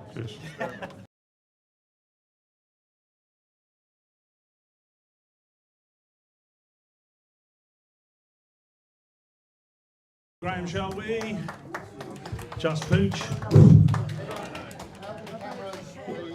Professor Cox, how are you doing? I'm good, thank you. I love the fact that my professorship was also mentioned alongside you being an economic expert, which you actually are. So Yeah. my professorship seems to undermine that somewhat. Well, I do seem to have some of the receipts for that. But you've got to talk us through a bit more about this eclipse, because so far all you've come out with is there's some ratio of 400 between moon and sun. Yes.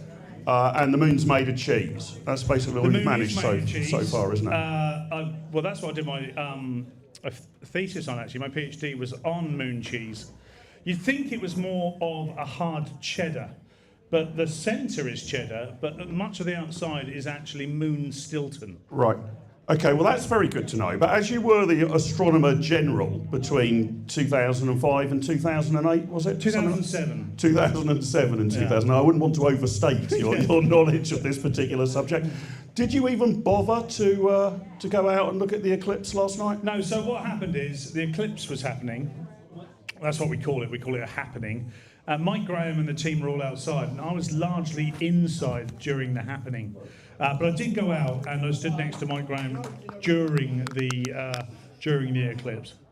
Right, so you can't actually tell us what it looked like.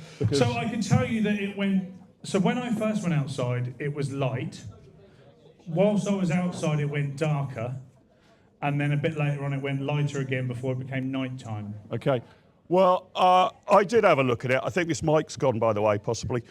I did have a look at it, but it basically seemed sort of overcast rather than anything else. Well, here in sunny Clacton, they don't have clouds. There's no clouds in Clacton between May and September, as everybody's aware. So we could actually see it from the car park at the back of our secret venue here.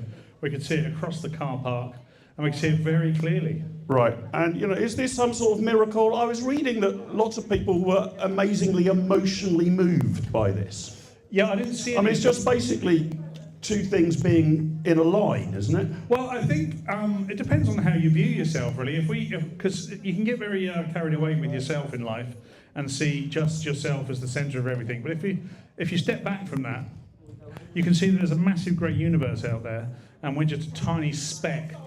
And as a result, this is really quite the momentous occasion. I didn't cry.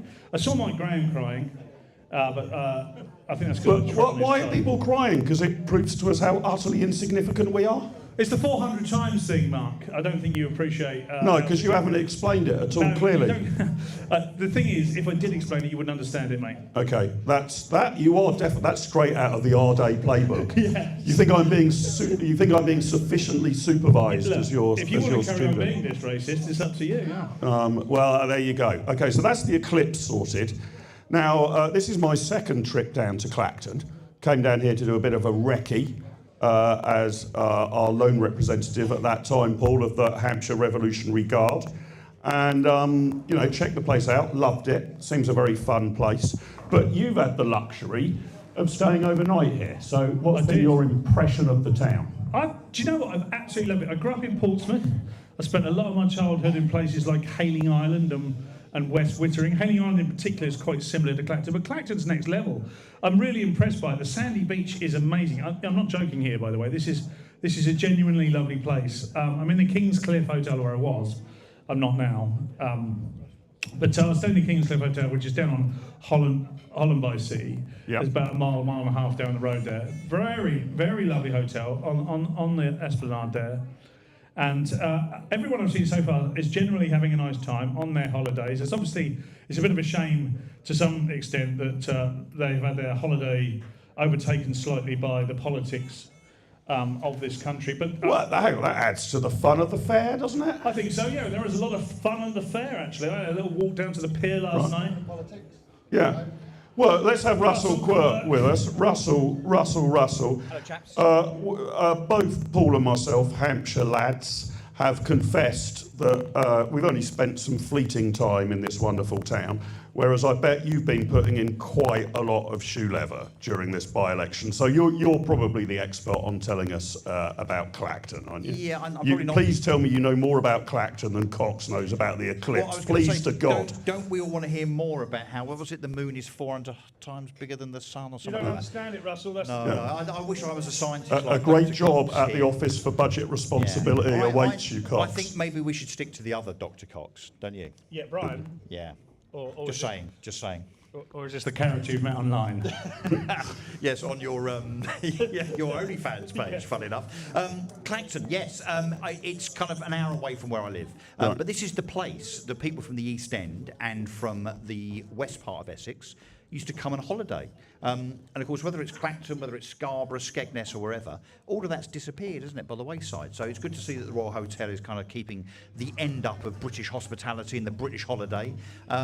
Super busy, lovely place, and I've got to say, salt of the earth. And it won't surprise you to learn, of course, the #1 target seat for Reform in terms of the popularity of the Reform Party in Essex, although Essex is an absolute hotbed of Reform support, not just here, but elsewhere across the county. Now, why is that the case? Because I heard you on Mike's show earlier, Russell, harking back to the great Margaret Thatcher. And of course, Essex was almost the hotbed of the Thatcher revolution as well. And during those Thatcher years would have been seen as pretty rock solid true blue for Maggie, having previously been kind of nip and tuck places. Basildon down the road was always seen as the bellwether, wasn't it? Well, there was a term called Basildon Man. So back in Thatcher's time, Basildon Man was the kind of the mosaic that they used as the typical example of a kind of Thatcher voter back then. And actually, when Basildon used to declare its count at a general election, if it did it early enough, it was the bellwether. It was the count, the constituency that generally dictated the would direction, go to the winning party. The direction, So you kind of wait for Basildon at kind of 2 o'clock in the morning. You go to bed. You didn't have to wait up to see, Sunderland and Aylesbury and everywhere else, because by the time Basildon declared, you knew pretty much which way it was going to go.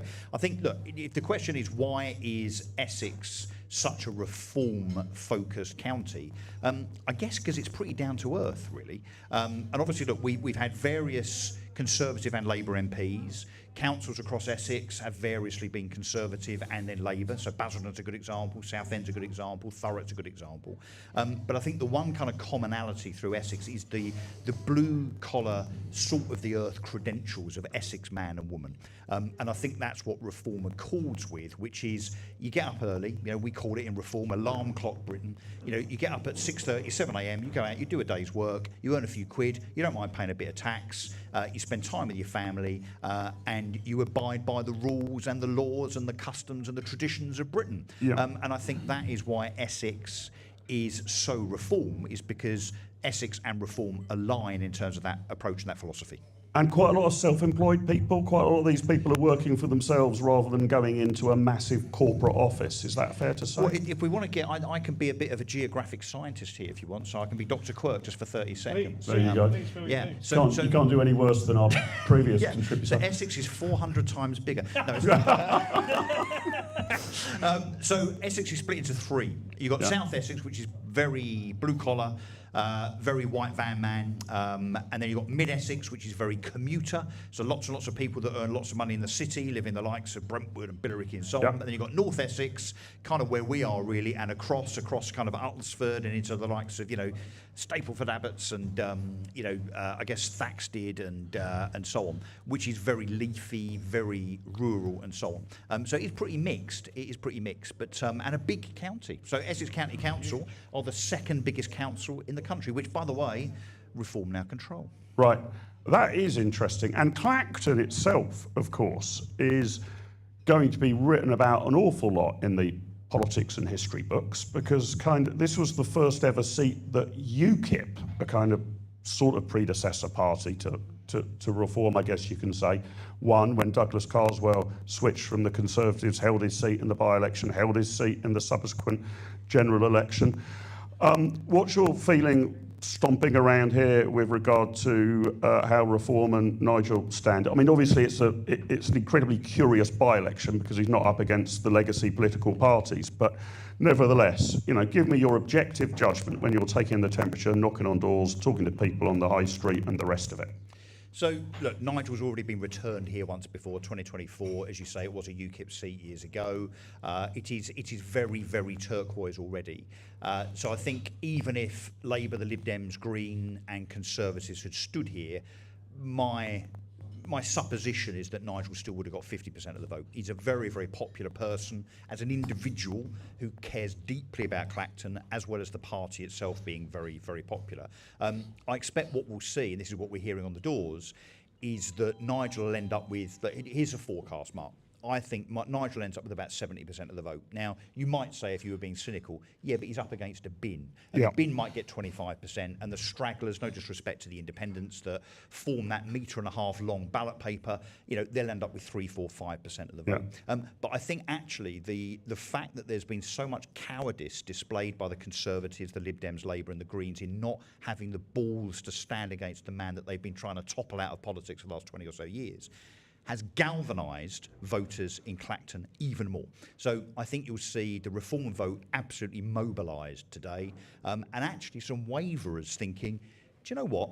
I would have maybe voted Conservative, or I might have voted Labour, but I'm damned if I'm now going to support them by either not voting or voting for this idiotic Jonathan Harvey bin character. And we should call him Jonathan Harvey, by the way. Let's not, you know, kind of add too much gloss to this comedic thing, which is, yeah, let's all vote for Count Binface because it's funny. It isn't funny, right? This is the state of our country that we've got at stake here. So I think Nigel and his supporters are going to be truly buoyed and galvanised by what I consider, Mark, to be the misstep by the establishment parties that they didn't have the guts to stand against him. So what are the numbers that you're trying to tick off in terms of? You say 70% of the vote, would that count as a good vote? Yeah, but then and you about presumably 50% turnout. Yeah, the turnout matters as well, doesn't Which it? is a shame, right? So while you two were still in bed, and we were actually here at 7 o'clock this morning. I'd get a train at 7 o'clock from London. Believe me, I wasn't. We don't sleep together. No, but Paul was busy, you know, obviously reading encyclopedias about how was it Saturn's 400 times bigger than Uranus? Or something? Yeah. It was this morning. Something like that. This is a whole different show. We were kind of waxing lyrical really about why, given that this is so important as an election, it isn't just about Nigel, it isn't just about reform. This is about a kick in the pants for the establishment, the blob, the deep state, whatever we want to call it, which definitely exists. And I can tell you it exists in local government as well as it exists in national government, across the judiciary, the police, and certainly the civil service, quangos and so on. This is really, really important for the people of Clacton almost to be, they kind of got the focus on them, like the people of Makerfield did with the Burnham election, that they are responsible really for what happens now. So there is definitely a looking back in time at Clacton moment now. I think in 3 or 4 years' time we'll say, okay, that was the pivotal point when Nigel made the point that this is about a bigger picture than just him and his politics and his political career, because we have to change politics fundamentally and the people within it, politicians and the mandarins, the civil servants, or this country is stuffed. And I think today is a reinforcement of that. And I think Reform are going to deliver big. Do you think the good people of Clacton understand why this election is happening there? I mean, or if you're sitting there saying, look, I enthusiastically voted for Nigel Farage at the last general election, I don't know why I'm being asked to re-endorse him. If you're a big Farage or Reform fan, sent him to Parliament, he comfortably won the seat, get on with it, Nigel. Why, 2 years later, am I suddenly being asked to go back and re-endorse him at the ballot box? You presumably voted for him last time because he's an anti-establishment figure who wants to smash the blob.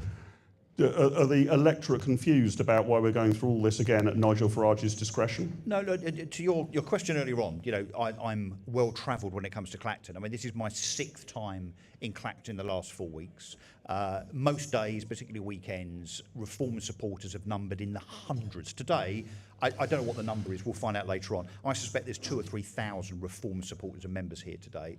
They will all have heard the same thing on the doors, which is that they support Nigel in the main, but that predominantly that they understand that Nigel called this election, and you can argue, he didn't have to. I totally understand that. And you could also argue that there might be another one to come, pointless as that would be in terms of the outcome of the Parliamentary Standards investigation. But I think the people of Clacton understand, because they are in touch with the news, they've seen Nigel castigated by much of the left-wing media in terms of his decision to do what he's done in terms of standing in a by-election today. I think they understand that this is the bigger picture here, apart from it being about a kick in the pants to the establishment. is the fact that Nigel is insistent that the only people that matter in this debate about integrity are the people that return him to Parliament. So it isn't the blob, it isn't the establishment, it isn't the left-leaning mainstream media that are out for clicks and gotchas and so on. All he cares about is not the likes of Peston and Kunsberg and Rigsby trying to belittle him, demean him and question his character. If he wins today, as I'm confident he will, that's it. That draws a line, right? Because these are the only people that matter in terms of that vetting, if you like, that credibility tick. Why else would anything or anybody else matter to Nigel Farage apart from the people that vote for him? That's a really interesting point, and I don't want to get into all the complexities around the finance and whether Nigel should perhaps have filled in a But form. no one cares, Mark. Yeah, I know, No one but I'll cares. tell you the bit I do care about, and this is where I'd like to understand what Reform's policy would be if you form the next government, is should we just get rid of the Parliamentary Standards Commission? Should we get rid of the Standards Committee? Because it seems to me ludicrous, and you were talking, Russell, about on your own council, that rather than the people being the judge of whether you or Nigel Farage or Richard Tice have done something wrong that they disapprove of, in which case they can vote you out of office, and that seems to me fair game. You know, if you've put up something generated by ChatGPT and your opponent wishes to circulate that and point at it and say, look, this is unacceptable from Russell Quirk, don't vote for him, vote for me, that's the nature of a democratic election. What we've done is to hand to a quango decisions about calling those elections. So were Farage to be infracted by basically his political opponents and 7 professional members of the lanyard class, we're all going to be back here in 2 or 3 months' time. So I like what he's done by sort of saying, actually, the decision of who should represent you is one for the electorate. I would go back to the old rule to say, you are eligible to run as long as you haven't served more than 6 months in prison. So if you've done something seriously criminal, you're locked up, 6 months in prison, disqualified. Other than that, your standards are a matter for the people. And if obviously if you've done something financially wrong, you might go to prison for fraud, but it's not a matter for 3 or 4 Labour MPs, a couple of Tories, a Liberal Democrat, and 7 people who've spent their lifetime in regulatory management. If we're a true democracy, then everything should only be up to the people that are eligible to vote. Surely. I mean, I would even go as far as to say if someone served a time in prison and that is declared, then again it's up to the electorate to decide whether Jane Smith or John Jones or whoever that decides to stand for the Conservatives or the Independent or whatever can kind of attract you to vote for that person based on their history. I definitely don't think it should be up to, and it's not just quangos, let's be clear what quangos are. They are often put in place by politicians with an agenda, clearly. They are completely unaccountable. They are unelected as a quango. And yet we've got quangos like the Electoral Commission, like Parliamentary Standards, and the big one, which we mentioned earlier on, Ofcom, dictating who is elected and who isn't, what you can say and what you can't say in the media, what truth is, what balance is and isn't. That to me is utterly abhorrent. I mean, this is, aren't we just a fag paper away from being China or North Korea? And unless you say, I trust the electorate of Britain, it is entirely up to them. And I think this is how, didn't the Greeks invent democracy? I think this is how the Greeks invented democracy. It's just, you know, literally all bets are off, no holds barred, you can all stand, and whoever you are, whatever you stand for, whatever your background, it is up to the electorate to decide, not someone on 500 grand a year that has been put in position to decide what the narrative is, or what truth is, or what balance is. You know, the fact that as an elected politician, I can't go on to Talk TV or GB News as a presenter and present breaking news because in some way reporting the Uruguay versus England score in football last night in some way might be politicised by me being biased in that chair. It is absolute nonsense. Yeah. So is this, I wholly agree with you. Can we be confident that a putative reform government would do away with it then? The Electoral Commission goes, Ofcom goes, the Standards Committee goes, or is there going to be a sort of hope, oh, if we just put in the right personnel, it would be a bit better? Or are we really going to see a bonfire under a reform government? Well, the Conservatives talked about bonfire of Quangos many, many times, and guess what? In 14 years, they didn't set fire to anything apart from their own credibility, as far as I can see. Look, I'd love to be able to sit here and say that Nigel calls me every now and again and says, "Hey, Russ, what do you think we should do about the Quangos?"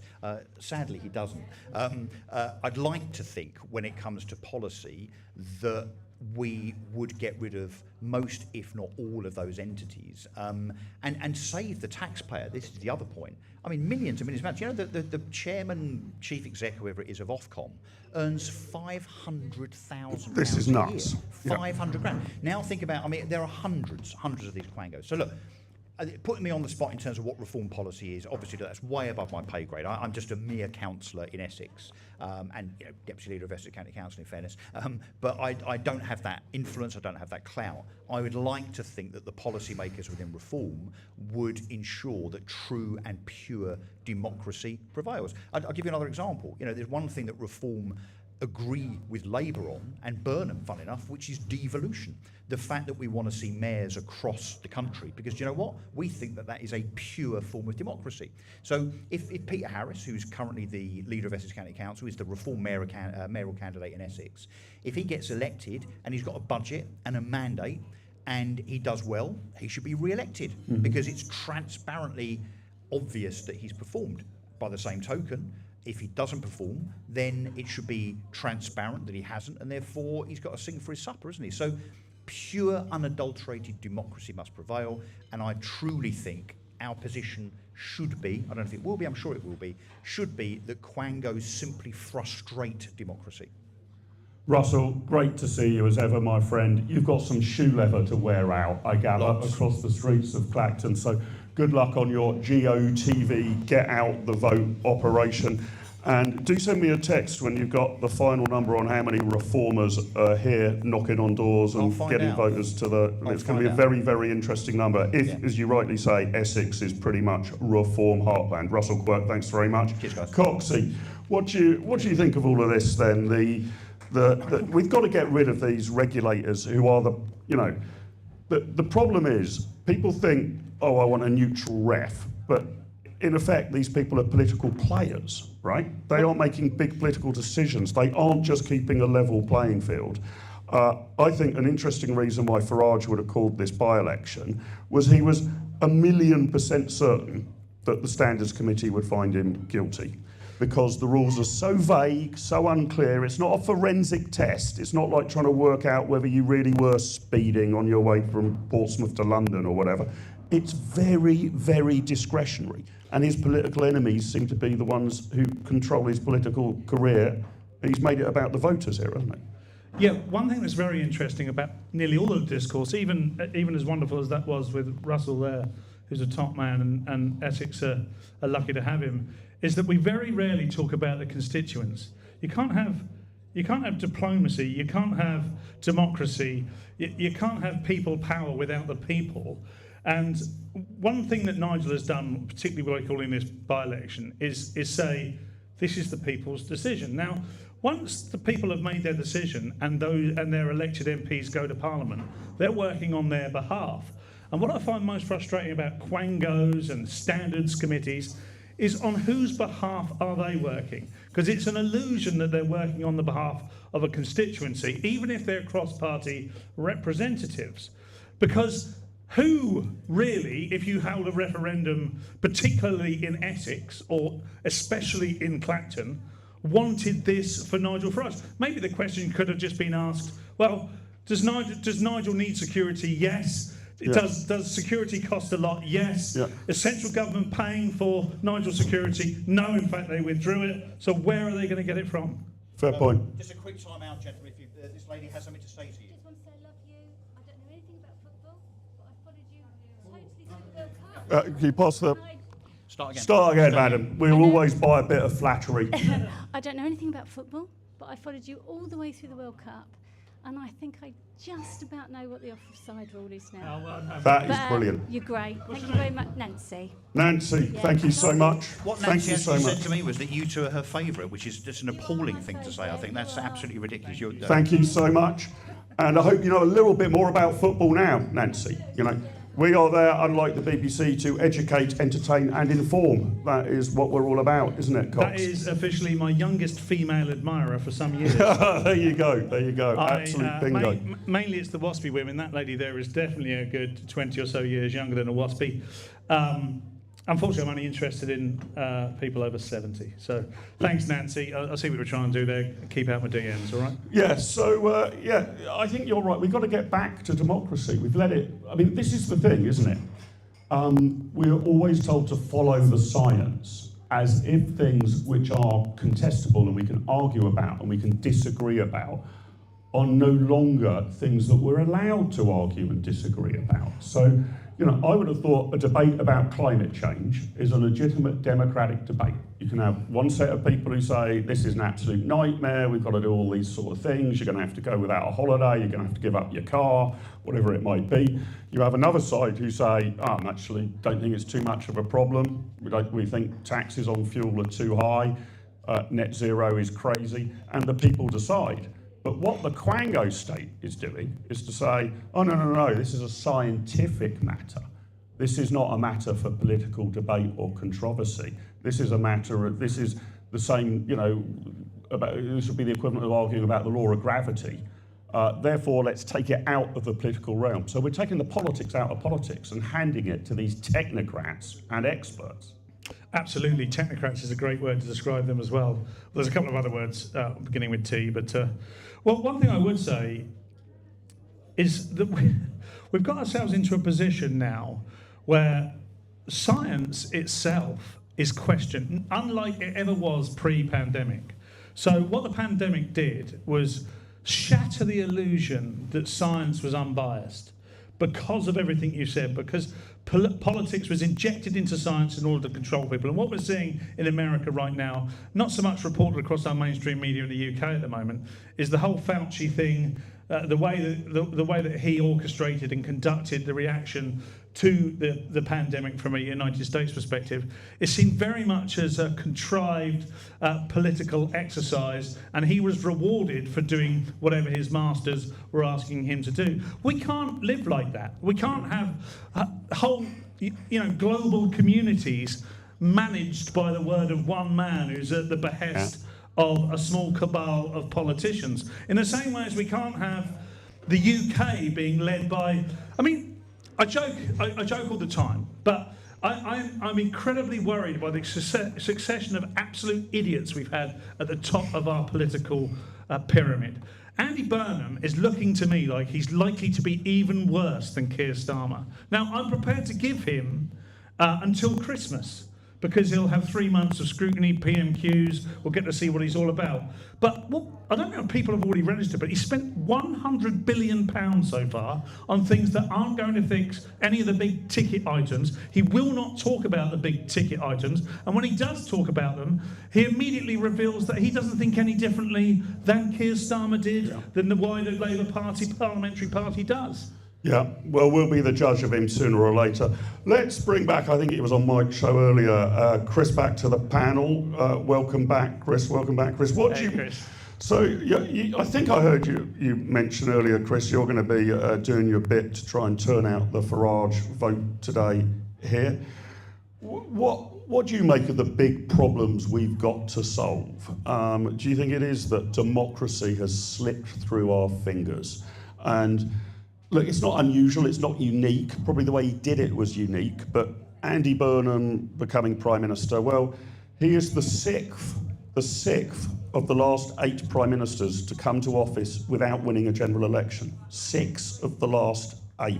Do you think that's the big problem? If we got democracy back, perhaps we could fix the other things, like immigration, like the economy. Absolutely, because he has no real mandate at the moment. And when you keep swapping prime ministers every couple of years, they're not really given enough time to really implement what their changes, and they need more time to do that, really. But it kind of depends what direction they actually want to go in as well, because so far we've not really seen anyone actually get the grip of immigration, with the Tories. They promised to get it down to the tens of thousands, but it went in the other direction, and Labour have continued, immigration has come down under Labour, to be fair. I'll give them that credit, but it's still... Well, is that credit under or is that control. just accident? I was on another news channel, sorry, I moonlight occasionally last night, and the lefty on the panel was saying, oh, but, you know, immigration is down 42% into the UK. But it's also down 37% into the EU, right? So if the EU are doing something to stop people getting in, or it's just accident, that will have a knock-on effect to us.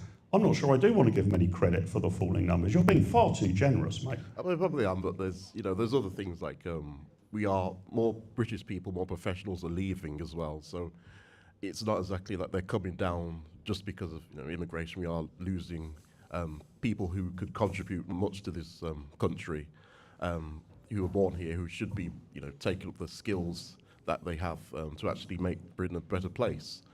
But frankly, if Andy Burnham did have a general election, unless Labour are voted out of power, I'm not really sure it would change much, to be honest with you. I mean, I would personally prefer a reform government, because that's the one that I mostly believe in now. But if Andy Burnham were to call a general election, it would be on the basis that he knew he would most likely win it or be left in power with a Lib Dem coalition. So that's the kind of scenario we have until 2029. But I personally don't really have much faith in Andy Burnham to fix the main issues. He doesn't want to mention immigration much. He only does it when he feels like he's compelled to say something, because a minister has gone to France to record stuff on the boats like Chris Philps did, and when Zia Youssef went to Spain as well to talk about the crisis that they had there a few weeks ago. So he really does it as a reaction. He doesn't do it because he spontaneously wants to speak about immigration at all. And stuff with the economy, like you said, he spent loads of money on the number 10 North. Yeah. Which is just that's just a gimmick. It really is. It's just a cheap budget thing he's created up north. It's not going to fix the problems. And I was reading the other day that someone who works in number 10 North, we have to spend taxpayers' money getting him a train up to number 10 North because he lives in London. Yeah. And I think to myself, that's a waste of money. It's the equivalent of one doctor's salary that we could be paying instead of sending him up to number 10. But Chris, are you worried about the waste of money here, which I agree with you, it is a waste of money. But what I'm most worried about is that Burnham's fiddling around with tiny little stuff. Look, his train fare to Manchester and back is chicken feed compared to the overall amount of money the government spends. He's coming out with things like, oh, we'll open a number 10 North, we'll ban disposable barbecues, we'll make sure bus fares are £2 rather than £3, and you can be in favour or against these things. But this is small beer. This is pretty lean pickings, isn't it? I think it hasn't dawned on him that we've got to do something dramatic in Britain to turn things around. Is that a fair criticism? Absolutely. Like I said, he still has a mayor mindset. He doesn't really have a prime minister's mindset. I don't think he's got to grips with how much the budget has to be, radically changed in order to actually fix the permanent issues that we kind of have in Britain at the moment. And so when he actually catches up with him, like maybe in a few months' time when he actually has to deliver, a budget before Parliament, it has to be scrutinised. I think that's when it will dawn on him that, actually what he's doing isn't really good enough at all. And I look forward to, Kemi and Nigel Farage scrutinising him in Parliament, because I think that will determine whether he's actually fit to be Prime Minister. And so far, the signs I've seen is absolutely not. Coxie, what's your take? Is it that Burnham's, if you like, taking us in the wrong direction, or is he just taking us in no direction? And what would be your... I also want you to push Chris a bit on why he thinks reform's the answer. Look, I think it's very unclear what Andy Burnham's convictions are, what his political philosophy is, other than some sort of socialism with a small s, although sometimes with quite a big S, which is quite worrying. He seems to enjoy the fact that he's considered something. So he's considered to be Andy of the North, or the man of the buses, or he understands people. But he doesn't understand people. I'm sure that, of the people in this room, the majority of them don't believe that Andy Burnham understands their issues. And the reason that they will be thinking that is because he's done nothing to date to suggest otherwise. But with regards to reform, I think that we get today done. and Nigel wins. And I think it's important that Nigel wins well, because it's important for optics. Optics is everything in politics now.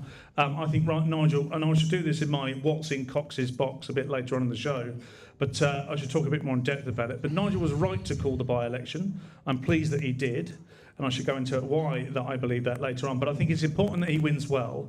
But it's what he does when he's back in, because we need to be holding Andy Burnham to account. And the only way the right can hold Andy Burnham to account is, I believe, in my personal opinion, to unite in some way.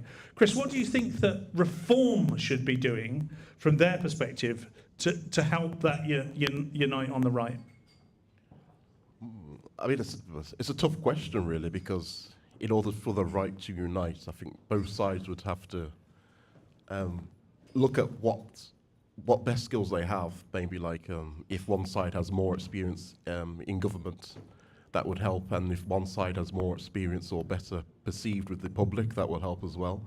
But I feel like if they were to negotiate something like the tourism reform, I think certain people would have to be either put to the side or given less of a Name them. light. Name them. Which people? Like, I feel like the Tories would name Zia Youssef as one of them. Like, I know there have been several Tory MPs who said they don't like his tone of language, but then I also think the Reform would say that we don't really want people like James Cleverly or Priti Patel at the top because they're too tainted by the past Tory record. So I think that would be one of the things that they would want to happen going forward, but I don't think either side would be willing to do that too much. So I can't really see Unite the Right happening anytime soon, sadly. But it depends on if anyone really wants it. I mean, there are voters who wouldn't vote for a Reform Tory path on both sides. So Yeah. they'd have to look at whether it's beneficial or whether it's going to cost them even more votes, and whether it's just better to go forward and just put forward what they want and just stand firm.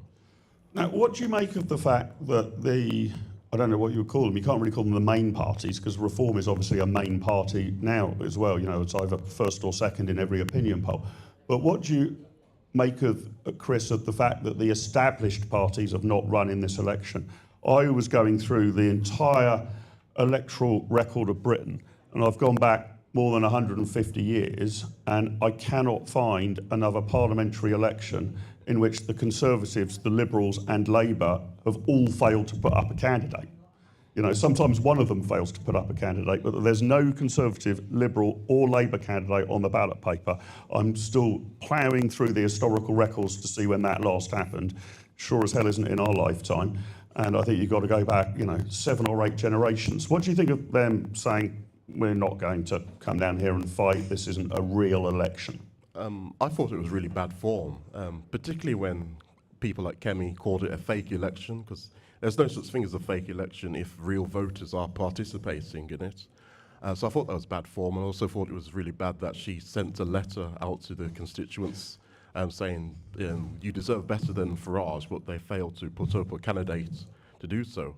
So I think, it looks really bad from their perspective, and I think, the same arguments they use against Clacton could also be used against Makerfield, because the Labour MP didn't have to stand down to let Andy Burnham stand. They could have chose a Labour MP to become the next leader. So that had a knock-on effect as well, because they had to choose another mayor of Manchester, which cost the taxpayers even more money as well. So if anything, Clacton cost a lot less than the Makerfield one. So their arguments that they used against Clacton could be used against Makerfield, but they chose to stand in that one. Yeah, well, in fairness as well, Reform offered to pay for the costs of this by-election, but for various technical reasons, Tendring District Council couldn't accept the money because it would then look like the people running the election had been paid by one of the competitor parties. But I think it's fair to say that Reform tried to make that offer. It was just for technical reasons it failed, whereas I don't think the Labour Party offered to pay for running the Manchester mayoral election or the Makerfield by-election, despite the fact that both of them were caused by internal Labour politics. What's been the feeling? How many doors have you knocked on? How many local people have you spoken to, Chris? What's the feeling been here? I think there's been, there are definitely people who are backing Farage. There's people who don't really like the choice of bin face, what it was called, being the other option, and they do want it to be taken seriously, but there's also people who are confused as to why it's happening as well, and why the other parties didn't stand. I think they just want some answers about it, but I think it might not, the turnout might not be as high as people might expect. But I think Nigel Farage will easily walk it. But I think the other parties who have stood aside are it's like they've prejudged the outcome of the committee and think there's definitely going to be another by-election. Yeah.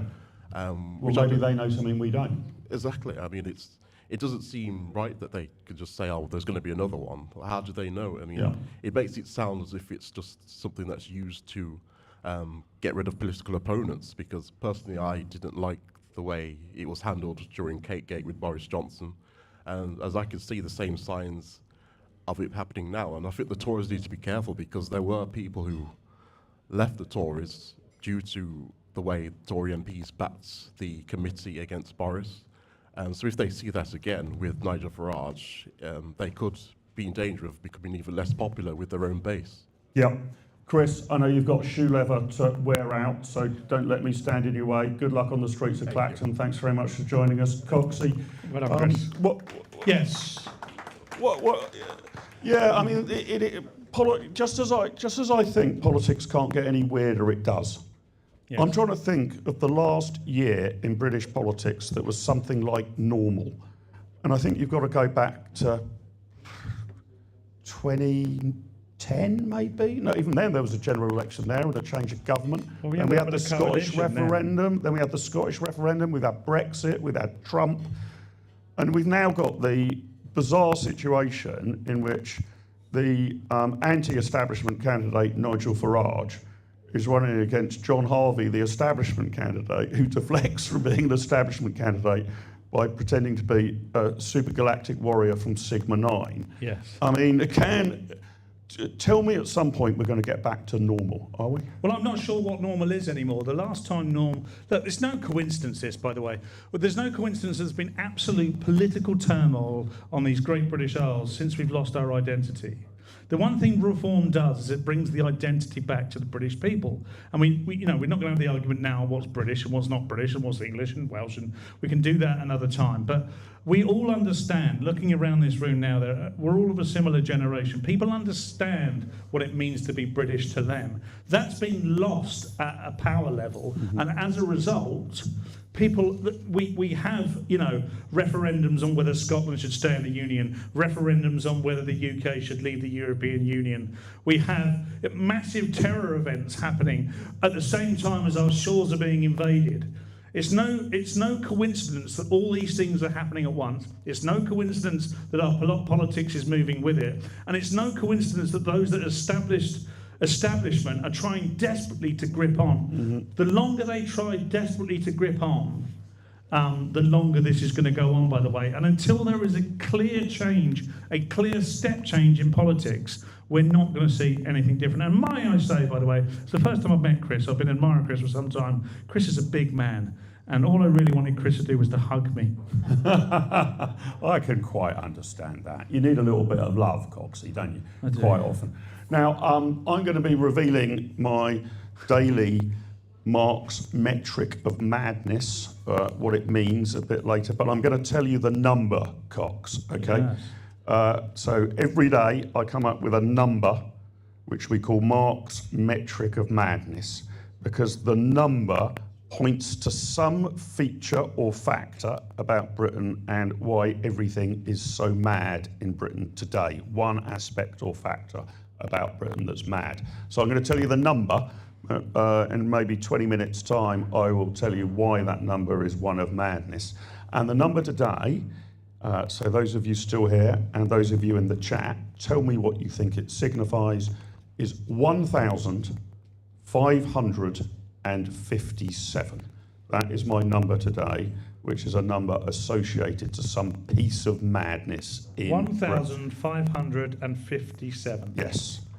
Interesting. Do you have any early thoughts, Paul, about what's it could mad be the about amount of 1,000? asylum sneakers that have come across this week. It could be the amount of times I've stopped off for a wee in a services in the last couple of weeks as I've travelled around doing all sorts of media work. Yeah. But no, I'm not sure yet. I don't think it's either of those things, by the way. Okay, well, mull that one over, mull that one over.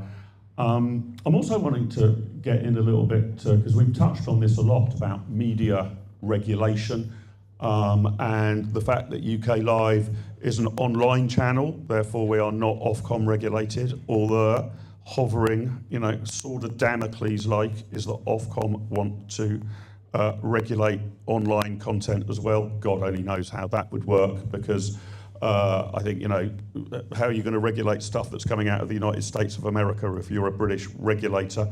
But it has allowed us to cover Clacton in however we wish, in a way that the mainstream media simply can't because of Ofcom rules. Yes. In fact, yesterday on GB News, I was told in no uncertain terms, not their fault, it's the regulations. Absolutely. Do not mention Clacton at all. They're not going to mention it at all. I think today they're not even going to have any controversial content on GB News for fear they could be criticised of impacting on Clacton on polling day. This nonsense needs to stop, doesn't it? Well, it's authoritarian. I mean, it's like everything that's holding us back right now. There was good intentions initially. There was good intentions with the ECHR in 1945, 1946, but it's the way it's been maliciously interpreted over the years, particularly by human rights lawyers, that's changed its purpose and why it absolutely needs to go. Ofcom, the same. I mean, it was Russell that was saying the guy who leads Ofcom gets paid £500,000 a year. Yeah. To do what? Yeah. To do what? It's just rules. Yeah, yeah. This madness has to end. Look, there's another, but anyway, that's the number I want you. Tell me in the chat if you can work out what it is. Why is 1,557 a number that indicates some madness in the United Kingdom? I'm making a dream come true now. Why is that? Making a dream come true. Oh God, is it going to happen for me? You're going to hug Chris Rose. Here we go. Here we go. Live on UK Live. There you go. Hey! There you go. Never seen a man Chris. as awkward as Chris did there. Yeah, very, very sporting of Chris Rose there. Very, very sporting of Chris Rose. So that number again, 1,557. That's what you've got to think about. It's nearly 4 times 400, Paul. So It is nearly 4 so times it could four. be That's a good point, it could be actually. 4. It's 1600 nearly would be 4 4 times Stilton 400. moons, isn't it? Yeah. 4 Stilton moons. It could be something like that. But I want to bring back in Ellie Hodges, because she's got a bit of madness to talk about. Today is A-level results day. My niece will be getting her A-level results. When did you do your A-levels, Ellie? Or did you? I ended up not doing my A-levels, so I started at sixth form and then I ended up dropping out because I wanted to pursue a career in politics, and I thought the A-levels would be pointless doing it, and I mean, I've kind of proven myself right there. But you've got a bit of a theory that it's now going to be relatively easier. Is this what's being reported for folk to get into university, even if you miss your grades? So usually a university would sort of say, to get in here, you're going to need to get, I don't know, an A and 2 Bs or 2 Bs and a C or straight A's or something. And it looks like if you miss that target, you've still got a great chance of getting into university. Have I got that right? Yeah, and is that good or bad? Well, the Telegraph reported on today about how it's a record number of students are going to be going to have got into their university. And it sounds great when you first hear about it. Oh, great, everyone's going to university. Everyone must have done really well. But when you actually look at it, it's mainly because the threshold is actually not as high as it usually is. So it means it's actually easier to get into university. And you also have these kind of schemes where if you come from, and this has been happening, underprivileged family or certain circumstances when you're growing up, then it's easier to get into university. So I think that we can fairly say that going to university now, and that the application to get into university isn't a meritocracy anymore, because a lot of it is based around actually who you are, what your background has been, what your skin colour is, what your sexuality is. And I remember when I was at sixth form and everyone was applying for university, and the teachers were actually saying, oh, make sure you really emphasise on the part where you went to a not so well performing school, because that will help you in your application. Or are you sure like you're not gay? You know, like this kind of stuff.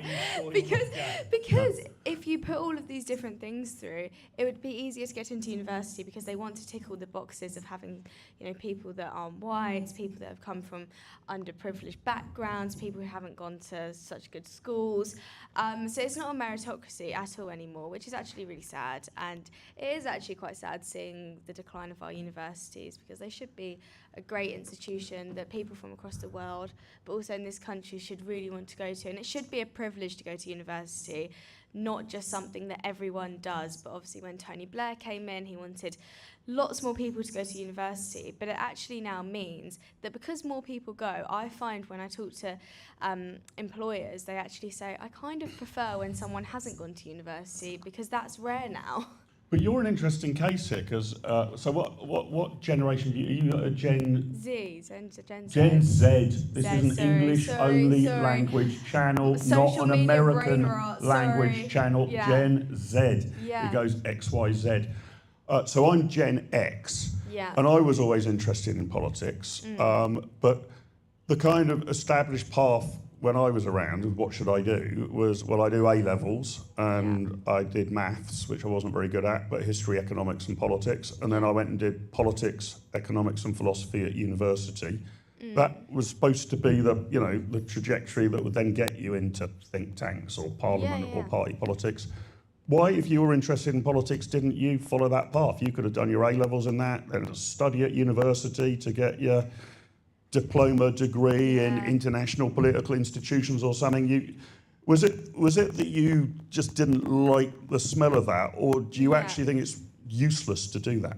I think both, actually. The first point is that I'm someone who likes to make things happen for myself. I'm very ambitious, and I didn't like the idea of having to spend, another 3 years in education, and having to, it kind of slows you down a bit. I think that me leaving sixth form and just starting from scratch and me building my career that way has actually been much more helpful for me. And as I said before, people kind of like it that you've took an unconventional route. But I think that more young people are actually starting to do that, especially in Westminster. Like I've spoke to a lot of people, especially young women that I'm friends with that work for different think tanks. And a lot of them actually haven't gone to university because they've just got an internship at the IEA or that kind of stuff, for example. And I think that's actually a much better way to get into things. And university does have a role, and I don't want it to sound like I'm just saying abolish all universities. I'm not saying that at all. Universities are great for, expanding your knowledge on certain topics, and I think that it is important and it plays an important role in that. However, it should be emphasised that there are other ways you can do that. For example, everything that I've learned myself through lots and lots of reading or watching things or actually going to places. And I just don't think I would be able to deal with just being in education for another 3 years and also having to listen to more lefty teachers. Cox, did you go to university, Paul? So I had a bit of an unorthodox route in education, actually. I left school and then I went to college to study furniture studies, which didn't involve sitting on a chair looking at another chair. It actually was cabinet making, because I thought I was quite good with woodwork. I can't tell if he's totally making this up. No, I'm or not making this up. This isn't like there's a moon 400 times the size of the sun made of cheese. This is actually true. I have 2 City and Guilds. That's not all I have. I'll get to it in a minute, but I have a City and Guilds in Furniture Studies, I have a City and Guilds in Warehouse Operations, Level 3. Then I got a degree in Electronics Engineering. But I did everything as a result of day release from, not from prison, or to prison, but from an employer. From a mental institution. From a mental institution, yeah, with me and Jason Arday. Yeah. And who is a similar age to me, actually. Right. He's only a year younger than me. But I did I didn't go, I went to university, but I actually probably didn't finish my university education until I was about 22. And I did everything whilst I was working at the same time, so I didn't have the traditional route. Now, without that education, I probably wouldn't be here now, because I was very much in a layer of society. But once I stepped out of that layer of society, opportunities seem to open up more for me. I don't necessarily think that's true. I think particularly now and with the internet, I mean, looking at Ellie, and we've had Jess Kane on, I mean, these are great women. And I don't even want to say young women, because I was having this conversation last night with Ellie, actually, and it's not... young women are being discriminated against for being young. Mm-hmm. So that, they've got ideas and philosophy of their own, but bless them, they're young. I think that's totally inappropriate. So, Ellie, the issue there, right, so Paul's kind of education was highly practical. I think our beloved Prime Minister Andy Burnham says he wants to tilt education in that direction. Yeah. My education was wholly impractical, right? So I enjoyed it greatly, but it wasn't completely obvious what job you should go into just because you can give a good account of John Rawls' difference principle in his book, The Theory of Justice, or such like. Yeah. Do you think you should tilt to practical, or do you still think like kind of academic stuff, you know, which might help you think logically, even if it's about something that's somewhat abstract? Is that the problem? We haven't been practical enough. I mean, so my first thought when this conversation kind of started going around was that, oh, this is great, we need more technical courses for people that aren't actually as academically, you know, smart, or they don't actually want to go down that route. I think that's absolutely fine. But then Catherine, who's known as Britain's strictest head teacher, put out a really, really good Catherine post. Burwell-Singh. Yeah, put out a really good post saying, okay, this is all great, but what could end up happening is that you have kids that aren't naturally as academically smart being pushed down these technical courses and kind of being sidelined and just going, you go over there. And that's something that I really don't want to happen, because there's lots of people that aren't naturally academically talented but are very good at learning and can quite quickly adapt and work really, really hard. And, you know, hard work does beat talent when talent doesn't work hard. So I don't want that to happen, where you kind of just push kids down this technical course as a you're not good enough, go down there. But I do think that it should be an option, because also we need more people to do these kind of jobs. We have all of these students now going to university. There's actually not a lot of people that are in these technical jobs. That's really important. And something else that I talk about a lot is part-time jobs and how important part-time jobs are. I mean, we've seen definitely a decrease in the amount of young people that have part-time jobs, and lots of reasons for that. One is just the state of British high streets at the moment isn't great, so there's not actually as many places for you to have part-time jobs. You also have, as I forgot his name, as someone said earlier about the minimum wage increase, that actually doesn't help young people, it does the opposite. And that was Jason, the owner here, wasn't yeah, it? Saying exactly, that, Jason said that, and I think that is so important, part-time jobs. I had 3 part-time jobs in the end, 2 at a pub, 1 at a restaurant, and they taught me so much. And I think that more young people need to be getting into those part-time jobs, even if it is just a weekend job. Right, but here's the thing as well, right, on how it seems to me that the university sector hasn't adapted, it's just grown, right? So when my parents went to university, they met at university. Only 2% of people went to university. Yeah. Now it's 50% thanks to Blair's target, or there or thereabouts, isn't it? About 50% of young people go to university. Now, I don't want to say what the right number is. I want people to pick and choose. But when it was 2%, you could argue it kind of really meant something, right? That you could say, well, you know, whatever I've, you know, I clearly must be bright because somehow I'm in the 2% that got into university.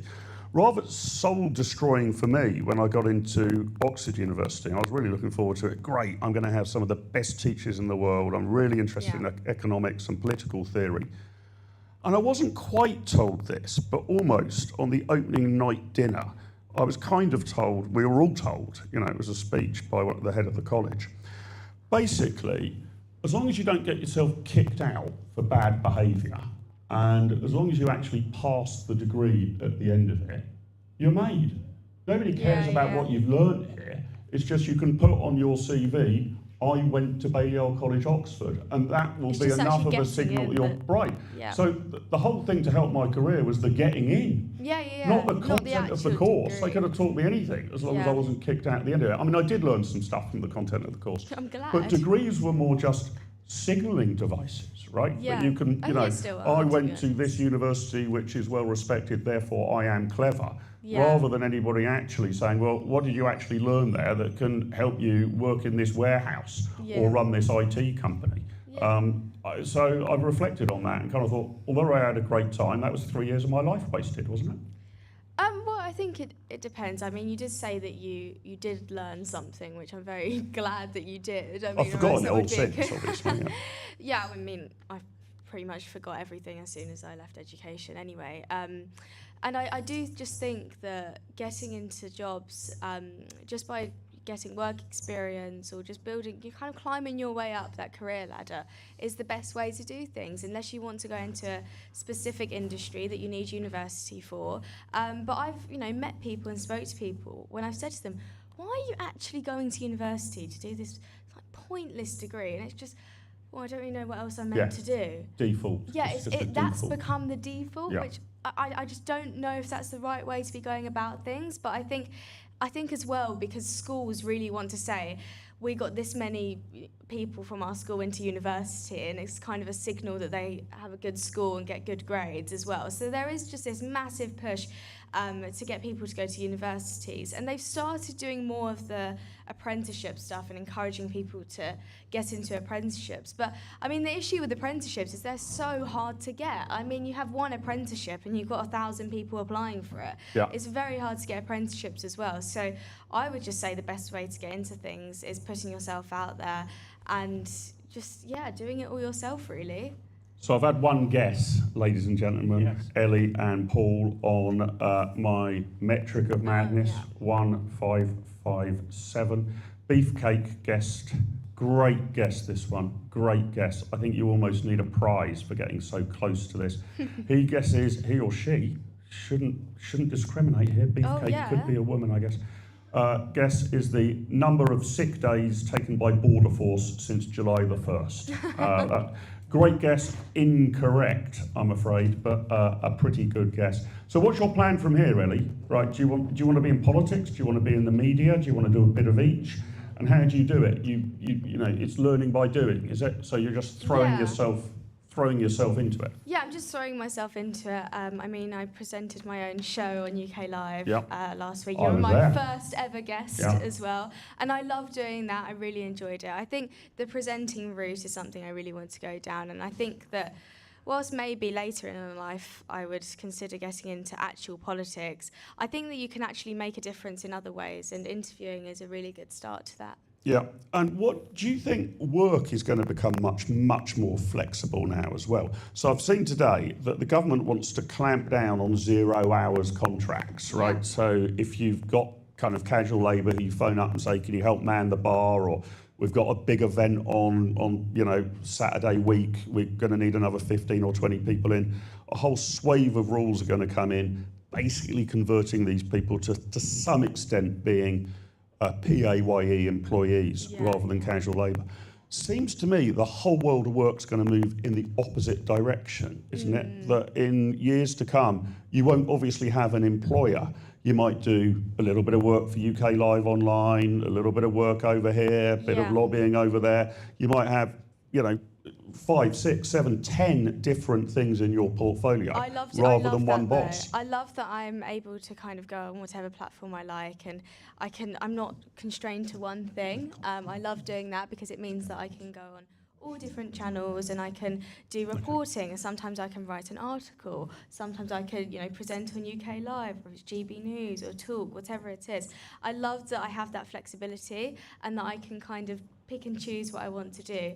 And I think that's kind of the beauty of politics in many ways, in the media. But then you've also got, because you're freelance, you never know how much money you're going to get each month. Yeah, so I think what's going to happen is work is going to become massively more flexible, but much less secure. That's just the way we're going to go. So, Uber drivers are in that kind of position, right? You don't know how many fares you're going to pick up, but if you suddenly want to earn more money, you can dial up your hours, double them. If actually you want to take a bit of time off to do something else, you can slash your hours. So I think we're going to move to a world in which work is enormously more flexible, but far less predictable. Far less predictable. And I mean, there's pros and cons to it. The pros, as I said, being freelance is that you can kind of do what you want to do. But the negative to it, as you said, there's not any stability. Yeah. And for young people specifically that are just coming out of university or education, that can be quite hard, not straight away having a stable job.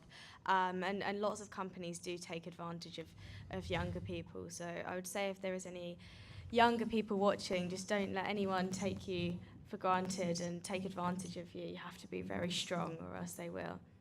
Ellie, thanks very much. Thank you Indeed, for having lovely me. to see you. Good luck with your career. A star in the making.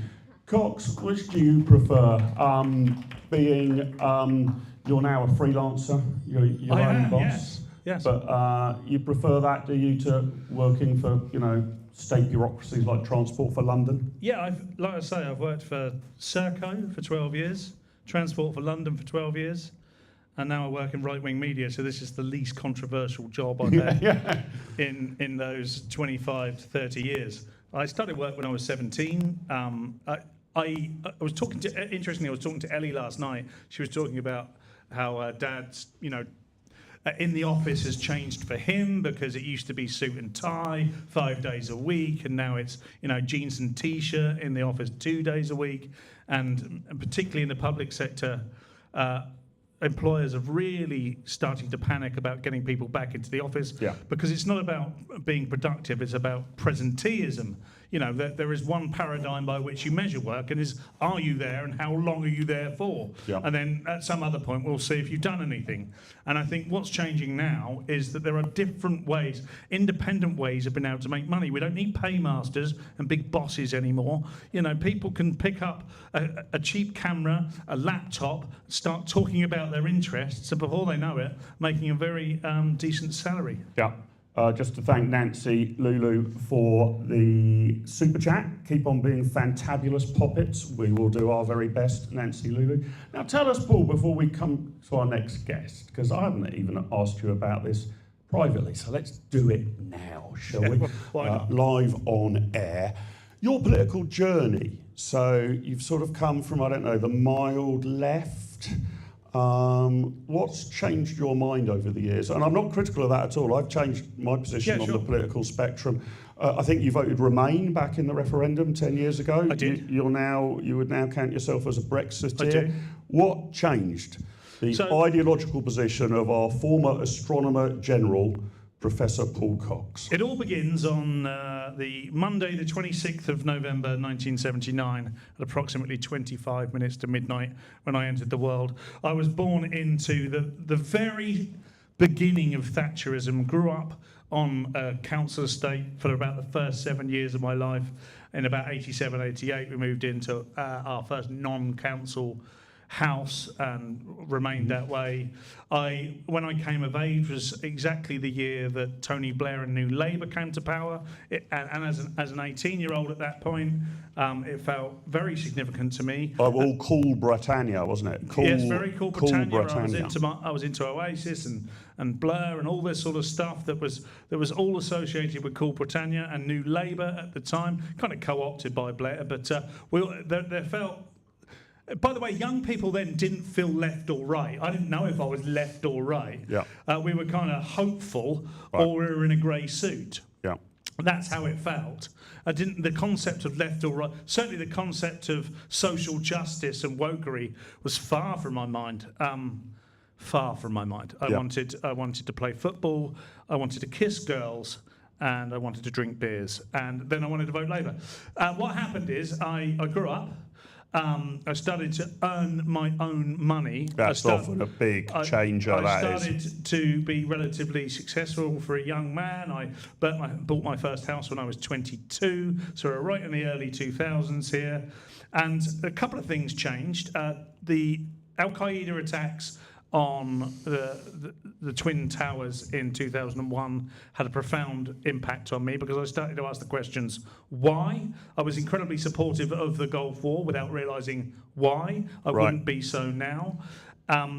We then got sort of the coalition of the Tories and Lib Dems, and that didn't make any sense to me. And then, of course, we had the Scottish referendum, and I was very much part of the Union, and that sort of turned me, that kind of made me conservative in a way. So I started looking at what that meant for me. Then we had the Brexit vote, And it was the day after the Brexit vote that everything really came together and changed for me, because it was the reaction to the Brexit vote that I really found distasteful. Everybody who voted to leave was considered some sort of thick, working class council estate oik that went to bed in Union Jack pajamas and didn't understand anything about politics. And I thought, well, that's not true. I don't do any of those things. All the people I know that voted to leave Europe didn't do those things either. Certainly weren't thick, weren't stupid, had a very good comprehensive understanding of the political landscape across Europe and the UK, the people that I'm thinking of in my mind. And it just got me thinking, why are we like this, and what is politics really about? Then Donald Trump happened, and I found that very exciting, and everyone else was like, this is terrible, he's the devil incarnate. And I thought, well, he's not. He's very much not. And then I started stand-up comedy. I made friends with people like Leo Kearse, found myself on that side of politics and comedy, and then in 2022 started to work on GB News. Right. So you're a sort of born-again Brexiteer, is that a fair way? I would say that I've always been conservative thinking without realising it, and I probably, had I tuned into my political self, not to sound too esoteric, would have always been a leaver. Right. Can I tell you my favourite story about why somebody became a devout Brexiteer? Go on. So this might surprise you a bit, those still here and those at home. This is a brilliant story told by one of my favourite politicians, actually, Ian Duncan Smith. And he tells the story as completely true. And I listened to this at a conference a couple of years ago, and Ian was introduced on stage, and the topic was why I became a Brexiteer. And I kind of thought, no disrespect to Ian Duncan Smith, this is going to be quite a boring 25-minute sort of lecture. But in fact, he told the most wonderful story about why he became a Brexiteer. And it goes like this. It was back in that coalition era when Cameron was Prime Minister and Clegg was the Deputy Prime Minister. And there was some big EU conference or council meeting, and Cameron couldn't make it. I can't remember why. Cameron had to go and see President Obama or some such like. So you could send a nominee. It's considered slightly poor form because the other prime ministers and presidents are going to be there, but according to Ian's account of events, they alighted upon him as the stand-in, even though he wasn't the Foreign Secretary or the Deputy Prime Minister, because he'd been a former leader of the Conservative Party, he was a Privy Councillor. So they said, Ian, you must go along to this European Council meeting and represent us. And he said initially he was all puffed up. He thought, this is absolutely brilliant. I'm going to actually represent my country is quite an honour on the international stage. Then his heart sank because he knew he was going to hate the meeting. And it would be lots of word salad and people just nodding along, not really saying anything of substance. But he thought, I've got to do it, I've got to do it. So he went along, and sure enough, and the meeting was in Berlin, I think he recounts it was in Berlin, so Angela Merkel was hosting it. And there was a top table, which was like Angela Merkel, I think Francois Hollande was the French president, and it might be Mario Monti was the Italian prime minister. IDS wasn't given the top table seat for the UK because he wasn't the Prime Minister. So he was like in row 2 in some sort of horseshoe shape to have this discussion. And I think he explained he was sitting next to the President of Cyprus, or rather he was sitting next to an empty chair with a plaque saying President of Cyprus on the table. And the meeting begins, and about 5 minutes into it, the President of Cyprus walks in, slaps himself straight down next to Ian and immediately falls asleep. Whilst Angela Merkel is talking about how marvellous the new European science research programme is. And of course, because you've got, I don't know how many countries it was at the time, 20 or so, everybody's got these earpieces in their ear, translating from Spanish to German or from German to Italian or from Italian to English or whatever. So you haven't got a free-flowing conversation because it's in so many different languages, but Ian's trying to follow it as best he can. And it's all just, isn't the new European science programme wonderful? Isn't it fantastic? We're investing more in the Erasmus programme. And then Mario Monti says, you know, isn't it wonderful that there's been this new European investment in Milan that's allowed us to put on the Milan fashion show in coordination with the European Union? And it goes on and on and on, and it's just self-congratulatory. And IDS has not said anything at this point, but he thinks, bad move this, when he finally gets the chance to speak after an hour or so, that he should inject some British humour into proceedings. So he decides that he's going to start with a bit of a jibe and then go along with all the verbiage. So he says, when it's finally his turn to speak, Chancellor Merkel, thanks very much for inviting me to this meeting, but I have to say that I have listened to everybody for well over an hour now, and I have lost the will to live. Slight jibe. And he thinks, you know, I've sort of made my point. Everybody stares at him as if he has committed the greatest diplomatic faux pas ever. Apart from the Irish Prime Minister, the Irish Taoiseach, who's sitting somewhere in the back, who just bursts out laughing hysterically. Anyway, IDS thinks, oh, there's a diplomatic incident I've caused here, and quickly recovers and, you know, we too are interested in Erasmus program and the opportunities it gives to young people, and the fashion show in Milan sounds absolutely wonderful. So I hope in future we might be able to do that in London. Desperately backfilling. Really know why he's caused such offence. Anyway, time goes by, the meeting ends, and the Irish Taoiseach comes up to Ian and says, Ian, you're the funniest fucking Englishman I've ever heard. That was brilliant. And IDS says, well, I don't really think it was. I'm going to make a quick getaway to the airport, really. I've obviously, you know, embarrassed myself. He says, no, Ian, the problem with you Brits is you don't listen and you don't learn any foreign languages. And of course, what you said was translated into German and French. And I, as the wily Irishman, make sure that I'm sort of listening to you in English, but I've got coming into one ear in German and the other ear in either French or Italian, because I want to follow the nuance of what they're getting in their native language. And Ian, when you said, I've been here for over an hour and I've lost the will to live, the translation was, I've been here over an hour and I am terminally ill. Right? And he suddenly realises why everybody was staring at him in horror, and the diplomatic faux pas is even greater than he's realised. So he's now even more determined to make a fast getaway to the airport, not even to be in that diplomatic photo shoot with all the other leaders. No, just drop that, get back to England as soon as possible, and hope the Prime Minister never finds out. So he makes a dash for his diplomatic car, hoping that he can just live down this embarrassment and people will forget about it. He's trying to find his diplomatic car when Angela Merkel taps him on the shoulder and says, Ian, how are you? How are you? And Ian says, going through his head was, now's the time to explain. He says, I think there's, buzzing through his head is, I need to sort of say, I think there may have been a misunderstanding. I said something that was obviously taken out of context. I think it might have been mistranslated. I'm very sorry if I've caused any embarrassment.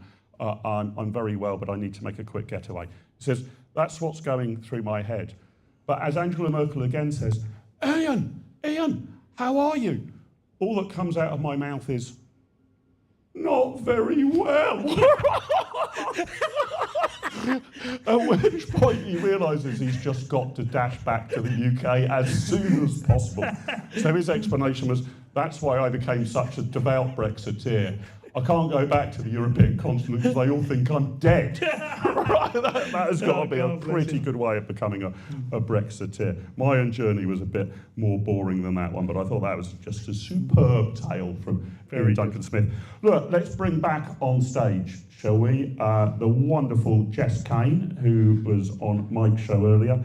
I think I heard from Pooch, I've forgotten now, I've got a memory like a sieve. You're going to tell us about Hackney, the Greens in Hackney, is that something to do, have I got that right? That's grinding your gears at the moment, is it, Jess? It is actually. So I actually listened to you on GB News last night, I think it was, on the way up here when I was driving up with Andy. And you were talking about a Green mayor in Hackney. Was it Hackney or Lewisham? Did I get them mixed up? Right. So I might be wrong. Maybe it is both Hackney. of these, well, many Green manifestos promised when they got in that they would actually actively campaign against immigration enforcement. It's not just being a city of sanctuary, they are actively trying to stop immigration enforcement. They are actively going against this Labour government. So how can this Labour government have our trust as a nation if they've got their own councils, London councils, close to Westminster, rebelling against them like this? It is really quite awful. There's this network, I believe it's called the Migrants Champions Network, and they published a template motion for councillors to use, directed towards Green councillors, really. And it says something like, you will not engage with immigration enforcement. So Lewisham Council actually passed this at their full council meeting in July.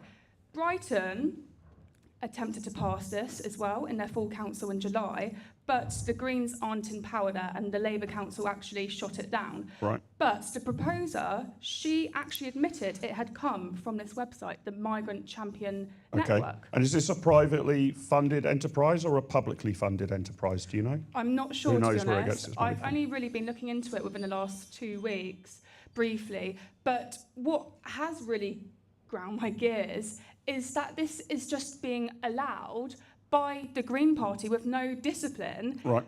Of course, this is their general policy whatsoever, but when it goes against Westminster themselves, there's a question, a serious question to be asked, answered here. You know, what's actually going on? And do people in Lewisham, will they feel safe? Because the mayor or one of the candidates there said he wanted to create a corridor against immigration enforcement. Okay, let me cheer you up, Jess. Every cloud has a silver lining, and there's quite a beautiful silver lining on this cloud, I think, because Andy Burnham, as you might have seen yesterday, I think it was even in response to a question from a GB News journalist, said we've got to spread the asylum seekers around more evenly, we've got to put more of them into middle class areas. I know that will cost more because generally in those areas the price of accommodation or hotel accommodation is higher. So if you're just trying to save money from central government, you can see the temptation to put all of these into areas in which property prices are low. So he's decided more taxpayers' money is going to be spent in order to share the burden more evenly. And some MPs previously on the record, I dare say that for Plank of the Week tomorrow, the Labour MP for York Central, Rachel Maskell, will get a nomination, having 10 or so years ago said, we aren't letting in anything like enough Syrian refugees, 20, 30,000 isn't enough, has now decided that she doesn't want them housed even slightly outside her constituency. Convenient. So, convenient, that. So I've got a solution. I think we go through what various different places have voted for, whether you've put your hand in the air and said we want to be a sanctuary city. I think if I recall rightly, in London, it's Hackney, Lewisham and Greenwich. Yes. You voted for that council. You apparently want more refugees. I'm unaware of anywhere in Essex that has I don't think there is one. that has said, is it Trending Council here? What's the name of the council here? I don't think they've put their hand in the air and said, we want many, many more refugees here. So I'm going to say thanks for volunteering. And we go through all of the constituencies where the MPs said that. I think more particularly focus on the local government. And there's swathes of them. Bristol, they've put their hand up in the air. Well, that's a big Brighton, Birmingham. Blackburn. Yeah. I'm a Democrat. If you vote for something, you should get it, shouldn't you? So we already know the list of volunteers. York, not just where Rachel Maskell's from, but I think York Council has said we want to be a sanctuary city. Essex, I think, seems less interested in being a sanctuary county. Why. But that's fine. That's democracy. That's local democracy. We know where we should send a disproportionate number of asylum seekers, don't we? Of course. And I think this is quite crucial because we're in Piddington, that's in Oxfordshire. So I did look into this case. They have a borough councillor who's a Liberal Democrat. They have a county councillor who's a Liberal Democrat. And their MP is a Liberal Democrat who was a county councillor before that. And he became a Lib Dem MP in 2024. Now, of course, the county councillor, the borough councillor and the MP, they all don't want the asylum camp there, but that would go against their whole national policy line. Of course, they don't want it when it's anywhere near them, and they think it's going to lose them resident votes. Because Lib Dem policy line isn't to sort of keep them out, is it? They're quite liberal. They're far more liberal than Reform, the Tories, etc. Yeah, but then we've got to stop this, haven't we? We've got to make sure that if politicians say something and are voted in, that's what the people get. Quite. If you were voted eyes open quite clearly for a member of parliament or a local council, and certainly in London where the Greens made big gains, it could not have been clearer. Could not have been clearer. That was their platform. And I think we should take people at their word. And you shouldn't be able to say, yes, actually, sanctuary city here, sanctuary borough there, we want more and more of this. And then suddenly say, actually, just on some technicality, we want to wriggle out of it. So if you vote for a Green Council that has that policy platform, we should respect and honour the wishes of the people that have voted for it. I dare say that Green Council won't be re-elected, but nevertheless, that's how democracy works. You've got to give people what they vote for, not just allow that to be performative and then them find some technical get-out. Am I right or am I right? Quite right indeed. So this is the way to solve it. We have volunteers already, a whole range of councils. We should write to them. We understand you've got sanctuary city status. We've got several bus loads. We'll send them to you Tuesday week. But do you not think that this will decrease even more public trust in Andy Burnham and his premiership if he can't even rein in a few of his councils? It will just end up looking awful. Do you have any thoughts, Paul? Yeah, I do have lots of thoughts actually. Yeah, look, I think there's another aspect to this as well. These are preemptive strikes. I think people, particularly in far left, overly progressive councils and government, are seeing that Reform are likely, or a right-wing alliance at some point is likely to be in power, and what they're doing right the way to from the Lords all the way down is trying to create situations that are going to make it very, very difficult for Nigel Farage and Reform to prosecute any of the policies they'd like to do. So this isn't just they're not turkeys voting for Christmas. These are asylum seekers are voting for asylum seekers. That's what's happening there. So in every single place you're talking about, the demographic is heavily brown, heavily Muslim, which is relevant, and we should have the transparent and open conversation about it. They are heavily foreign national born. They are heavily culturally different, and as a result, aren't keen in protecting incumbent cultures, incumbent standards. They are keen in changing things to their favour. Yeah.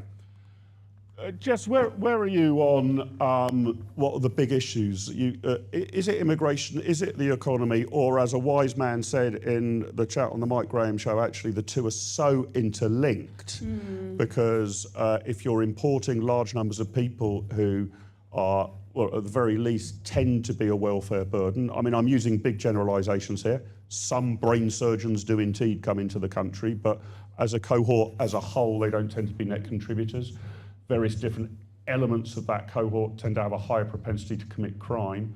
So the two go hand in hand. But how do you see it? Economy, immigration, if you were asked by some, YouGov pollster to pick... They are completely linked because they're coming here and straight away they are claiming benefits. They are being housed in anything between a lovely house in Wales, for example, we saw this week, or even a HMO in a room, which I think isn't really humane for anyone to live in.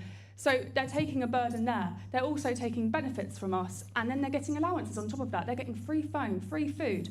There's a HMO in Coventry called Quadrant Hall, I believe, from the top of my head, and if you see it, I did try to go in there, but I wasn't very successful. But I did see it through the window, and they have just a buffet of food, and it looks quite nice actually, and they've got all these workers in to help them. And I'm just thinking, how much is this all costing to have all these workers in, translation services, etc.? We don't want them here. We don't want to have to pay for this. The taxpayer doesn't want to pay for this. The taxpayer is sick of this. And it is hurting Britain's economy completely. So what's your solution? To detain and deport? Massively, detain and deport. I've had enough of it, and I think most people have, especially here anyway. Yeah. I mean, that would certainly go down well, I think, in these parts of the world. Paul, the gap here between the expressed view of the people at general election after general election and what's actually happened as policy is a democratic disaster, isn't it? It's a great People deceit. keep voting for lower immigration and no government really delivers it.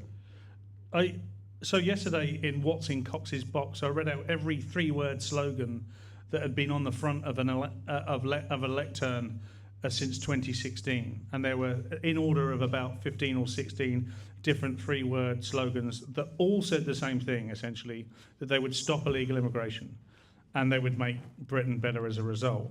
Nobody's achieved that, and nobody's actually tried. And I've sat on many a panel with left-wing commentators, left-wing politicians, who will argue till they're blue in the face that of course they're trying, but it's very difficult.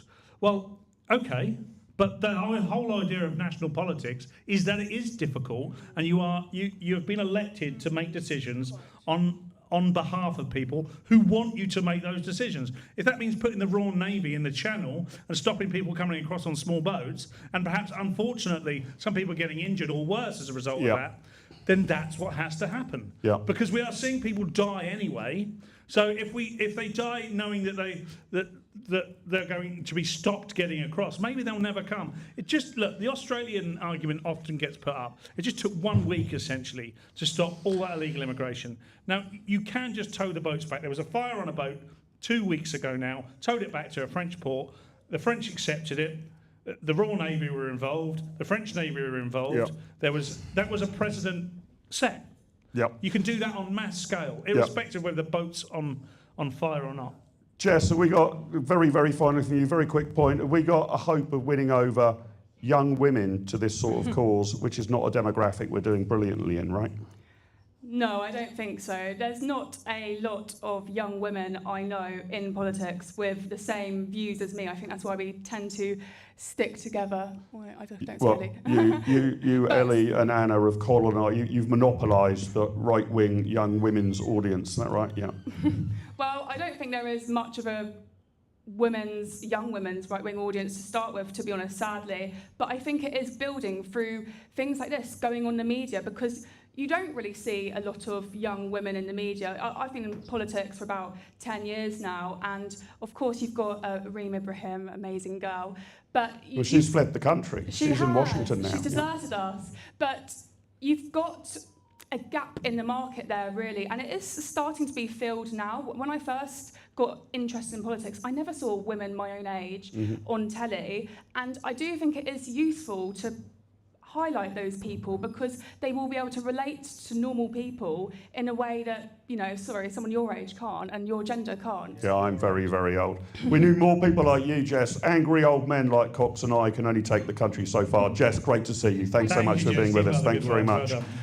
Coxie, we're going to do a fairly quick What's in Cox's Box for today before we speak to the lovely Anna McGovern. What have you got for me and the viewers, Coxie? So I'm going to reveal the. Please don't tell me it's about the effing moon. No, it's not. It's not about the moon. It's because of where we are. We are in Clacton, and we are here for a very good reason. We are here because Nigel Farage called a by-election because he felt it was for the people of Clacton to decide his future. Do they want him in power or not? And if they want him in power, they want him in power to deliver the policies he's continually talked about for 30 years. The idea that Nigel Farage is part of the establishment is constantly being told to us by the people in the establishment, who will redefine what the establishment is to make sure you don't realise they're in the establishment. Yeah. I said it minute one and came in for some criticism for it, some eyebrows were raised. Nigel Farage made a most excellent decision in calling this by-election, and I hope and believe that tonight And today, the people of Clacton will vote overwhelmingly in his favour, and we get at least a very good turnout with 70% of the vote going Nigel Farage's way, and it should put this to bed. If it doesn't put it to bed, it exposes the establishment, the Standards Committee, the 3 or 4 people in Parliament making this decision for exactly what they are, working against the people of Great Britain, and in particular, working against the people of Clacton. So I just want to say a huge thank you to the people of Clacton for coming back out again, because it was only 2 years ago they came out to vote. You vote for who you want today, you choose the person you want to be in Parliament for you, and you make sure you put 2 fingers up to the actual establishment and say, we have made our decision, dare us to make that decision again, and we will call into question your very existence. Very solid, Cox's box. Very solid indeed. Thank you, Paul. Let's get the wonderful Anna back on stage, because I've been waiting hours for this. I wanted to talk a little bit about Ofcom. So I think you're going to talk to us a little bit about Ofcom, aren't you? Yes. And I wanted to get my head around this Ofcom stuff. But before I do, I think this might have been derailed a little earlier, because, and I must admit, I'm still in a state of clinical shock about this. You're from Hastings. But I live in Hastings, I'm not from Hastings. You live in Hastings. How long have you lived in Hastings? About 18 months or About so. 18 months, a year and a half you've lived in Hastings, and you had never heard of the Bayeux Tapestry. Oh, here we go again. Is that correct? I just want to make sure I've got my facts right. I couldn't pronounce it. So I think it's 7 a.m. this morning. I was up at 5:45. And I hadn't had enough coffee. Hold your mic up. Oh, can everyone hear me now? Yes, very sorry about that. So I hadn't had enough coffee, mispronounced it, and then, yeah, that was quite funny. But you have now heard of the Bayeux Tapestry. I have now heard of it. I got educated. Do you know the name of Hercule Poirot's sidekick? No, to be honest with you. Is that... Have a guess. I wouldn't possibly be able to. Captain Hastings. So. Oh, more obvious than you think. Yeah, there you go. Anyway, I want to make sure you hold your microphone close to you, no more than a few inches away. Ofcom. We are, I mean, and I hope we're not tempting fate here, delighted that UK Live Online is not Ofcom regulated. Mm-hmm. You were talking to Mike earlier about some of the eye-watering numbers that is spent on Ofcom, north of £200 million a year, I think it is. I still can't quite get my head around what they do, because it's not all about media complaints, is it? It has a sort of, I mean, are they also are they in charge of the telephone network as well? So, yeah, that's correct. So talk us through what these people do, and is there anything to be thankful for in what they do? So in a broadcasting context, they're basically the watchdog, they're the regulator. The broadcasters have to follow a specific code when they, for example, like radio shows or on TV. What I was talking about yesterday evening is just the sheer amount of money that is spent as a result of this. And that's in light as well of the Online Safety Act. So coming in between, I believe it was 24 to 25, where the budget rose significantly as a result of that, because, as they said, they had to introduce new regulations in line of that. So I think that had a lot of people concerned, especially in terms of, so for example, like politics and sharing certain views. Could that potentially be suppressed because of Ofcom? So, because I think the wording that some people were concerned about is what constitutes what is harmful content. Yeah. So with broadcasters as well. So for example, Nigel Farage, he was here last night. It was a nice surprise, I think, for everyone. And he could just speak freely. But if he was doing that for TV, if he was doing that for radio, they would have to follow very specific rules. And I think that's where sometimes, personally, I think that it's a good thing to, I think we want, sorry. What I was going to say is, I think, for example, with Twitter, if you disagree with someone, you can respond to them. Yeah, you can respond to them. But you can say what you want. Yeah, exactly. You can say what you want. There's nobody making my Twitter output fair and balanced in their own head. I can say what I want. and you can challenge it if you think I'm wrong. Yeah, exactly. So you can challenge it if you think you're wrong. You can make a video. You can respond. Whereas I think so with broadcasters, it's a bit more tricky because you've got to follow very specific rules. And I think the point that we were making with Mike's show is that you can speak freely, and it doesn't matter who you vote for, whether you're if you're Restore, Reform, maybe you're Labour or Green. Everyone is welcome on here, and they can speak openly and frankly. And if we get it wrong, other outlets will challenge us, even if none of our guests challenge us, right? So, I try to get my facts right, but I'm also happy to be corrected. And I'm assuming if I put in the public domain a whole load of stuff that is completely factually inaccurate, somebody will pull me up on it. Good. That is the free press working, right? Do you, Anna, know what Mark's metric of madness is today? What does the number 1,557 signify? Is that to do with immigration, possibly? It is the total number of Ofcom employees.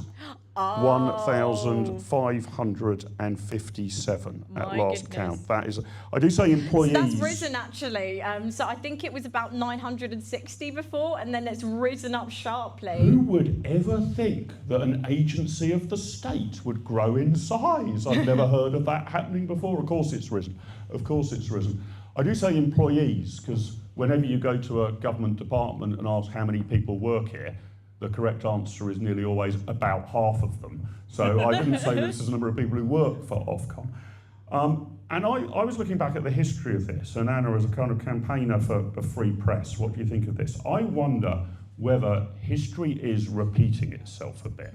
So let's go all of the way back to 1440, there or thereabouts, when the Gutenberg printing press is developed. The establishment think this is a disaster. That, oh my God, we're not just going to have monks now, writing the Bibles by hand. Suddenly they're going to be able to be printed. It will be mass consumption. God only knows the devil's work might infiltrate the Bible.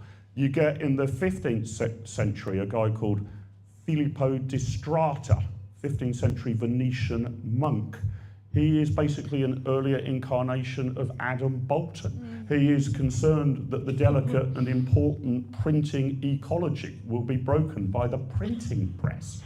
So do you think right the way through history, we also had the same with the penny dreadfuls, when printing became not just possible but cheap, and you could print comic books for a penny. There was also panic that this would bring down moral standards, that the penny dreadfuls, as they were called in Victorian London, or even comic books when I was a kid, easily accessible to children. That was the equivalent of the online safety bill. We can't possibly have people going and buying Action comic. It's too violent. And now it's online stuff they want to regulate. It's the same story over and over again, isn't it? That the establishment want to determine what's said in the media, and when a new type of media comes along, they desperately try and throttle it. No, I completely agree, and I think that's the beauty of what Mike Graham's show does as well, because you can speak freely, you can speak openly, and I think as well you hear from a number of different viewpoints, just like spoken openly, that you might not necessarily get with an establishment media. So I think that's the beauty of it in itself. I do agree, I take your point as well about history potentially repeating itself, and I also think just in terms of politics as well, there's just one point I just want to make is there just seems to be so much infighting. So I think often what we talk about is the left falling out of each other, but now we're seeing this on the right as well with Reform and Restore. So I think sometimes I just wonder, I really wish that they could come together and agree, but I think that's going to be a little bit tricky at this point. But yeah, I do take your point. I think it's a case potentially for history repeating itself. I mean, the good news is that in history so far, although not easy and after a lot of sacrifice, but so far, freedom always wins in the end. What do you think, Paul? Were you worried about the invention of the Gutenberg printing press back in the day? I do remember it well, actually. Yeah, I just finished primary school, and it was a big deal. Look, it's all about control. The thing that lays through that is control of information. So when the Gutenberg press was invented, that meant that the replication of information, that the proliferation of information could go much wider than anybody had anticipated at And that people point. were worried about disinformation at the time, but it's self-corrected. Exactly. Of course it will self-correct. And when people, majority of the time when people say misinformation, they say the information they don't want you to hear. Yeah. That could be incorrect, but they don't want you to hear it. Yeah. You must only hear It might this. be inconvenient rather than incorrect. Yes. Yeah. Anna, thanks. Look, we've got to fight back against the Ofcom beast. We've got to keep freedom alive and free speech alive. Unfortunately, technology is allowing us to do just that. So, Anna, thanks for all the work you're doing so there. much. Absolutely fantastic. I think we've still got 4,000 people watching us on YouTube. It's incredible. What time is it? It is 10 minutes to 12. Good grief, that's gone so very thank quickly. you for all of those who are still watching us. And to give a fair platform to people, we're now joined by one of the 34 candidates, one of Nigel Farage's 33 opponents. Welcome to the stage on Illumi. Have I got your name right? Jerry. Sorry. Jerry, welcome. Sorry that I'm not fully appraised of all 34 candidates on the ballot paper. Tell us about you, why you're running, and what your platform is. Can I start by saying you are forgiven because my name is Geraldine, but I am using Jerry, and most of the media is referring to me as a man because... You've been misgendered, you can sue for that. Exactly, I mean, I really have been misgendered. Can I also say, before I get on to speak to this, I'm really glad you were talking about the printed press, because Robert Burns, one of the most famous, the most famous people on the planet who wrote Auld Lang Syne, he had to publish his own poems himself. So we're back in that trend that he had to do it himself. Anyway, to get back to why I'm here, my name is Jerry Smith. I'm standing for a number of reasons. The impetus for this, the catalyst, was seeing Count Binface on Newsnight. And I thought, this is absolutely ridiculous that the mainstream parties are not standing in this election, because as people, this constituency has been Conservative, Labour and Reform. So it's not just stuck with one particular party. And I think that if this was Islington, God forbid, or Camden, or any other, metropolitan area, the people who voted Liberal Democrats or Labour or any of the other parties would be in uproar about this. But it's a joke, and it's okay to be a joke. And this is a microsystem of the society that we live in right now. I mean, I had heard, I'm going to be honest with you, some negative things about Clacton before I came here, and the people are absolutely lovely. You couldn't meet nicer people, and the people have been let down. But I have to remind everybody, I have to keep banging on that we spend £1 trillion in this country. Where's it going? We are the sixth richest country in the world, but it's not filtering down. It's staying with a very small elite. So what's your platform, though? Why should folk who haven't voted yet, polls are now open, go and put the cross next to Jerry Smith? You're running as an independent. I am running as an independent, and I'm running basically... I mean, this is a crowded field. What makes you stand out from the other 33? I'm going to be very, very honest with you. The silence is deafening. I am standing up for refugees, homegrown refugees. And by that, I mean, I grew up in the care system 50 years ago. I was in care between 5 and 16, and the system has got worse. We put kids in possibly between 3 and 33 different foster placements. So you're taking a child, they're in 3, then they're in 13, then they're in 23, and then they're in 33, and then they leave care at 18 and they're stateless. The statistics are absolutely unacceptable for this country. If you look at the Scandinavian countries, if you look at Germany, they do so much better with care experienced people. We talk about the prison service.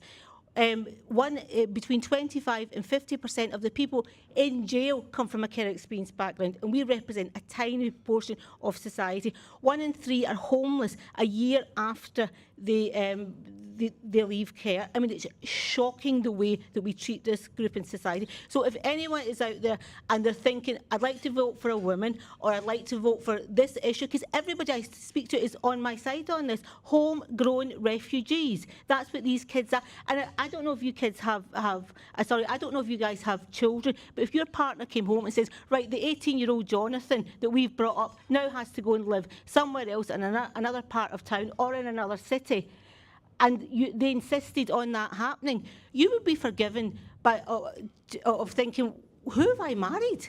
Is this person a psychopath? Yeah, the state does that to 18, 19, 20-year-olds. So if Andy Burnham... So what's your solution? My solution is to be able to treat them in the way that you or anyone else who has like kids... full British citizens, basically. Sorry? Like we would treat any other citizen. Well, exactly, if you have kids. If your son comes home and he's smelling of dope, you don't go and call social services or the police. Okay. You deal with it and it costs much more money to actually deal with, and it is dealing with care experienced people after. I'm aware that times run out. It costs the taxpayer much more money by leaving this group at the bottom of society. Often the way, stitching time saves 9. Exactly. So if anyone's out there looking for someone, an independent, to vote for Jerry Smith, she is a woman, even though she's put down as Jerry. Even though she's been misgendered. And I'm standing up for traumatised, vulnerable kids. Great. Jerry, thanks very much for joining us. If you can hand the mic back to Paul. And we've got one other. Jerry. Rob coming on. Rob, I saw you on the programme earlier. This is a fascinating array of rosettes that you are wearing. Labour, go and sit next to Paul. Labour, Reform, Liberal Democrat, and 2 Conservative rosettes. No, Reform. What's the one? Restore. What's the one? Restore, Reform, Conservative, I Labour, can see 2 Lib Dems. Conservative rosettes there. Only because I couldn't get hold of the Restore one. Okay, They're not right. out yet. Okay, they're not out. You're trying to collect the set. So you got cut a bit short earlier by Mike. You've done some sort of survey, haven't you? Tell us about this survey. I did a of survey yours. in 24 and it was pretty accurate. And I've done the same one now. And just to be more or clear, less. this survey is asking people who they're going to vote for. It's a slight mixture about who they're going to vote for. So I can tell you the statistics pretty quick. Right. And this goes along with what you were saying earlier, I think. So this is breaking news. This is our own opinion poll on I'll UK leave it Live with Online. you. You can check it tonight or tomorrow morning. Restore about 75% of the voters. Hang on, Restore, they're not running. Oh, sorry. Reform. Reform. Take me glasses off. Right. Right. That would So have been you a got shock result. Reform, about 75%. Yeah. Binhead, about 15%. Yeah. Independents, almost nothing. And most of them will lose their deposits, sadly for them. And then there's 50% people can't be bothered to vote. Right. This is out of the people I asked. And how many people have you spoken to here? About 700 in the supermarkets over the last 2 weeks. Right. I don't do the houses, I do the supermarkets when they've done their shopping. Got all the stuff on, so they don't know who I vote for. So they're all quite friendly. They all think I'm part of the... So let me just make sure I've got these numbers correct. 75% for Reform, 15% for Jonathan Harwood, as we're calling him, 10% for all of the others combined. That adds up to 100. Yeah, if I got it 10%. Yeah. And a likely turnout of 50%. About or so. 50% of the people I spoke to are not going to bother. Yeah. Right? Now, I then asked them also, if it was a general election, how would you vote? Who would you vote? Right. First is Reform. Second, Conservative. You're going to give us the percentages? No, just the positions on Okay. that. Yeah. Third, Restore. 1 Reform, 2 Conservative, 3 Restore. Yeah, then It's fair to say Labour. this is a right of centre constituency. Then Labour, Libs and Green. Now the thing is, and I like to mention, I mentioned it before, almost everybody voting Reform want Restore and Reform to get together.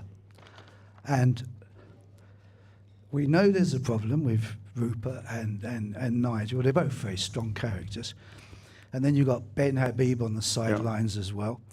And you've got a few Conservatives. But almost everybody voting Reform want them to get together. So it's up to And them. is that mutual? So do Restore people also want to get together with Reform, I or is didn't it a talk- one-way? I is it only a talked one-way to vote? people here that were going to vote Reform, right? But they're also mentioning they would like Restore and Reform to get together.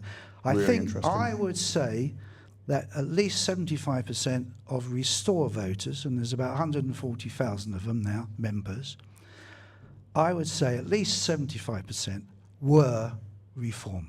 Yes. And they've moved. Yeah, and that's And built they've off a bit of moved. support. Now, Rupert Lowe was a rising star at Birmingham a couple of years ago, right? A rising star, and he became almost, or if not more popular than Nigel with his speeches. I don't know what went on in the background, but they shouldn't have got rid of him, in my opinion, and everybody else's opinion. And somehow they should get back together. That's it. What do you think, you didn't ask about this, but what do you think the appetite is for the Conservatives also to be part of that arrangement, or do you think it's just those two? Most Conservatives don't like Nigel Farage. Most Conservatives So that's don't. going to be a It's tougher one. Nigel Farage is. I don't think it's the policy so much. It's Nigel Farage, because I think it goes back to a couple of years where he was stating that he wanted to get rid of destroy the Conservatives. Yeah. And most Conservative voters don't forget that. Yeah, that's interesting. I've never really worried about that as much. It's competition is often that way, isn't it? And when you see companies merge, they were often previously rivals, trying to knock each other out of business, Yeah. but then they merge, and National and Westminster Bank, they were competitors. Now it's NatWest. They've merged. They were trying to put each other out of business, but sometimes you can go for a merger in order to make a stronger entity. Yeah, but you've got a really mixed Conservative party now, right? So I was a Thatcherite. So they're not all Conservatives. I don't know what the hell they're doing in there, because a lot of them are so mild and so almost socialist in their views. And the thing is, we're in a bad state now. I've been around 80 years nearly. It's a dodgy place we're in now, and it needs a kind of Thatcherite person back in. Now, I don't know whether that could be Nigel or Rupert or whatever. And yeah, Rupert's got some outspoken young people around. They should be reined in for sure, because they're going too far. But at the end of the day, they've got to get together. If they don't, we're doomed. We're doomed. Coxie, what do you make of that? We've got our very own John Curtis with us. That was We the do, poll yes. result. The most colourful version. For tonight, 75% for Farage, 15% for Harvey, 10% split between the rest, and a likely turnout of 50%. Roughly speaking, what you were predicting, I think. Yeah, my reform sources tell me that hope is 70%. Anecdotally, from just talking to people, it sounds like it's going to be at least 60% plus. The great thing about that is that it will at least optically put to bed the argument of who the people of Clacton want to represent them in Parliament. A 15% for Binface is essentially the sum total of everybody else's party's vote. Yeah. So that really is, if you want to take John Harvey, Binface, Knobchop seriously, then he is the sum total of 15% of, and that is everybody in the Clacton constituency who would vote for Greens, Labour, Liberals. Yeah, exactly. There you go. Well, we've brought it to you viewers. Thanks especially to the last few of you who have stayed with us. Thanks to the thousands who have stuck with us through this Clacton live broadcast online. But our 2 hours are up, but what a bang to go out with. Exclusive opinion poll on polling day. Could not be released on any Ofcom regulated channels. I'm delighted, sir, that you've shared that information with us. We've loved coming down to Clacton. We will be staying up all night. We won't be broadcasting the results. Somebody asked that in the chat. But you want my guess? I think it could be 7 o'clock in the morning before we get the result. Yes. Because the fact that there are 34 candidates and the ballot paper is 3 foot long is going to make counting this You will have to major literally night. tune in to Mike Graham at Yeah, 7 I a.m. would think. And I Mike- think you will have to stay tuned all the way through, and you'll probably get the result on our show tomorrow. I don't think I think Mike might be live on air when the result comes in. I wouldn't be surprised. If not, it will be fresh news when it comes in. So again, tomorrow we'll be back. The Mike Graham show at 7 a.m. Cox and I will be back from 10 a.m. for the Littlewood and Cox show, digesting the Clacton by-election and covering it in an absolutely unalloyed, unregulated, we hope fun and informative fashion. So stay tuned and join us tomorrow for the total eclipse of the mainstream media starting at 7 a.m. Thanks very much, everybody. Thanks for joining us. Over and out. Goodbye.